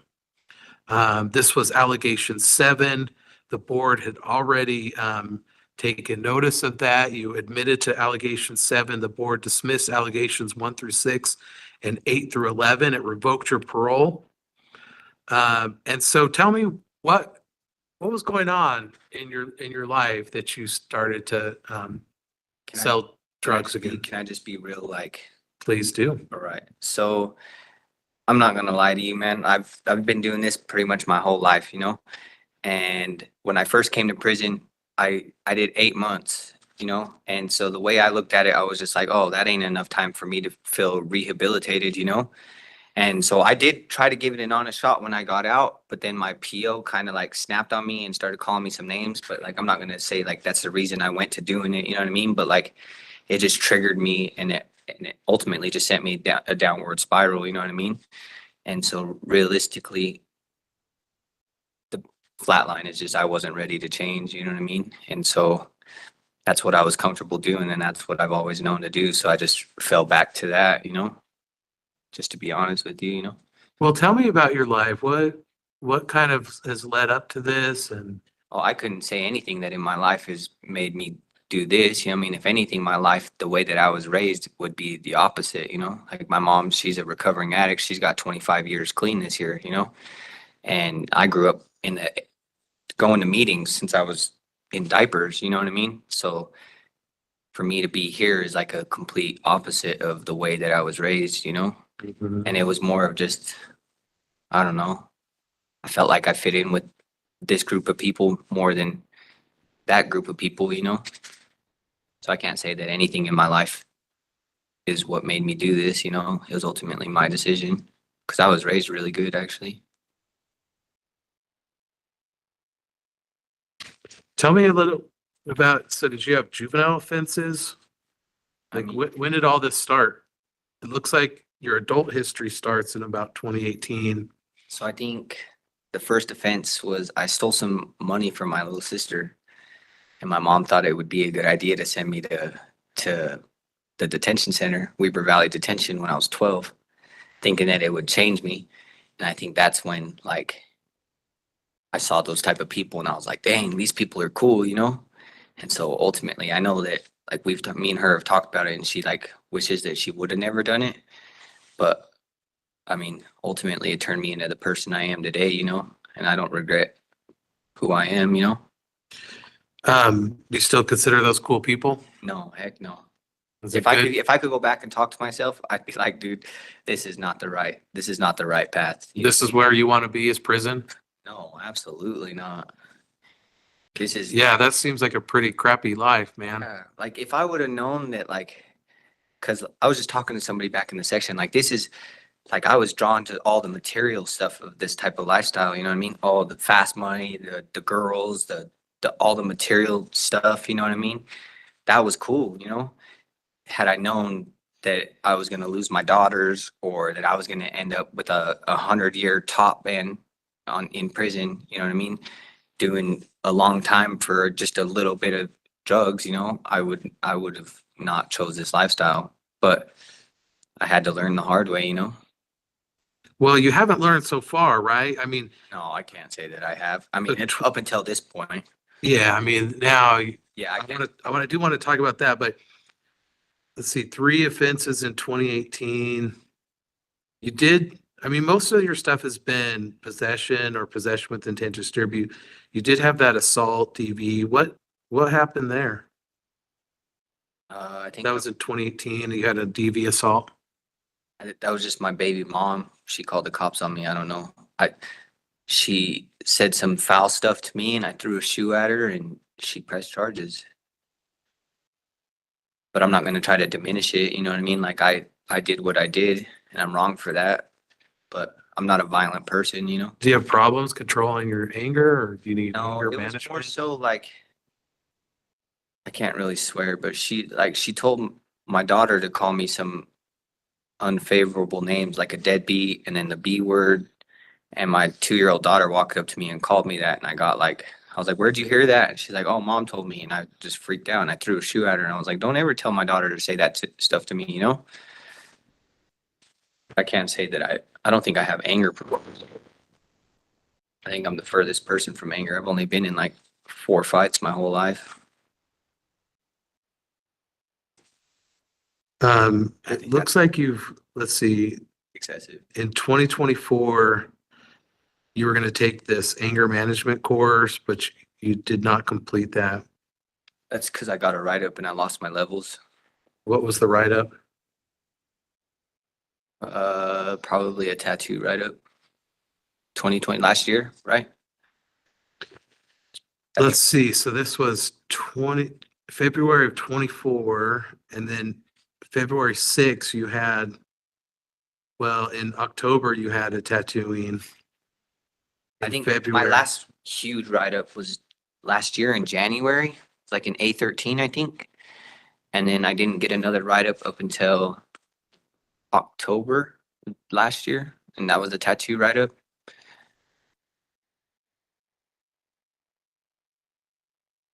Well, I mean, you did get that, but in February of 24, you got a tampering with the fire door and being out of bounds. Oh yeah, I got that dropped though. I think the tampering and I think they both got dismissed actually.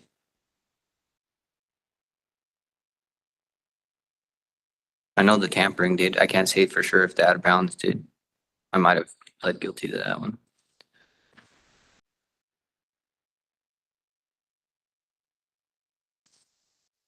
Have you been clean since you've been back?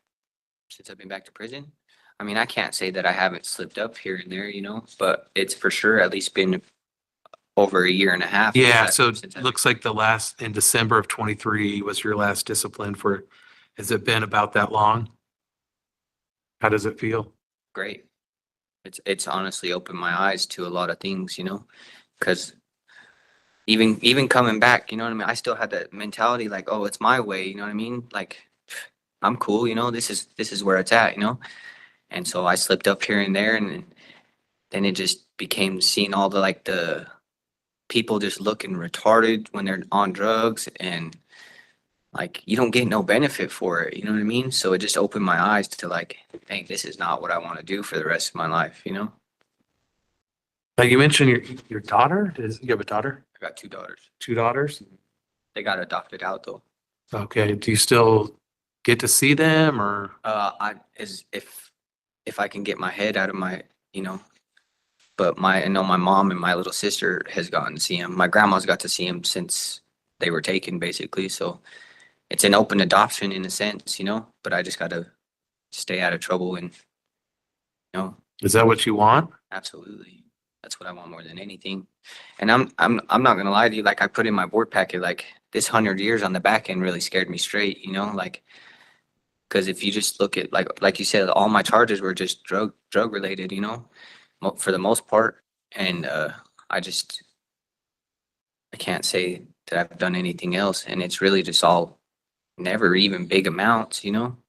Well, so that's what I want to ask you. So was it to support a habit, or was this where you're making money? It was more so like, yeah, that's why when they said on the board packet, it said, give a brief description of the offense. I just put I was an immature drug addict trying to supply my habit. Because if you go through my case and you see everything that I got busted with, it was all personal use amounts, you know. The only thing that ever always gets me in trouble is me having a scale. And I'm not going to say that, like, I could use the excuse, oh, I have the scale for just to make sure I don't get robbed, you know. No, I know what I was out there doing, you know. I'm in here, I take accountability for what I did, you know. I'm not going to try to lay it down at all, you know. Well, and I don't think you should. I mean, there are some problems with this offense. I mean, given it's January of 21, but you have 201 grams of marijuana. I don't know how many ounces that is. You have 14 grams of meth, 1 gram of ecstasy, 7 grams of mushroom, 1 gram of heroin, 4 pills of Lortab, 18 grams of dab. But most problematic is you had a handgun. Yeah. What was that about? I can't even say, man. I bought it off of somebody. I've never had a gun in my life. I don't even know how to shoot one. You know how many And it was times? more so just like I was planning on getting rid of it, and it never came up, and I just was in possession of it, you know. You know how many times I see people doing drug sales or whatever, and then there's a handgun, and then somebody gets shot. Oh man, it is horrible. That's Is why- that's where you're heading, right? yeah. I mean, if I would have continued, I guess, but I still never would have used a gun. That shit, violence terrifies me. Well, it should. Yeah, but I know what I did was wrong, you know. So your assessment is, it puts you as intensive. What do you think of that? I think, You talked about the LSR, I think like, that like, you think that's too high or what? yeah, because I feel like that's based off, I know that it was barely put in whenever, uh, what, September or something of last year. Yeah. But when I had that conversation with the caseworker, like, he's like, I don't even see you as a risk factor. So like when it came back that I was intensive still, I was like, what the heck? You know what I mean? Cause like, I mean, I understand that I've had friends that most of my friends are probably in here or doing this type of lifestyle, you know? But I also have a huge support system through the AA community that I grew up in, you know what I mean? That probably if I would at least reach out to them, it would outweigh the number of friends that I have in here, you know? And then as far as, I don't know, I don't really know the categories, but like my supervision history, I'm not gonna lie on that. I'm not very good on supervision. I can't say that I was, you know? I've never been truly, I don't know the word, ready to give up, you know? Like, I'm not gonna lie to you, like I was just, I wanted to live my life, you know, and didn't care who, like, I wasn't ready to give it up, you know? And it took a few years being in prison to realize that that was immature. That's dumb, you know, that I could do so much more for my friends or my family if I'm on the streets rather than in here, you know? And it's unfortunate that it took a life top to realize that for me, you know, but honestly, I'm grateful that it happened, you know, because I don't think I don't think my mindset would have changed if I didn't sit down for a few years, you know? Yeah, I mean, I believe in you. I mean, look, people can change and they need to be ready to do that. Yeah. So what makes you think you're ready now? Well, first off, I mean, I haven't had any contact with anybody in my life other than like my brother's wife, my mom, and maybe like a friend or something in a long time. You know what I mean? Like I don't talk to nobody from my past really at all. Nobody's tried to reach out to me. Nobody, and that just showed a lot, you know? Like where were you guys when where was I when you needed me? I was right there, you know? But here, oh, you're my friend, but you're not here? All right, cool, you know? So I just already made the commitment to delete social media. I'm gonna try to do I'm gonna do parole. I'm gonna try to do it in Ogden, but if I feel triggered, I know I'm gonna just try to get a place somewhere else, you know? But I don't know exactly what to tell you. I just know and I feel it in myself that I'm ready, you know? I feel more mature, more I'm just ready to see what the world offers, you know? Yeah, well- There's a lot I haven't done. Never rode a snowmobile. I've never snowboarded. I've never done any of that stuff, you know, all the little stuff, you know? Those are good things to do and you have a good support system here. Yeah. And it seems like these are the people you need to be around to Yeah. help you, Yeah. not pull you down. We come back to this place over and over and over. Yeah. And You see those people, right? yeah. That would be the direction you're heading. Yeah. It's You don't it's not something I want, you know, because when I see people in here for life and like, because honestly, like this is I know that they want to try to make this like a rehabilitation and like, but really like the way that most of these people look at it is just like networking, you know, like they just come in here to meet new clients or new plugs or whatever, you know, and I don't look at it now. I don't look at it like that. Now I look at it like, I don't want to be you anymore. Like, look at you. You look dumb. You came in here at 87 pounds. I'm good. Like I look good for right now. You know what I mean? I might have some weight on me, but I look really good, you know? I don't want to look like that no more. I'm good on that. All pick marks. Like it's just being sober and being around all this stuff and seeing people coming back and back and back. Like there's one dude in my section. This is his fourth time I've seen him come back just in 2 years. You know what I mean? I'm not trying to do that. I'm good on that. Good. How's your mental health? Fantastic. Are you on meds right now? Yeah.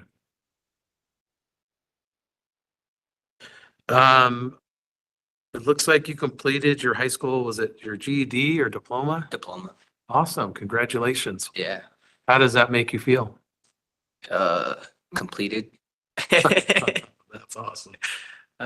Just been waiting to do that, huh? Yeah, it was like some missing piece. Oh, So I good. was like, you know what? I might as well get it while I'm here. Good. That's awesome. I didn't even know when I did it. I didn't even know that it was a time cut. I was just doing it because I was. Yeah, trying to that's do an it, you earned know? credit time cut. Yeah, I didn't even know that. Nobody cared to tell me that until after I completed. They're like, "Oh, that's a time cut." And I was like, "Oh, well, cool. Well, I'm glad I did that." You have not completed a residential substance use treatment program, but it looks like for some reason they have you as low risk on alcohol, drugs. Do you think that that's accurate now? 100%. Like I said, that intensive tripped me out when I read it because, like, even the ASAM lady, she's like, yeah, I agree with you. If I talked to you 2 years ago, I'm recommending residential, but talking to you now, she's like, I don't feel like you're that high of a risk for it. And as far as not completing the residential treatment, I had one assignment to present left in Garfield. I was 5 weeks away from graduating their year program. And I had somebody else's assignments in my possession, and that was like their tipping stone. And so they were like, you're done, you're gone, you know? And so ultimately I didn't complete it, but at the same time, like, I learned a lot from it.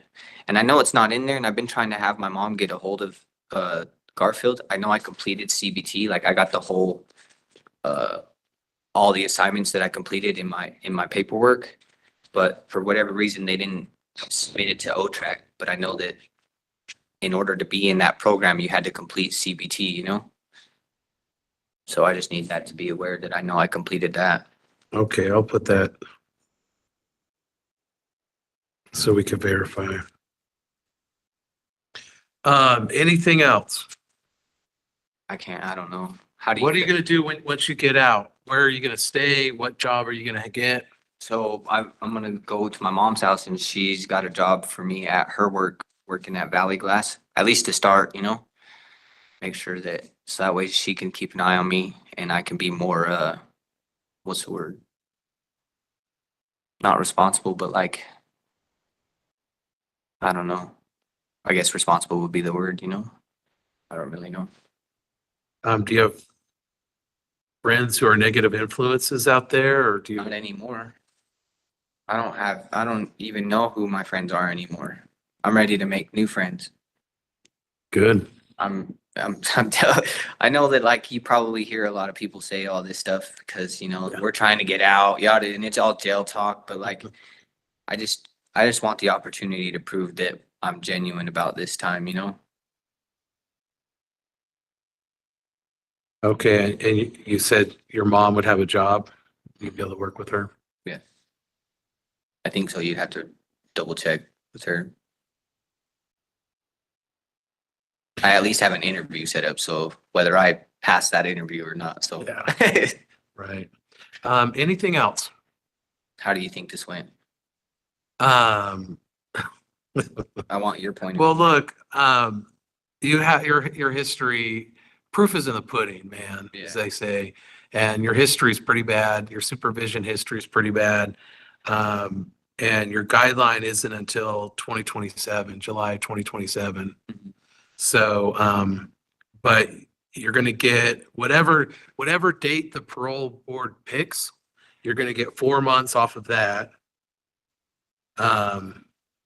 But you know, like, you have a lot of opportunities. You have a great support system. I like the changes you've made. So those are all positives. But I just have to weigh and balance all of that. Like all the good things I've seen, getting the high school diploma, being clean, you haven't had any serious discipline for, you know, a year or so. Those are all things that we're looking at. Yeah. So that's good. That's good stuff. But again, I just have to balance it with what I've seen in the past. Right? I agree with that. No, I agree 100%. But at the same time, I feel like it's almost unfair to judge me now off of my past. You know what I mean? Like, I understand, you know what I mean? Like, I get it because that's your job, you know what I mean? And that's my track record speaks for itself, you know? But I just want at least an opportunity. I mean, you guys have me for 100 years, you know what I mean? I don't want to be here for 100 years. You know what I'm saying? Like, that scares me, you know? I for real got scared straight this time, you know? No, I at least want the opportunity to prove that, you know? Okay, well, I do appreciate this conversation. I appreciate all the changes you've made. And you have a lot of positives going on in your life now. Yeah. Okay, so just focus on that.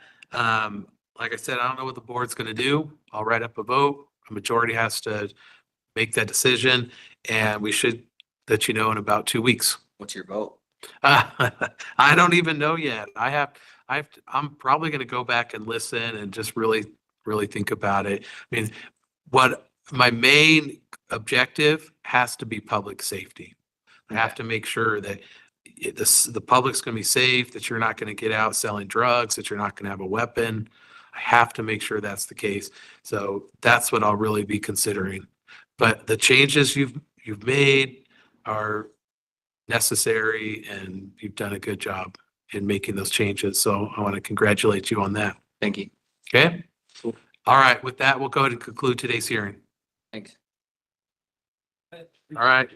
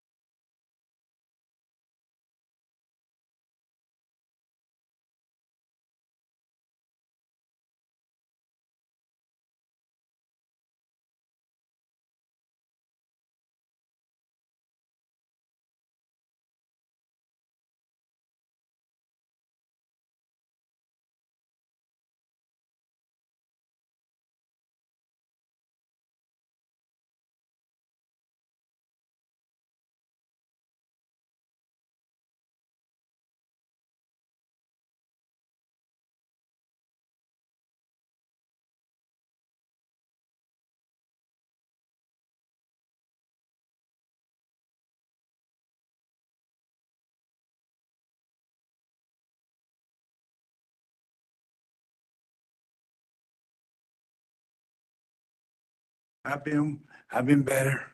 Sounds good. We'll get started in just a second. Okay, today's February 4th of 2025.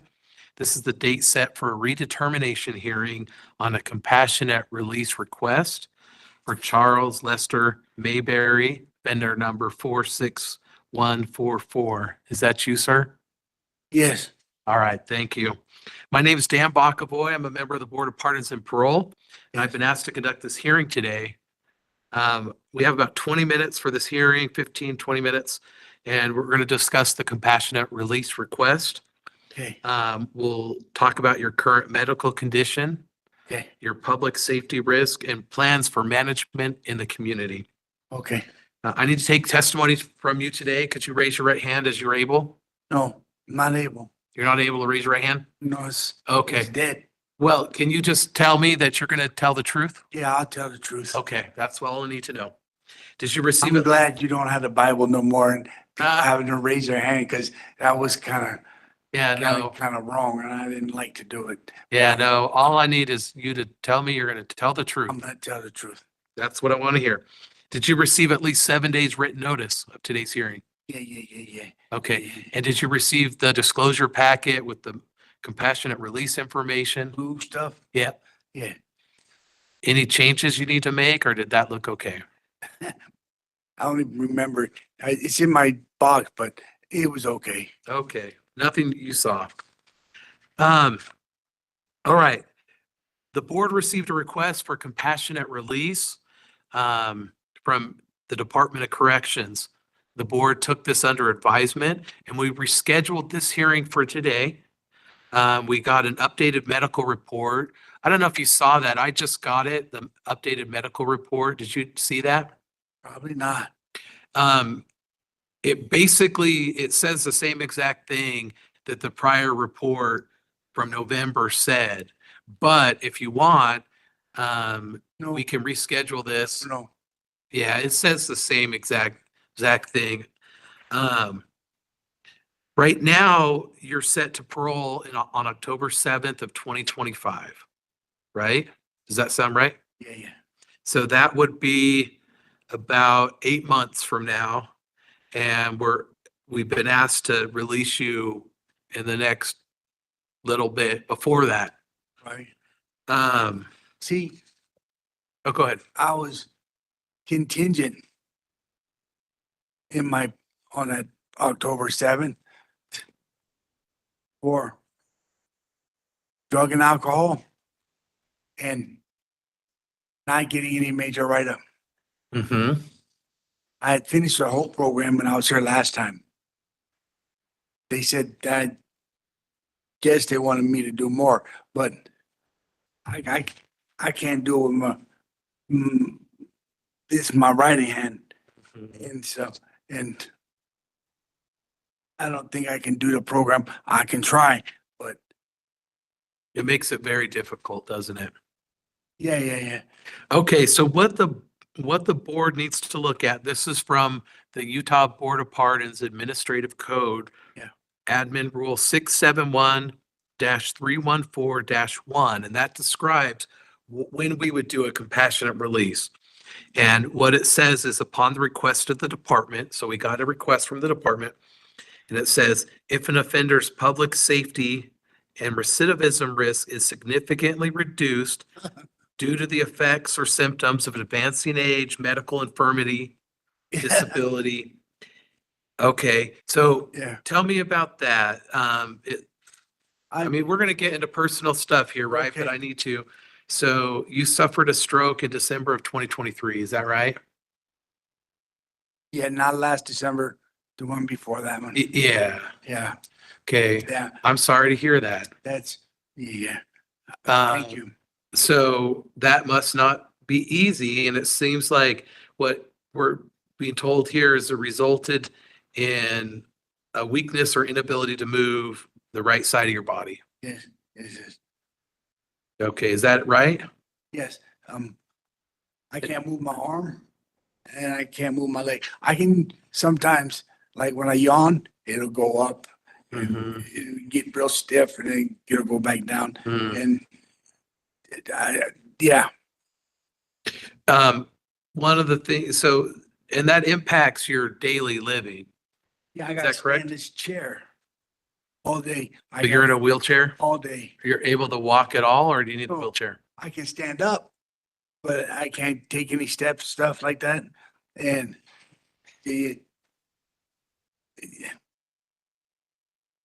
I can't do that. And my mind is not as anywhere where it was before. My brain is not anywhere where it was before. What, can you tell me, like, what do you mean by that? What are some changes you've noticed? Because I used to read a lot. Now I get a book and I read about a page or something, and I get a headache, and I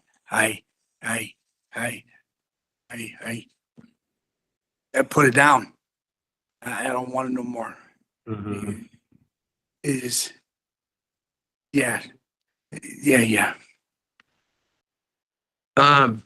What concerned me was, I mean, you have an aggravated assault from 21. Yeah.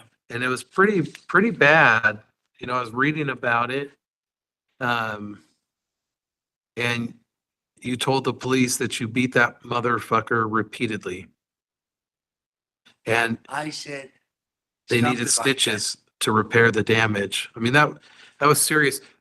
What I have to make sure is that would not be able to happen again Yeah, based upon your medical condition. yeah, yeah. I can't even, well, if I was in a fight, I'd get beat up bad because I can't, I don't even want to fight, but still. And that guy, he was bigger than me. And we were in his car and we were at Burger King or something. Yeah. And at the drive-thru, and he tried to throw me out the car. So I got out the car. I was getting out the car and I felt that he was gonna swing on me.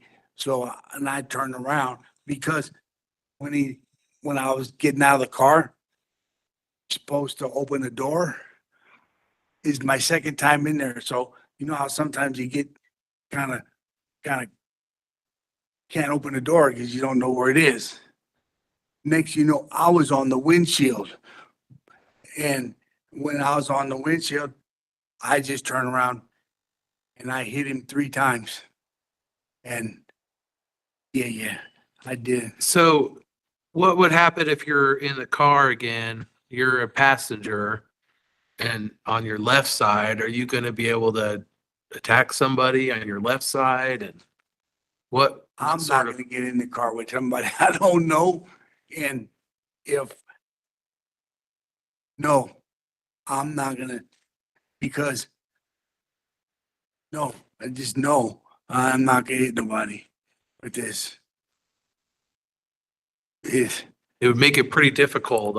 Well, with your right side, right? You're not going to be able I'm to not gonna hit anybody. do anything But, you know, on your left side. if I hit him with this, then he's just gonna, You'd be in trouble, Yeah. world of trouble, seems like. yeah. I wasn't being a bully or nothing like that. He was bullying me. And he, because he got hurt, he told them that, I don't know what he told him, but he said, I hit him and I did, but I was scared. And I hit him 3 times.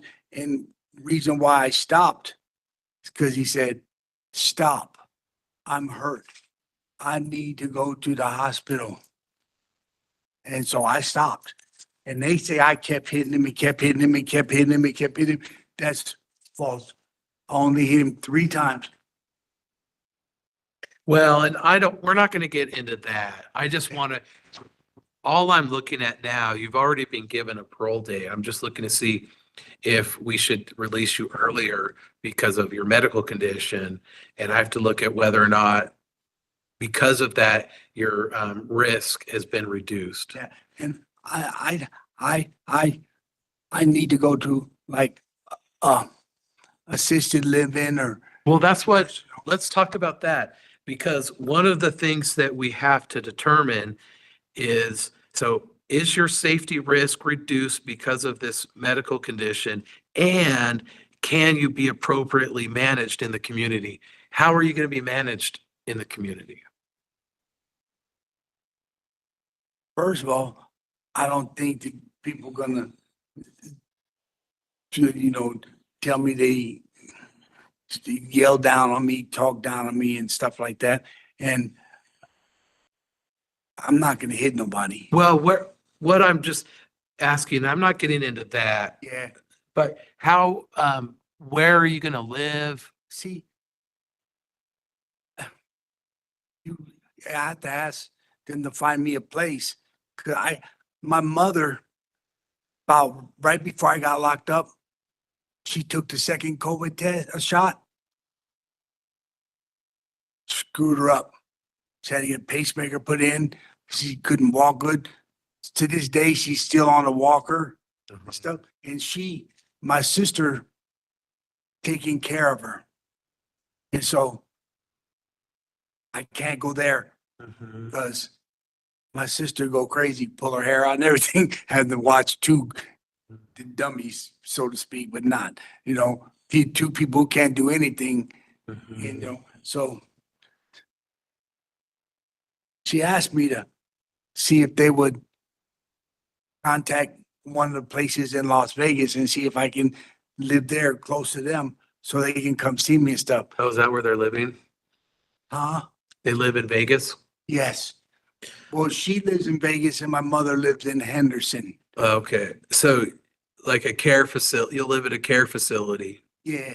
It's my understanding that you have difficulty with, they're called ADLs, activities of daily living.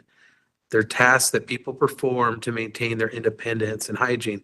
That includes personal care, household chores, and transportation. Tell me about, I don't have any transportation. I used to have to use a bus, but I know how to clean myself and clean the house and yeah, but do you have a difficult time with it now with your? now, oh yeah. Yeah, that's what we're asking is now, since the stroke and you're not able to use your right side very well, Yeah, I can't. does that use 'em. impact your ability to do these activities of daily living, showering?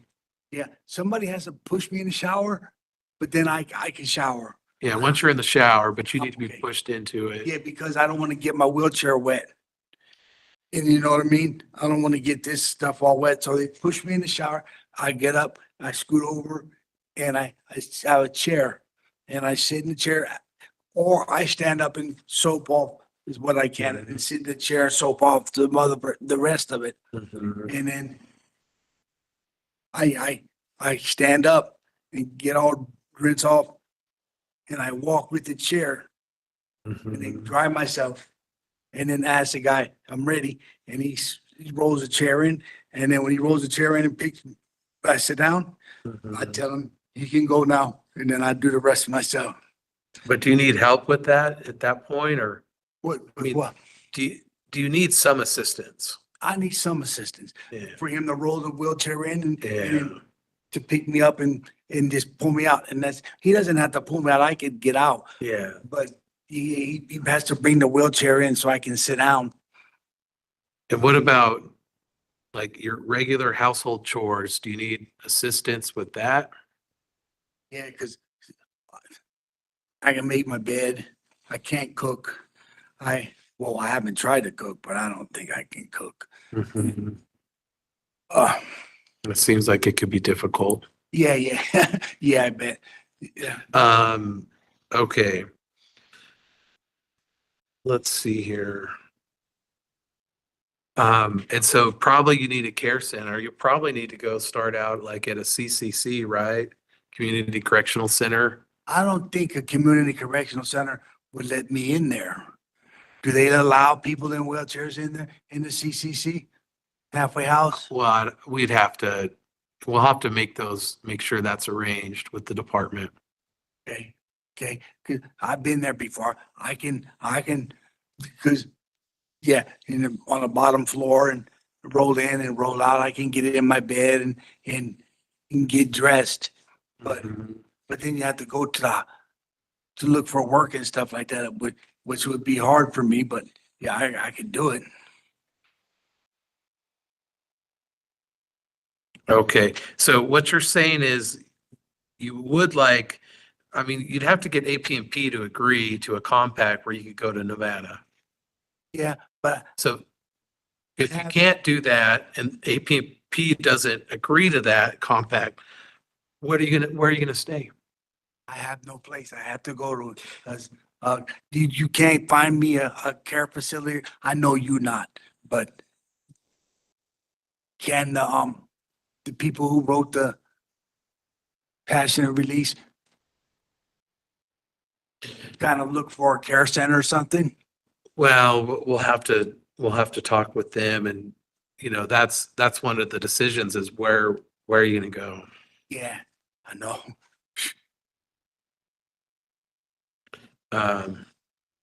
Okay, well, this has, I think, been a good, productive meeting with you. Is there anything else you want to address about these issues? No, Yeah, because we're only looking at this issue. I don't care. We're not talking about your criminal history, all that. I'm just looking to see if your risk has been reduced because of your medical it's condition. been reduced. and you I can see. be managed in the community. I say I can be managed, but We just have to find out where. yeah, yeah. Yeah, so we'll have to, UDC is gonna have to probably meet with you, your case manager, and figure out where you could go in the community. Yes. Okay. So if there's nothing else, I'll go ahead and consider this, write up a vote. We need to have 3 board members agree for a majority vote. And at that point, we should have a decision within about 2 weeks. Okay. Okay? I thank you so much. Have a good day. Thank you, Mr. Mayberry. We'll go ahead and conclude today's hearing. And good luck, sir.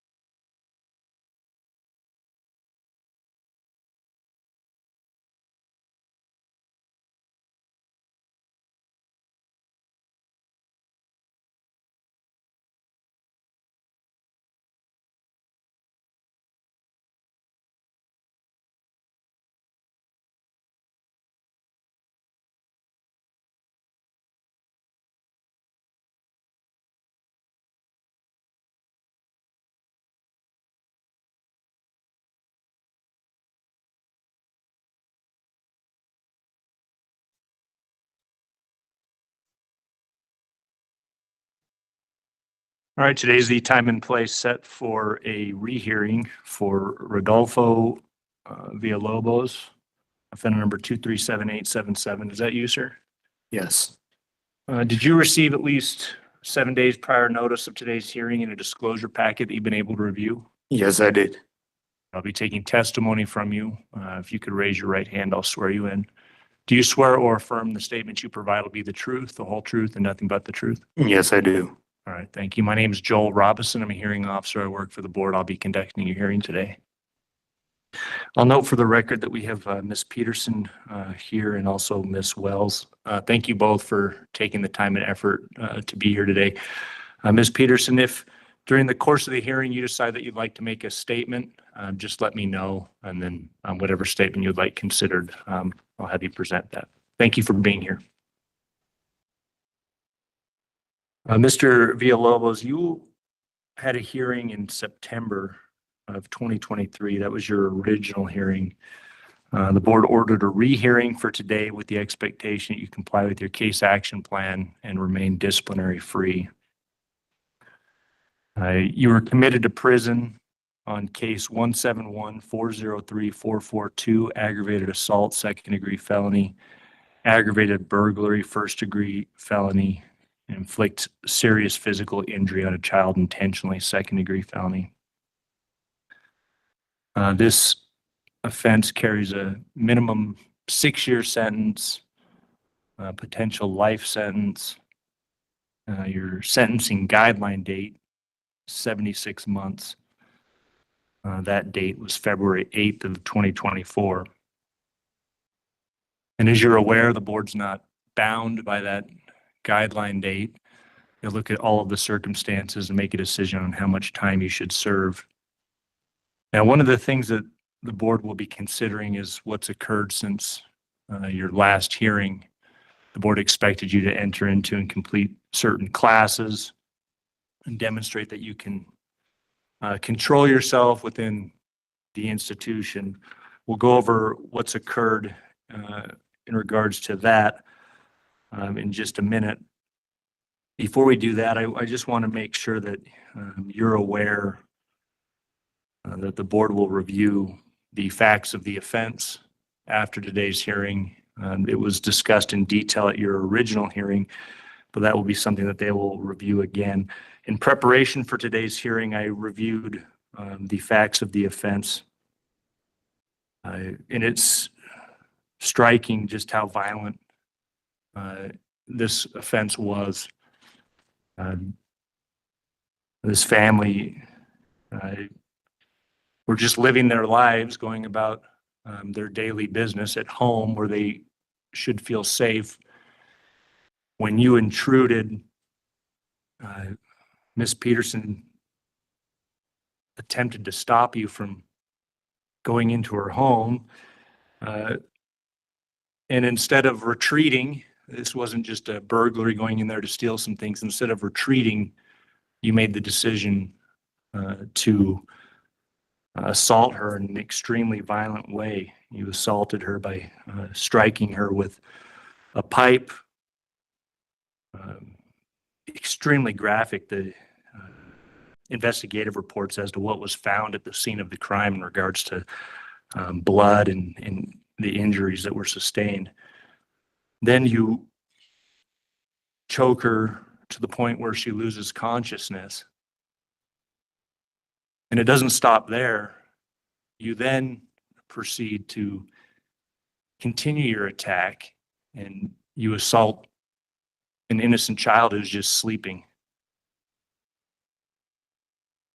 who also suffered serious physical injuries. But what can't be measured is the emotional toll that this takes on people. So in reading this, there's certain things that you can do within an incarcerated setting to demonstrate that you're making some positive changes. Whether that translates when you get into the community, that's up in the air. And looking at the violence of this offense and how much harm you caused, it's concerning thinking about you re-entering the community and having something like this happen again.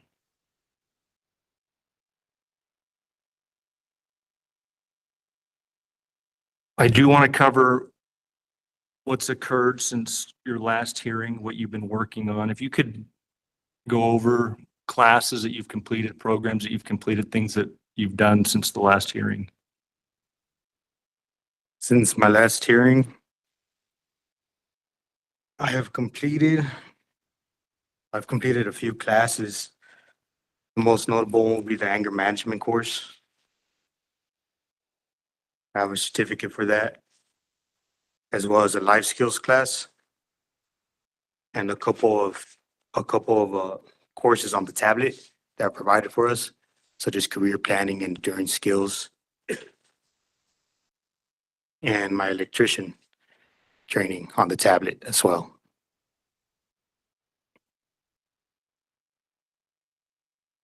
Is there something specific that you learned in anger management? Do you feel like you have or had an anger problem leading to this incarceration? I didn't. When I took my anger management class, I realized that anger is a deep-rooted emotion it's not a primary emotion, it's a secondary emotion, and there's usually deeper reasons of why you're angry. And I've done a lot of searching within myself, and I start to realize like what drove, because I hate to contradict what you see on the papers, but that attack was not intentional, sir. I was under the influence of LSD, and I understand I made the decision to take the LSD, and with doing so, I stripped away any options for anybody. And as you said, I intruded in someone's lives that didn't deserve it. And I'm not trying to make excuses because I take full accountability for my actions. Even if I was on LSD, I still committed the crime. And I'm here to pay for my crime, and as well as try to re-enter society, but as a functional adult that doesn't need drugs to figure out what he wants to do with his life. And I want you to talk more about the anger and the secondary emotion and what you learned through the course of that. But to touch on the drug use, there's people that are in and out of the system who have serious drug problems. They use all sorts of substances that cause them to hallucinate or have delusions. Mm. They don't end up in a situation like this where they violently attack people. So why do you think it is that your drug use resulted in you violently attacking people? Not just people, but an innocent woman and child. From the most that I've been able to learn about the readings and talking to people, I understand that I entered a state of psychosis where my mind just snapped because I didn't know how to cope with stress. I didn't know how to cope with my own emotions. And that in turn, it led me to take LSD. And in doing so, that snapped my mind. And this is something that I can't really forgive myself for something like this. This is something I have to live with. Every time I look at my baby nieces, I talk to my baby nieces on the phone, my baby nephews. This is something I think about every day. I wonder am I capable of going to society, of being around my own family? Like, I really don't understand how I could do such a thing. I mean, I'm not trying to make a cop out and say, oh, the drugs made me do it, because I understand that this is something that I need to dig deeper into through therapy. And honestly, I haven't had that opportunity other than one mental health visit since I've been here.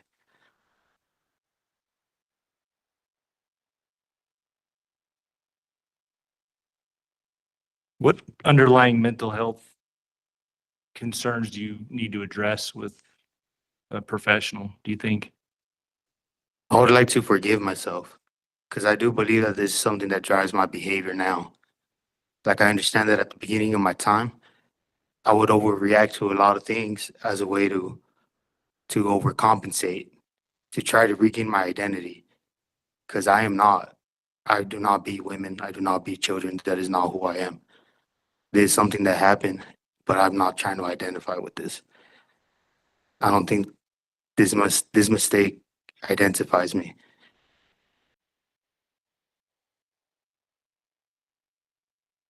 Was there more that you wanted to explain regarding the anger management you took? Yes, I actually want to retake the class because it's a short course. It was only a few weeks long, and it's through the tablet. So I'd like to retake the class. That way I'll be able to comprehend more. Were you able to do any substance use treatment? I completed substance use treatment in 2018 to 2019, 2000. I started in 2018 and I finished in 2021, the BRT program. Did you end up using any substances after you completed the program? In 2021, after I got my board date pushed to 2023, I relapsed and I did methamphetamine while incarcerated at Beaver County Jail. And after being committed to prison on such a serious offense and being incarcerated for a significant period of time, completing substance use programming, why would you go back to using substances? There's another question that I've thought long and hard about for a long time. And again, it goes back to my emotions. I didn't know how to process my emotions, how to even identify my emotions. And I would just cop out and just take the easy route and just look for an escape in drugs. But that's the one and only time that I've altered my mind in any way since I've been incarcerated. Since that time, I can't take that kind of risk. There's a disciplinary violation on February 26th of 2024, a B11 violation, possession, tobacco or alcohol. What were the circumstances of that? My cellie and I actually went to OMR for this. My cellie, so at the time he was saving fruit.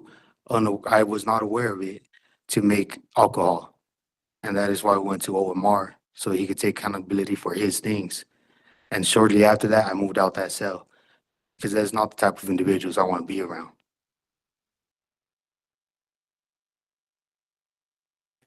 Well, that's your statement on what occurred. And I know that you said you had that one use in 2021 and nothing since. It could be that you were in the process of making alcohol in 2024. You're saying it was your cellmate. Only you and him know exactly what was happening in there. But can you see the concern that, as you stated, you feel it was the main thing that led to this offense was your use of LSD? You have the opportunity to complete programming, be incarcerated for a period of time, and even if it was in 2021, the concern is that you returned to the thing that you say caused all of this in the first place. Yes, sir, and that really scared me. After that time, I ended up in maximum security in Draper. I was in Uena over for my points, and I spent 8 months there, and that's all I would think about. Just what am I doing with my life? I'm the only person in my family and in my immediate social circle that has ever been to prison or gotten in trouble. This isn't who we are. This isn't who I am. And my returning to that terrified me. Honestly, it still terrifies me because nothing scares me more than what I did. I'm just as concerned. I don't want to ever hurt anybody. It's not in my nature. It's not who I am. You had a disciplinary violation March of 2024 for tattooing. Yes, sir, I did. Again, I hate to, it sounds like I'm making excuses, but I try to appeal these forms. After I moved out of that first cell for the alcohol violation, I moved into a second cell. Now I owned the TV, right? So I had the top bunk on the computer, but I lived on the bottom bunk. And when the officers searched the cell, they found the motor on the top bunk. And again, when I seen IDHO, I called my cellmate as a witness.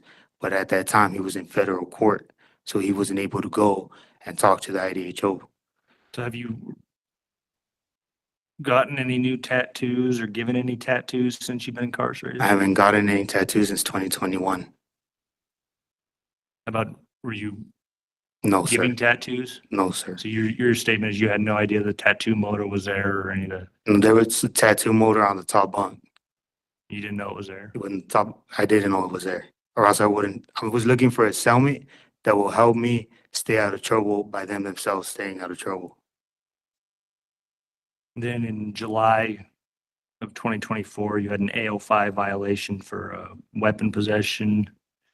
They were doing a search for Peru and they found an improvised weapon. Yeah, SWAT searched the whole top tier. So again, I moved out of that cell of the tattoo one. I went to a new cell with a new cellmate to stay out of trouble. And then we both moved to a cell in the top tier that had just recently emptied because the previous occupant had been found with a weapon. Now that was an STG cell because I'm being housed in an STG section, and I am not an STG member of any kind. And I do believe that they just overlooked that in their first search because they found it in the plumbing. I had a witness of an officer who actually found he found the weapon, and he himself believed that it is not ours. And both me and my cellmate at that time, we both got in trouble for it.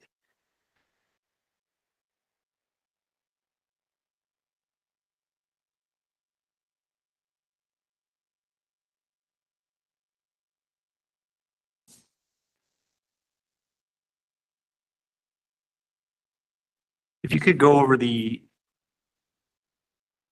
trade classes that you've participated in. Looks like you were doing some construction trade classes. I didn't complete that class.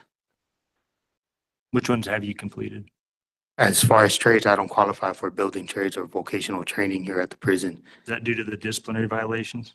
No, that's due to I don't have a release date. They say I have to have a release date within 3 years.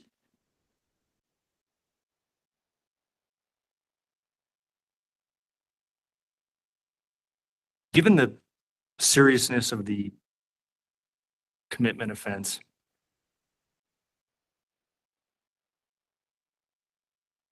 it's my opinion that in order for the board to feel comfortable for, to consider a release, you would have to demonstrate 100% positive behavior. And on top of that 100% positive behavior, completing everything that's available to you and that you have access to.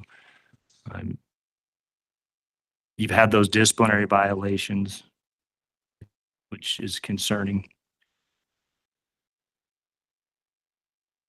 You say that there's some underlying mental health concerns that you would like to resolve, that you've only had the opportunity to meet with prison mental health once. I may have misrepresented I don't believe I have mental health problems. I just believe that I'm still growing and maturing as a person, but it's hard to do behind these walls. I've been locked up since I was 21, and I got locked up as a kid that really didn't have his life together, really didn't know how to process emotions, identify emotions, and that's something I am trying to learn. I'm also concerned that you completed the substance use program in 2020, 2021, and then shortly after used, and then you had a disciplinary violation for brew. I don't know if having you complete the program again would be beneficial, but I think it's something that worth considering. Yes, sir. I actually asked to be put into a drug program and as well into MRT, but because I've completed them before, I have not been allowed to.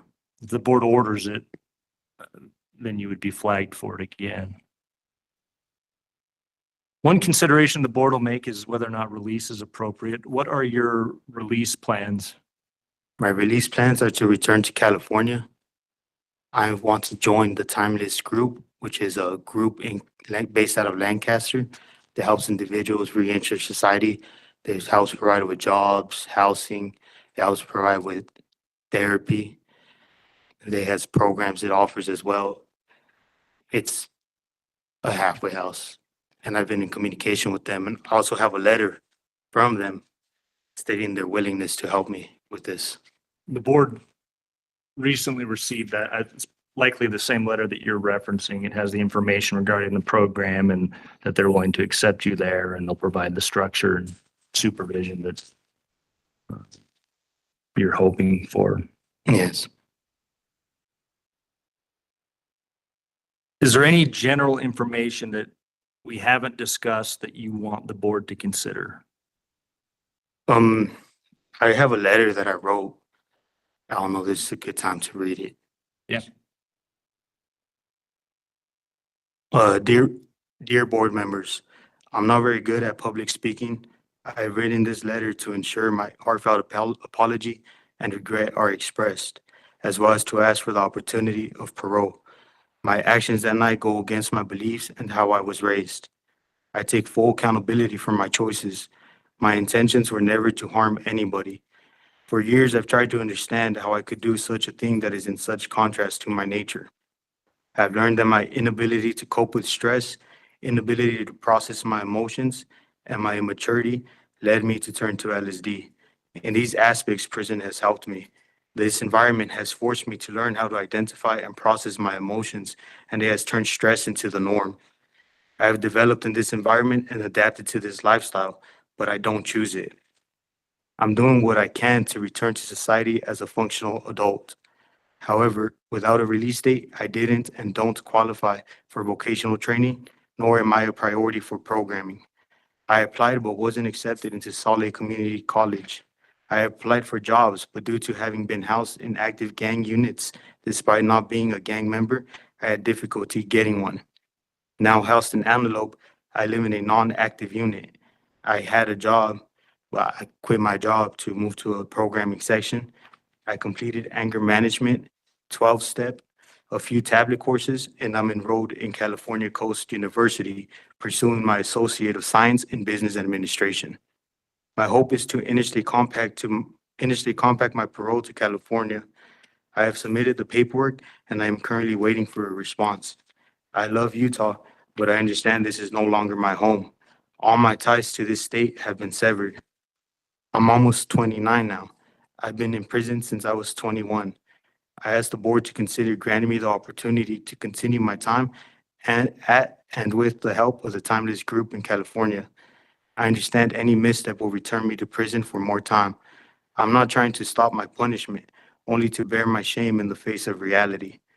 More importantly, I apologize to the victims and their family for the pain and sorrow I've caused. There is no excuse for my actions.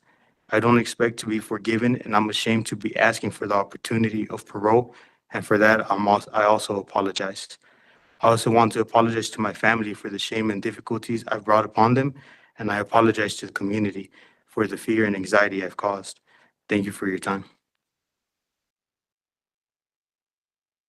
Is there anything additional you'd like to state aside from the letter? No, sir. What I do as a hearing officer is I conduct hearings, review information. I don't make decisions. I understand. So what I do is I forward everything that was discussed as well as all the information that's been received. That's included in your disclosure documents to 5 board members.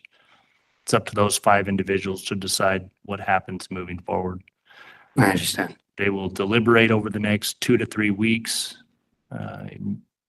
make a majority vote decision. Once that decision's been made, they will mail you a copy of the board order, and the board order will be posted to the board's website for public review.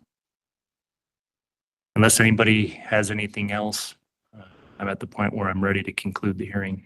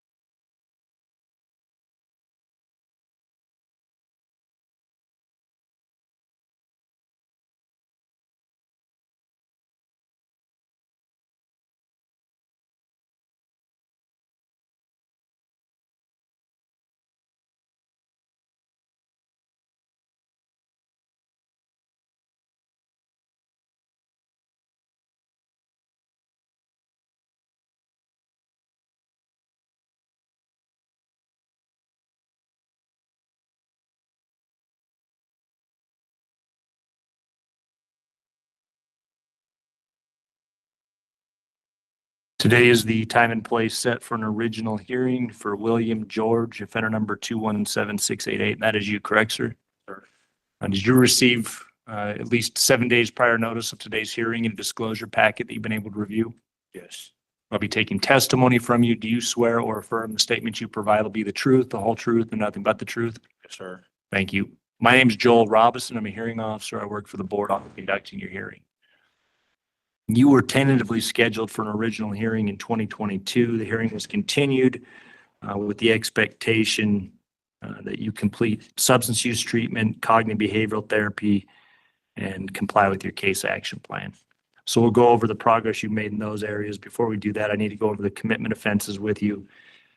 You've got case 211-500481, attempted aggravated robbery, second degree felony, August of 2021. You took the victim's car keys by force and got into her car. You attempted to leave. There were some other people that intervened, prevented you from getting away. The victim received some injuries as a result of you forcibly taking the keys in the vehicle. As far as I could tell, this was just a random person that you walked up on, or you want to provide an explanation as to what led up to that? There's no real excuse actually for what I did because I was under the influence of drugs at that time. What drugs were you using? I did some methamphetamine. How long had you been using meth leading up to then? I've only used it 3 times. That was my 3rd time. Why'd you start using? It's just so I did some time for DUI and assault. So when I got out, actually the mother of my children and I was going through like some argument at that time. It was like fighting, and then I don't know. I went to a friend's house and I was feeling down at that time. It ain't no excuse to use it, but I was feeling down at that time. Me and her was fighting and stuff like that, and then I just picked it up that day. And what did you need the car for? To go back to Salt Lake because I was in Cedar City. I was trying to go back to Salt Lake.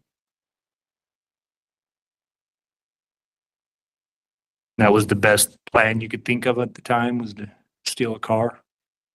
At that time, that was, like I said, it's no reason for me to do that, but like I was under the influence, so I thought that was the best way to get back. I did actually call my family for help, and they said it would, but it was just like late night, and I didn't know what else to do. Your family was in Salt Lake? Yeah, they were in Salt Lake. Had you used any other drugs prior to that meth? No, that day, that was the only thing I was. I mean, how about historically, just prior to that? I've done it like 2 times before this time. And as you mentioned, you had some other cases. Yes, I had assault. Me and my wife got into it. We got into a domestic violence, and there was some incident at that time. Are you still with your wife? Currently right now, we're just like trying to figure out things out because I'm incarcerated. I don't know, like I provide for them when I'm in the streets, and then now that I'm incarcerated, she's homeless, so I don't know what's really going on. But I do You have talk. kids together? Yeah, we have 5 children. Where are the kids? Yeah, with her. When you picked up a case while incarcerated, case 221-600-343, aggravated assault by prisoner, second degree felony. July 2022, down in the Gunnison facility, you along with 4 other inmates attacked another inmate.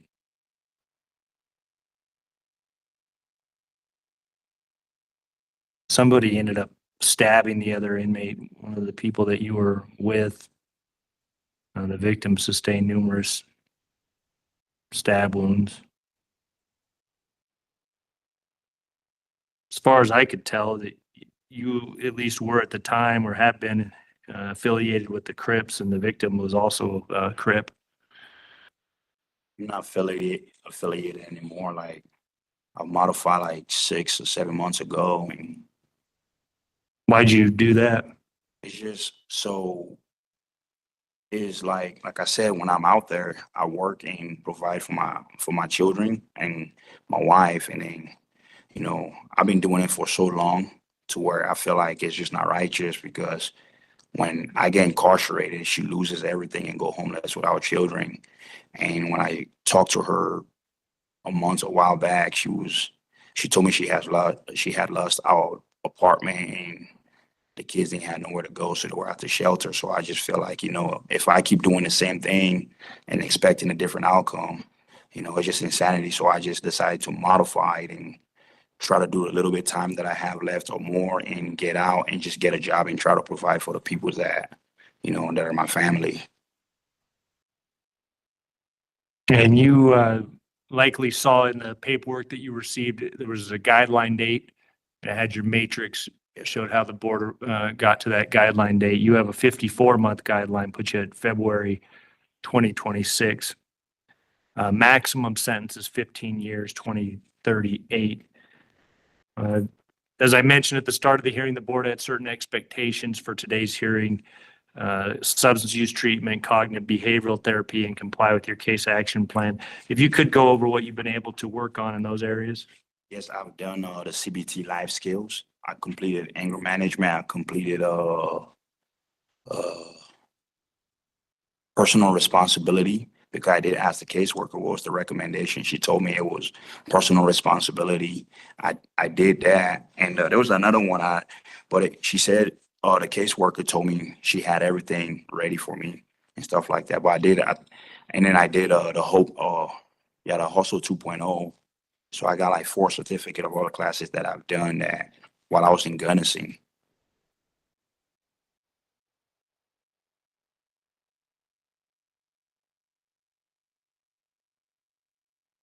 So as far as any substance use classes or programs, I'm showing that you did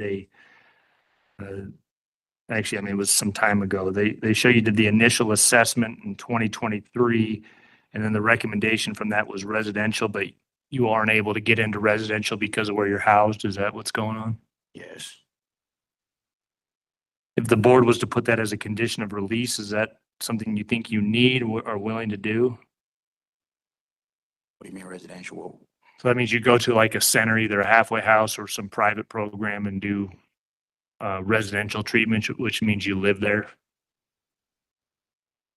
Just like I said, because I'm trying to go to an address where I could work and provide for my family that are actually homeless now, and I can still take treatments and stuff like that if I was to get the privilege to go home, because during the past years, I've done a couple of classes at APMP.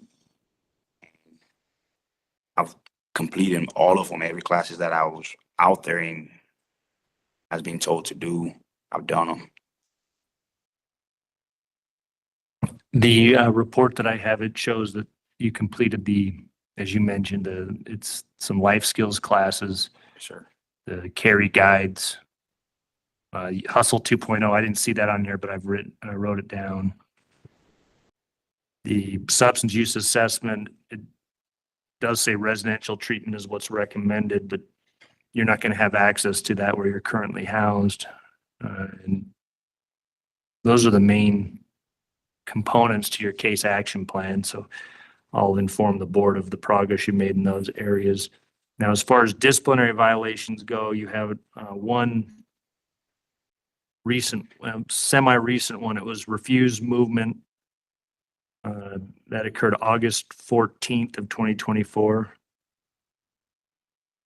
Refused to give an officer your name and number. That was I believe that was after. So we had a couple of shakedown that happened. There was no excuse for me to do that. Actually, I should have just stood up and give them the count they were doing for my name. That was just me being immature, actually. Now, a lot of your other ones, or as a result of your gang involvement. Then you had some substance use ones. But you say as of 6 months ago, you a modified status and that it's your intent to move a different direction so you can be productive for your family. So do you anticipate that you'll have any further issues as far as disciplinary violations go moving forward? No, I think I'm done with the whole write-up and everything stuff. You submitted a board packet. In that board packet, you outlined some of the things you plan on doing upon release. I've got that noted that you would like to, is it still your plan to live with a cousin? Yes. And you have usually work in warehouse, that type of stuff? Sir. Anything specific regarding your release plan you want me to forward to the board? I mean, I would like the board to understand, like, when I did came in 2-3 years ago, I was actually being a knucklehead by gang activities and stuff like that. And, you know, I've decided to go my ways and stay away from them and stuff like that. I don't really hang out with them in the streets anyways, you know. It's just like when I'm incarcerated and I feel like I'm affiliated, you know, so I've decided to just step away from them and go out there and try to work and do something and be productive for society, because I think it's just the righteous thing to do, actually. Because I got 3 girls and 2 boys that look up to me for me to provide for them, you know. So it's not like something I need to do as a gang member in the streets and still be able to provide for them, because that's just a risk of being incarcerated again, you know. So I would like the board to see that I have tried my best to move away from them, and you know that, I mean, it's just 6 months, and you know, like, I'm pretty sure years can go by and the board can do see that I am trying my best to stay away from people that I'm not supposed to be associated with. Well, likely you're talking about, you know, years, likely once released, the board will have gang conditions attached to your parole release, and it would continue to be the expectation that you avoid. And that's what I'm planning on doing. All right, I don't have any other questions for you. Anything else that we haven't covered that you want to make sure to present? Really? What I'll do is I'll get all of the information from today's hearing, also everything that's in your board packet, over to 5 board members for their review. They'll deliberate over the next couple weeks. Once they've made their decision, they'll mail it to you and it'll outline everything that's expected moving forward. All right, thank you for your time today. We'll go ahead and conclude.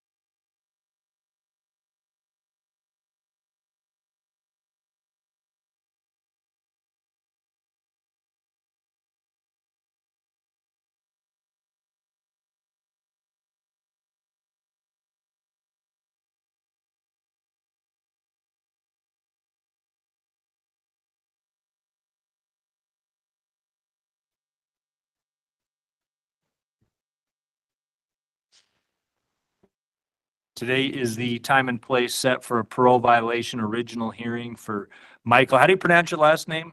It's Andrade. Andrade? Andrade. Andrade. Offender number 250967.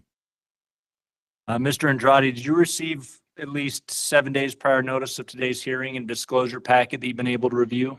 Yes, and I do actually have it right here, but I wasn't able to mail it to you guys since they moved me from the prison to here, but I do have it and it's all filled out. Okay, and I did receive a copy of that, so the board will have all of that to consider also. Okay. I actually printed it out right before the hearing, so we can go over some of that information also. I'll be taking testimony from you. Do you swear or affirm the statement you provide will be the truth, the whole truth, and nothing but the truth? Yes. All right, thank you. My name is Joel Robinson. I'm a hearing officer. I work for the board. I'll be conducting your hearing. You had a parole violation hearing back in August. The hearing was continued pending the adjudication of new cases. You've since been committed to prison on case 241-901-380, attempted possession of a dangerous weapon, Class A misdemeanor, and failure to stop, Class A misdemeanor. Before we go over what happened that day, you have those 3 parole allegations that need to be resolved. So we'll go over those right now. If you could enter a plea on these, either admit, deny, or plead no contest. Your first allegation is directly related to your new conviction. It's the possession of a dangerous weapon by a restricted person. Do you admit, deny, or plead no contest to that? Admit. And your second allegation is also directly related to the new conviction. It's failure to stop at the command of law enforcement. Do you admit, deny, or plead no contest to that? Admit. And then your third allegation is by having committed or having been convicted of a new criminal offense or violated a court order, interfering with an arresting officer. It was the same incident. You weren't criminally charged with this, but it is listed as a parole allegation. How do you plead to that one? No contest.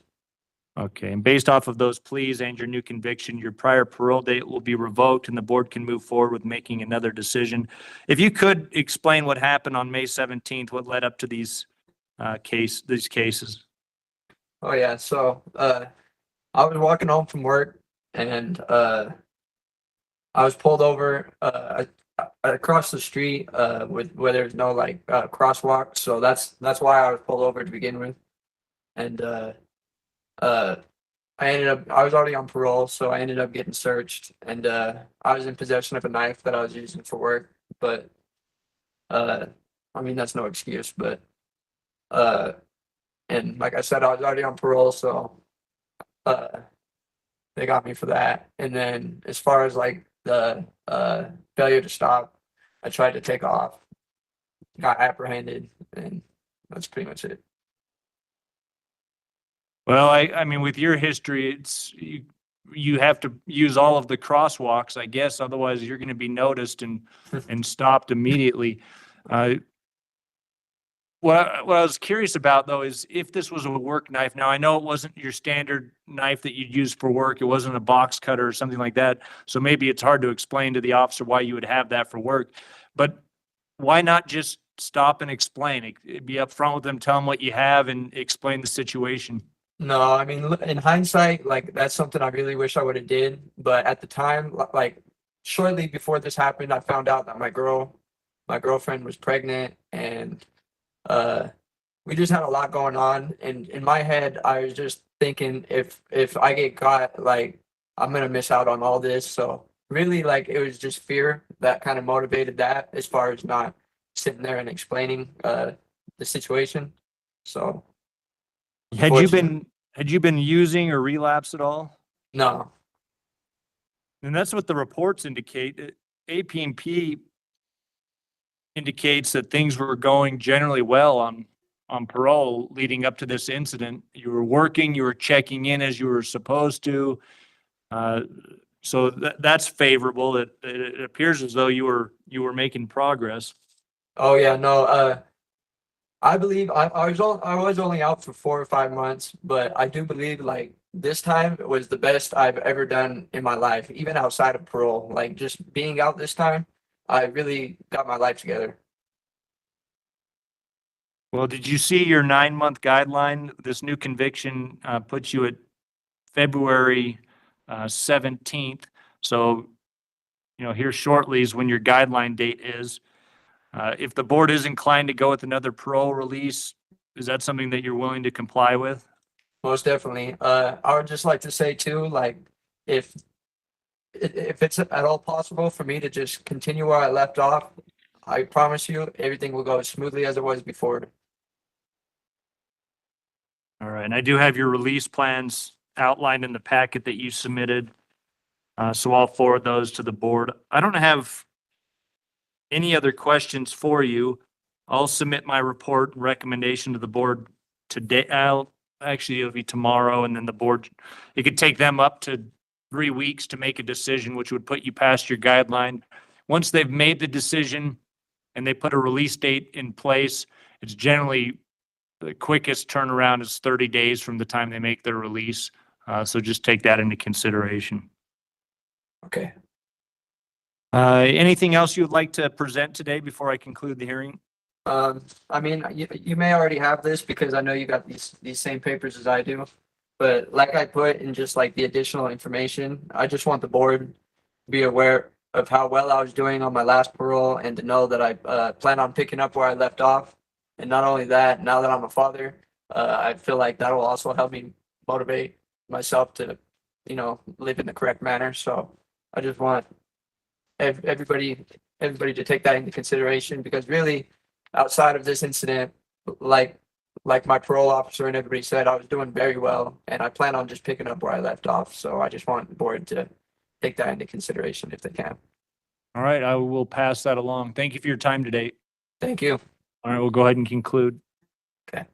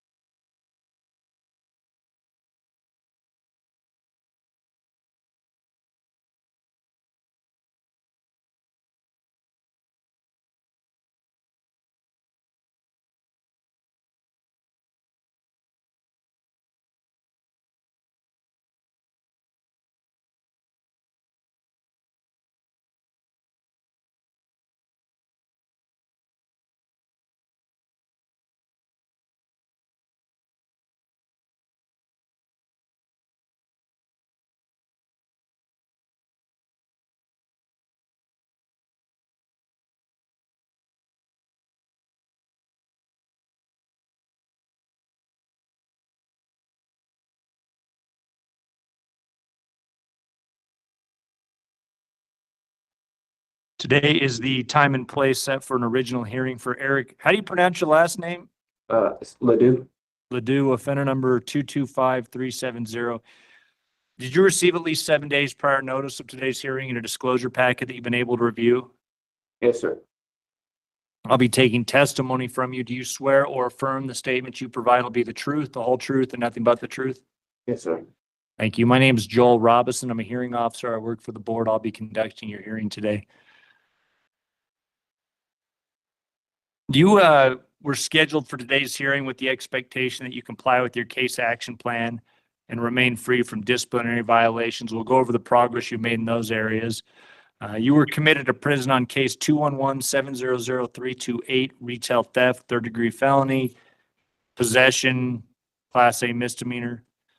Case 211-700-711, retail theft, Class A misdemeanor, and possession within a correctional facility, third-degree felony. That was case 231-700-544. The board has a summary of those cases and what occurred. They spanned 2021 through 2022.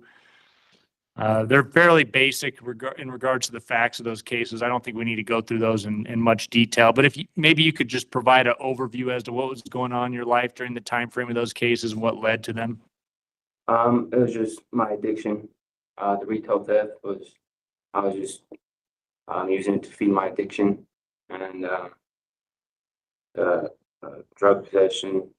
I just had possession of drugs, and it's all just wraps around my addiction. How long have you been clean now? Since September 12th, the day I got arrested.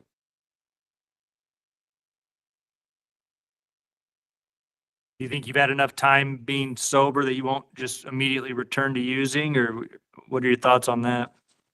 Yeah, I've had some clean time and had a lot of time to think, and definitely don't want to go back to the same old lifestyle, you know, in and out, prison, jail, and having all this wasted time, not making any progress in my life, doing something positive with it. Was showing that you were in the pre-treatment substance use program. Yes, sir. Are you still in that, or are you? Yes, I am. Okay, is that part of BRT, or what is the pre-treatment? Yeah, it's just a pre-program before I officially enter BRT. Okay. Yeah.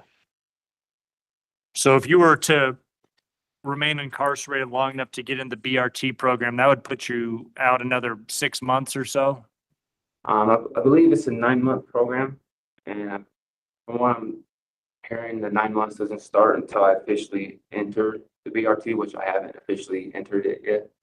I've been in the pre-program since December 16th. Okay. I mean, your guideline date was 17 months, which puts you at December of 2024. So the board would have to take into consideration that if you were to remain incarcerated to complete that program, that's an additional 9 months, which it'll put you a year over your guideline. So they'll factor that in. Do you have a place to do treatment in the community? Yes, I did. Where would you do that? Davis Behavioral Health. All right. And then you filled out a board packet. It outlines your release plan, who you plan on living with, what you plan on doing for work. So the board has that for consideration. Are you willing to do parole if that's the direction the board goes? Yes, sir.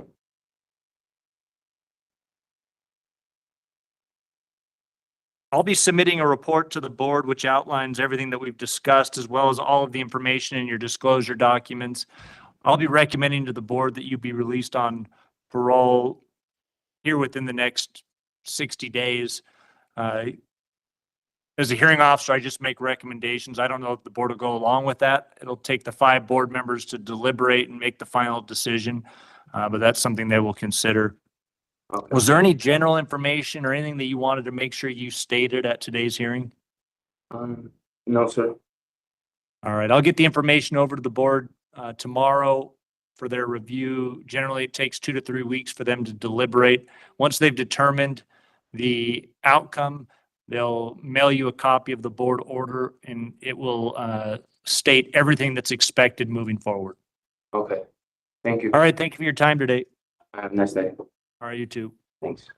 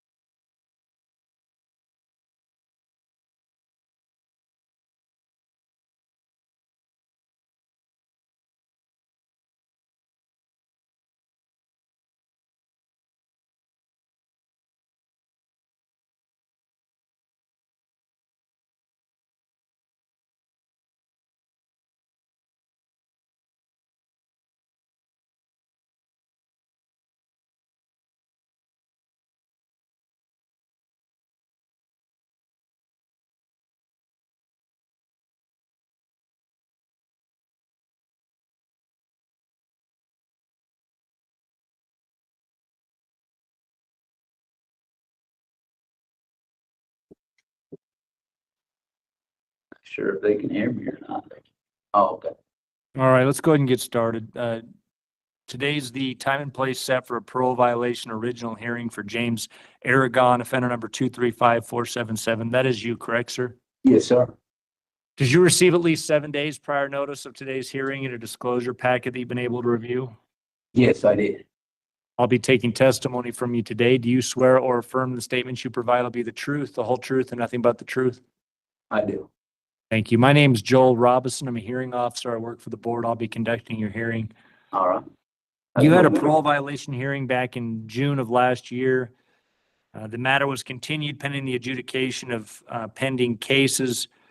You were subsequently committed to prison on new case 241-700-403, unlawful control of a vehicle over 24 hours, Class A misdemeanor, and possession of a controlled substance, Class A misdemeanor. Now, those new convictions have carry an 11-month guideline, which puts you at March of 2025. Your maximum sentence is 5 years, which the expiration date on that is October of 2026. So the board will take all those timeframes into consideration. Before we go over what happened with that new case, and it looks like it was committed in February of 2024, before we go over the facts of that case, you do have 9 parole allegations that we need to go over. Did you get the opportunity to review those allegations? I think I saw them, but I'm not exactly sure on where they were at. So. Okay, yeah, let's just read through them. Okay. What you'll do is you'll admit, deny, or plead no contest to these allegations. Okay. The first allegations by having absconded or fled parole supervision December 11th of 2023. Yeah. Yeah, that's correct. Okay. Allegation 2 by having failed to report as directed December 6th of 2023. December, yeah. Yeah. Okay. Allegation 3 by having committed a new criminal offense, domestic violence, Class A misdemeanor, January 9th of 2024. I will note that that allegation was associated with case 241-902-704, which was dismissed without prejudice on January 9th of 2024. Now, what you have to consider is the board will look at these allegations aside from whatever happened during the court process. So just because the court dismissed them, that doesn't mean that the board wouldn't be able to find you guilty of the allegation. Now, how they would do that, if you denied the allegation, what they could do is they could set this out for an evidentiary hearing and make the state prove the allegation by a preponderance of the evidence. Now, what that means is that it's more likely that it happened than not. And the board would determine that after an evidentiary hearing where you could have witnesses, the state would have witnesses, you'd be afforded a attorney to represent you, you could provide testimony, all of that would occur at an evidentiary hearing.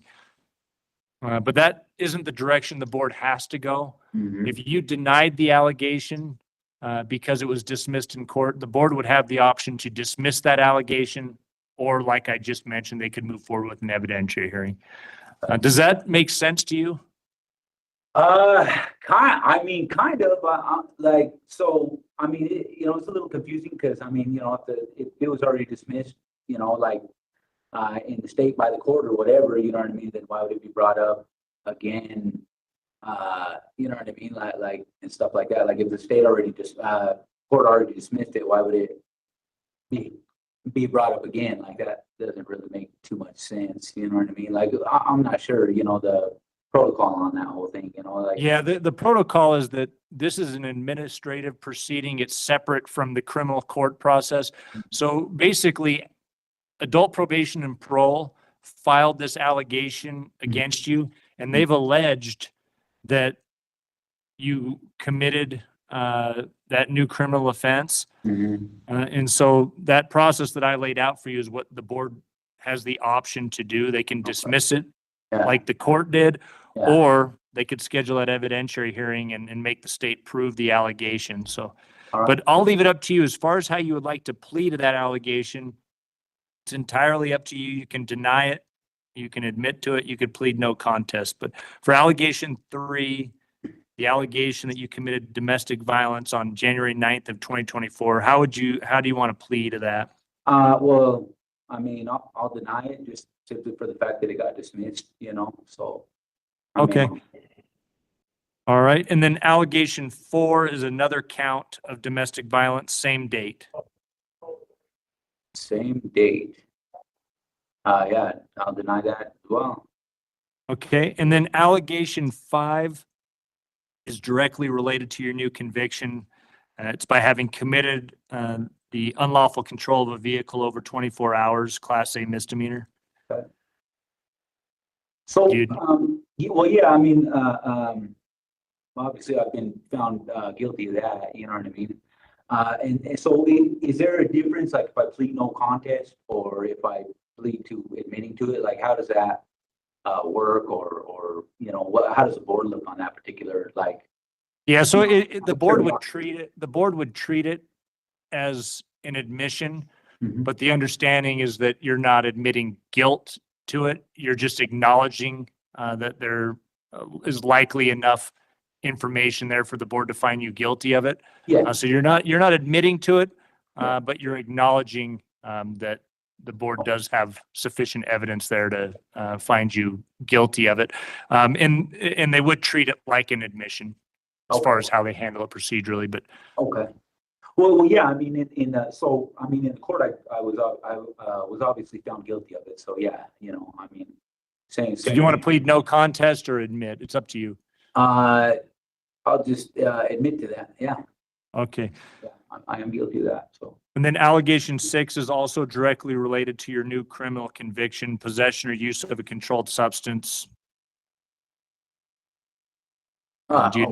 Yeah, I'll admit to that too. I was also guilty of Okay. that, so, yeah. And then allegation 7 is by having committed a new criminal offense, possession or use of a controlled substance.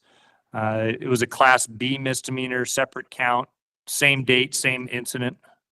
Okay. Yeah. It's all the same case. Yeah. Okay. Allegation 8, same date, same incidents, possession of drug paraphernalia. Well, isn't that the same possession of controlled substances? Isn't it all under that same category? Like. Paraphernalia is normally like something you'd use to ingest a drug, so like a pipe or something like that. Right. Yeah, and I understand that. Like, I'm just wondering why, like, it's the same count and then the same count and then the same count if it's all like in the same file or whatever. You know what I mean? I mean, if it's all in the same case, I mean, well, yeah, that's, I'm guilty of it. Okay, and then the final allegations, allegation 9, by having committed a new criminal offense, theft, Class B misdemeanor, February 8th of 2024. Yeah. Okay. Based off of your admissions to all of the allegations, with the exception of allegation 3 and 4, and your new conviction, your previous parole date will be revoked, and the board can move forward and decide how they want to proceed. In regards to that new case, if you could just provide an explanation as to what happened on February 8th, what led up to all this? Yeah, no, well, let's see. I mean, my friend, she told me that I could borrow her car.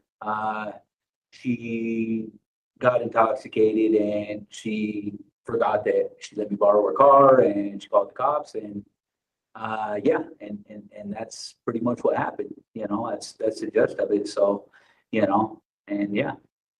How was parole going leading to that? Why did you end up not reporting and absconding in December? Well, where I went wrong, sir, was I went to my sister's house. My sister, well, she kind of has her moments and stuff like that, but she would throw me out and stuff. So like I said, I messed up by not going to a halfway house, seeking out a job, and being stable to stand on my own too, basically. You know what I mean? Like that's really where I went wrong. I put myself, in a bad position by not like I said, not seeking stability by, like I said, by going to a halfway house and seeking the assistance of, you know, all the stuff that you guys offer and stuff. And, you know, all I really did, you know, is while I put myself in a bad position. So, I mean, yeah, I messed up in that sense this time, you know what I mean? Like I said, I'm gonna get out, I'm gonna go to a halfway house, I'm gonna make sure that I'm stable and save up money and, you know, like I said, you know, do it all over again.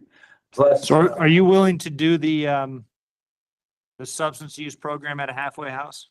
absolutely. All right. Yeah. I'll inform the board of that. All right. Doesn't look like you've had any disciplinary violations since returning to prison. No, sir. None And whatsoever. you're enrolled in a couple of classes. Are you still doing MRT? Yes, sir. I'm doing MRT and anger management currently. I also completed CBT just in January. So, you know, so yeah. All right.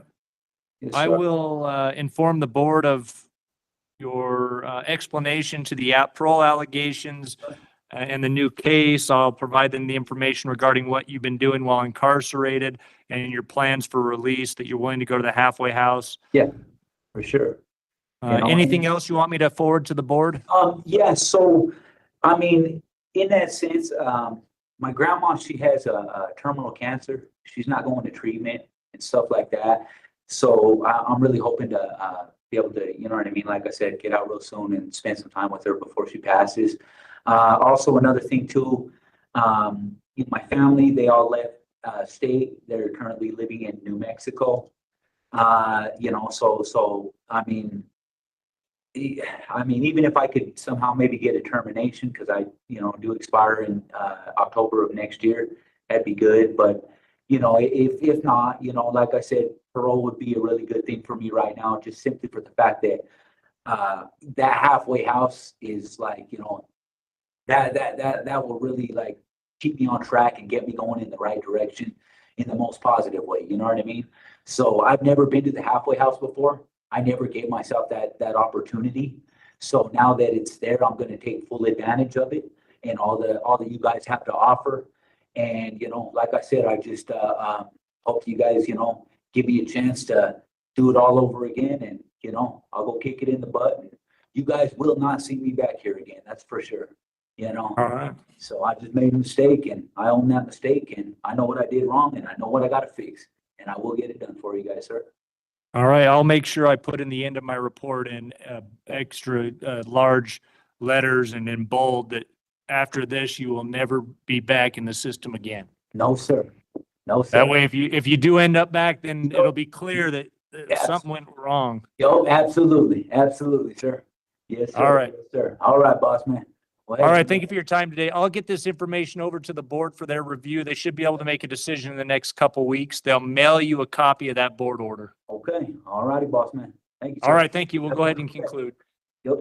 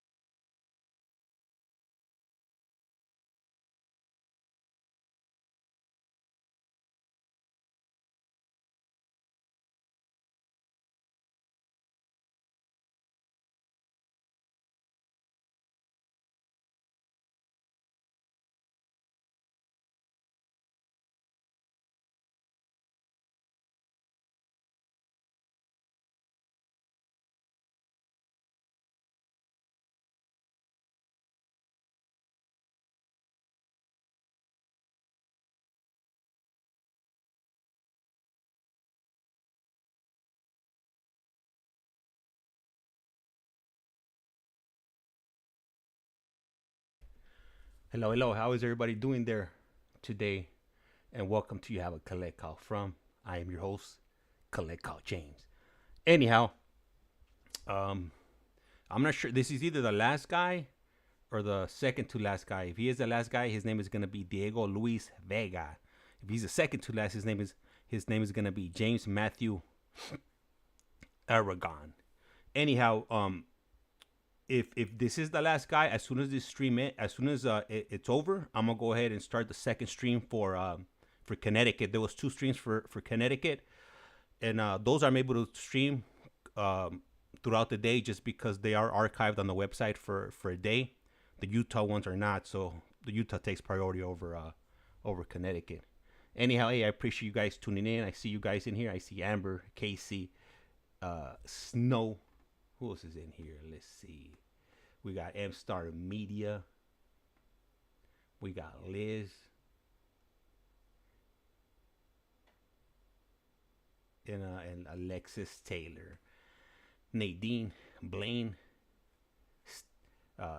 Sterry, Twilight 3. Anyhow, I appreciate you guys tuning in. Oh, we got Ostrich in here also.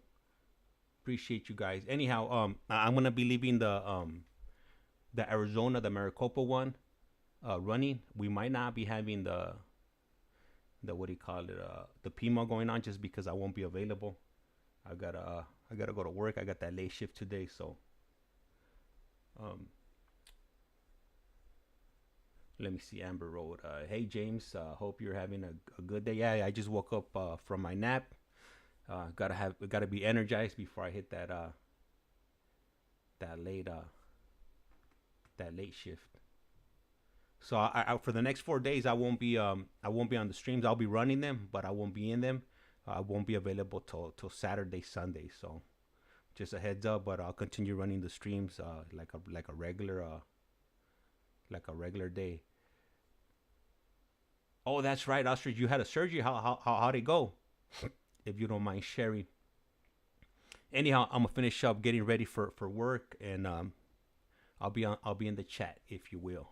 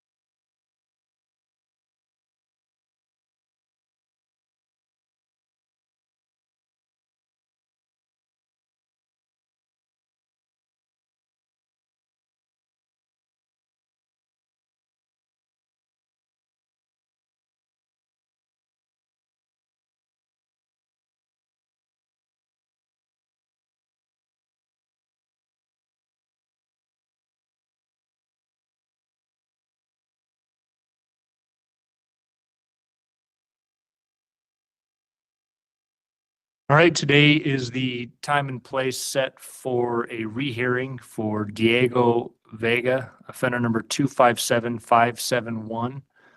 That is you, correct, sir? Yes, sir. Did you receive at least 7 days prior notice of today's hearing and a disclosure packet that you've been able to review? Yes, I did. Okay, I'll be taking testimony from you. Do you swear or affirm the statement you provide will be the truth, the whole truth, and nothing but the truth? Yes, I do. All right, thank you. My name is Joel Robison. I'm a hearing officer. I work for the board. I'll be conducting your hearing today.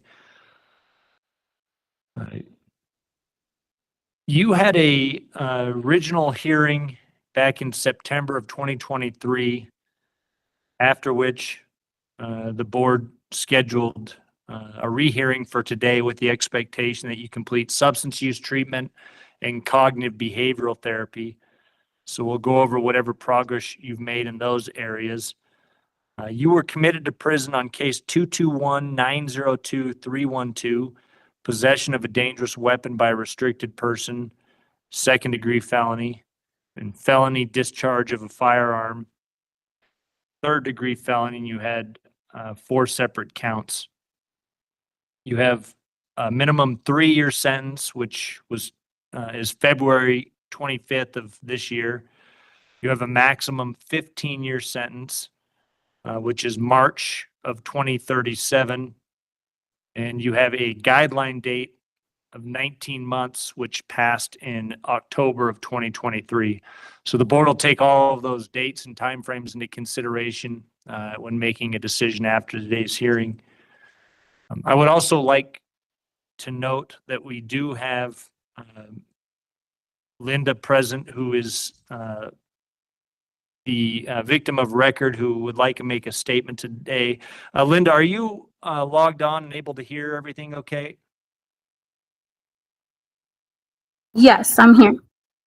Okay. Thank you for taking the effort to attend today's hearing. What I'll do is I'll go through the hearing as I normally would, and then here in a few minutes, I'll have you provide whatever statement you would like, whatever information you would like for the board's consideration. Okay. All right. Mr. Vega, when it is time for the victim of record to provide a statement, you'll be able to provide a response to that. The facts of the offenses were discussed in detail at the original hearing. The board will go back and review those facts again. But for the purpose of brevity for today's hearing, we do have 20 minutes to conduct the hearing. I won't go through all of those today since they were previously discussed, and the board will be aware of everything that occurred. But if you could go through what you've been working on since the last hearing, what classes, programming, insight you've gained over this period of time. Yeah, so I enrolled myself in the Beaver Residential Drug Treatment Program here in Beaver, and I just completed that in October. While I was in the program, I did the MRT class, I did RDAP, I did Inside Out Dad, and I did CBI, and I did a whole bunch of classes while I was in that program, and I also attended 12-step, and I got my high school diploma when I was out. On my blue packet, it says that I don't have it, but I did receive it when I was out there, when I was out, and I've been taking off gang file. I haven't been gang affiliated my whole time here. I've been doing good. I've been surrounding myself with positive people, positive influences, and I'll be taking off gang file on February 13th of this year, in a week or so, and that's my 2-year modification when that will be terminated, and I'll be off gang file. And yeah, I've been trying to do better. I've been doing better. I've been reading self-help books. I've been studying. I've been learning more about myself. And I just don't want to live like this no more. I just want to be a better person and give back to the community that I know I have taken a lot from, and I've scared people. And I don't want to do that no more. I don't want to be that person. I just want to be helpful. I want to be nice and kind and just give back to everybody. And I've just been doing better in here and just surrounding myself with the people I can relate to and be better with. Thank you. Your institutional progress report outlines the classes that you've completed. It also indicates that you haven't had any disciplinary violations. You have the high privilege level, that you've avoided any issues with the gangs and things like that. You know, without taking away from the seriousness of the commitment offense, that's something the board's going to have to consider in the public safety concerns that these type of cases present. It's obvious the nature of the case and the harm that you caused and the fear that you put into not only the direct victims, but also just the community in general with this type of thing happening around them. And also these type of cases could end much differently had any of those bullets struck somebody. Could have, you know, if not permanently injured, killed somebody. So that all will be factored in. But I do want to point out that, especially at a young age, some people come into the prison system with gang ties and the history that you have, and they go a different direction. They pick up numerous disciplinary violations while incarcerated. They continue their gang activity. They commit new cases while in prison. And it seems that you have gone the opposite of that, that you have kept yourself out of trouble, that you have completed the expected classes and programming. Was there ever a point during your incarceration where you linked up with your gang members and started that route, or from day one did you just separate yourself? I was in Salt Lake County for 1 year, and I didn't really have no problems there. I stayed away from the gangs. I wasn't doing gang activity, behavior, anything like that. But when I went to prison, and I was in RNO, and I went to Antelope, that's when gang members asked me if I was gang related, and they knew that that I was affiliated or whatever. But I told them that wasn't me, that wasn't me, and I wasn't going to be participating in any of that stuff. And I just told them that I was doing me, and I was trying to be better, and I'm going to be better for myself and my family and everybody out there. And so I've never had a problem with any situations or anything like that. But there are people that look down on me because I just went a different route. But that's okay, you know. That's okay. I don't want to please them. I want to please myself and my family and everybody out there in the community, you know. But I haven't had no issues with gangs and anything like that. All right. In regards to the programming that you completed, did you have a drug problem or alcohol problem prior to coming to prison? Yes, I definitely had an alcohol problem. I was drinking every day, you know, and I definitely had an alcohol problem, and I also had drug problems as well. And yeah, in that drug program really helped me. It taught me a lot, especially the CBI class with Shelly, with the 9-month class. That really helped me a lot.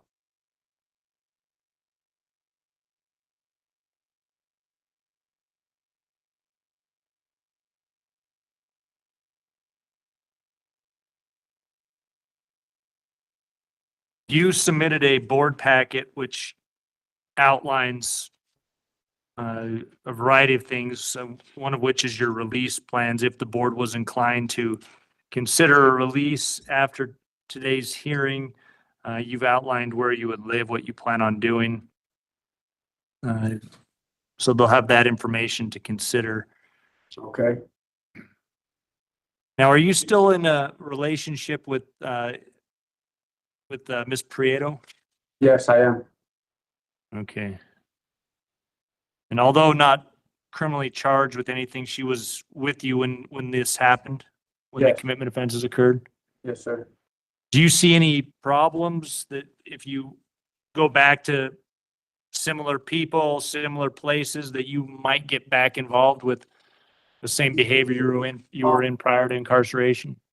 With friends, yes, but with her, she wasn't the problem. It was me that was the problem in that relationship, and she never persuaded me to do nothing bad or anything like that. It was me, the one doing that, and she didn't want any part of that. But I take responsibility. She's never brought me down. She brings me up, and yeah.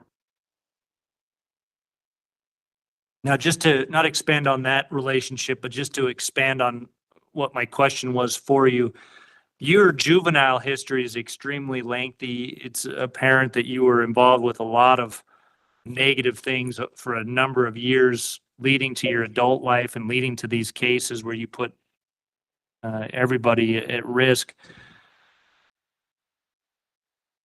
Are you going to be able to, do you feel you're going to be able to successfully separate yourself from all those prior influences and that type of behavior? And if so, how? What is your specific plan?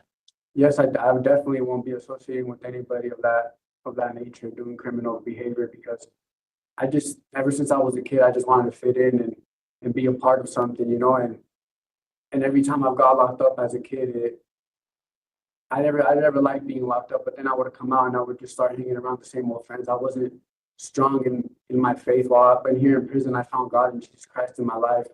And when I get out, I want to volunteer at churches. I want to volunteer and just give back to the community. And I don't know what church yet, but I know there's a lot of churches near my home.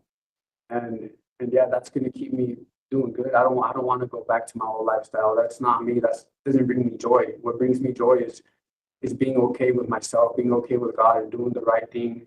That's what brings me joy. So I definitely won't be going back to my old habits. Linda, thank you for being here. And I did review, you also participated in the original hearing and provided a statement for consideration. I've reviewed that. It's apparent the devastating impact that this has caused. So thank you for being here, and go ahead with whatever you would like the board to consider. Good evening. I just want to say thank you for the opportunity for me to speak. I just want to start off with the charges and want to say that was a slap in the wrist. Sorry for the background noise. My kids are here. To be honest, sorry. Vega should have been charged with 2 attempted murders. The amounts of shots fired that night were 36. Let that sink in. 36 shots. One of those bullets struck a window from those same apartments where someone slept. The other one almost struck me when I was standing by my car.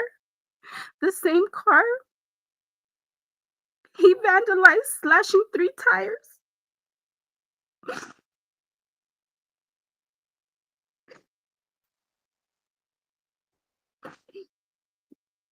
Sorry. No, take your time. When Vega was shooting, I had to run up the stairs.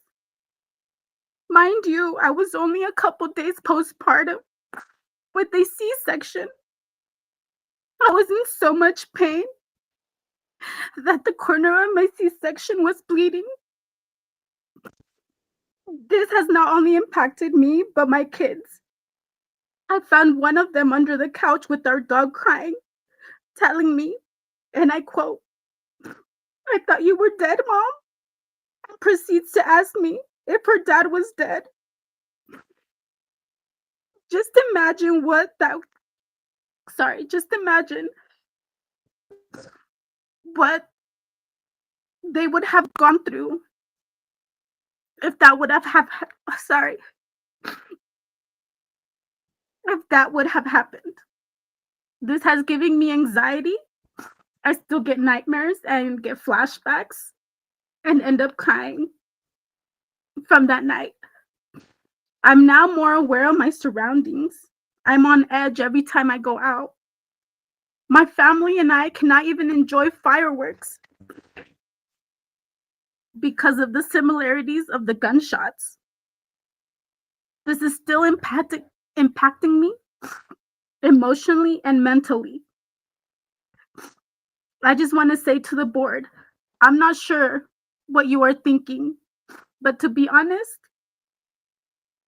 I would not let Vega back into society. If Vega was capable of firing and willing to almost murder 2 people that don't even know him or even had a word with him, or the other 2 people involved in the shooting.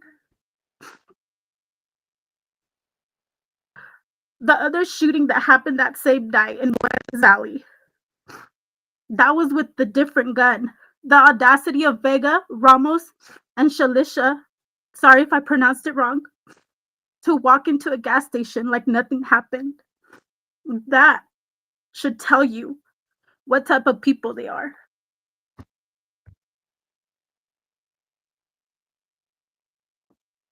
I'm done. Well, thank you for providing that statement.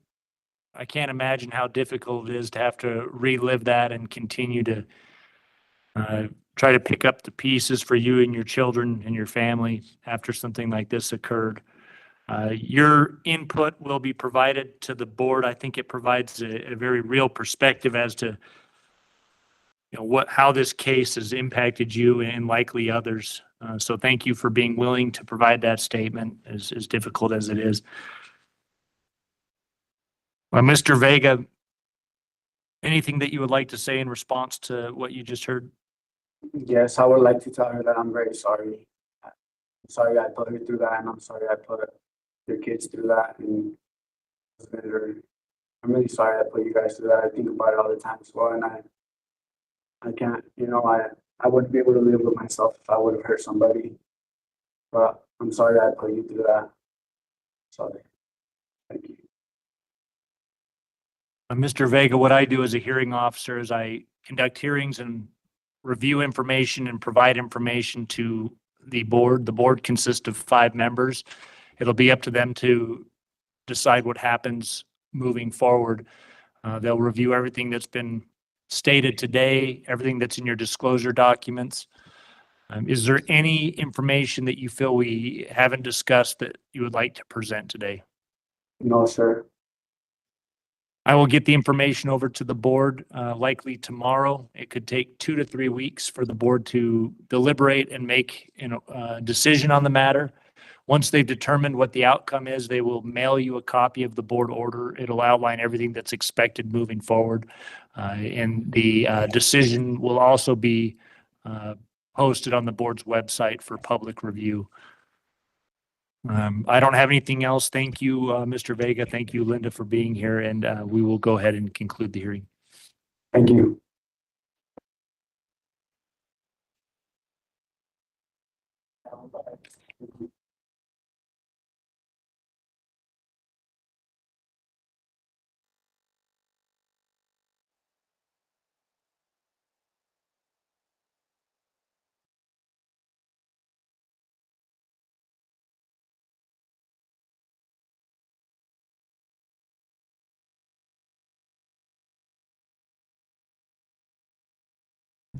All right, guys, this stream just came to an end right now. I'm going to go ahead and cut it, but I'm going to go ahead and, like in about 2-3 minutes, I'm going to go ahead and set up the stream for Connecticut, all right? So if you guys want to come back, then you guys are more than welcome. If not, you guys could go ahead and catch it on the replay, all right? Anyhow, I am Collect Call James. You are watching You Have a Collect Call From. And like I said around here, life's like a candle. Once you blow it out, it lights out. And with that, we're out of here. A rato.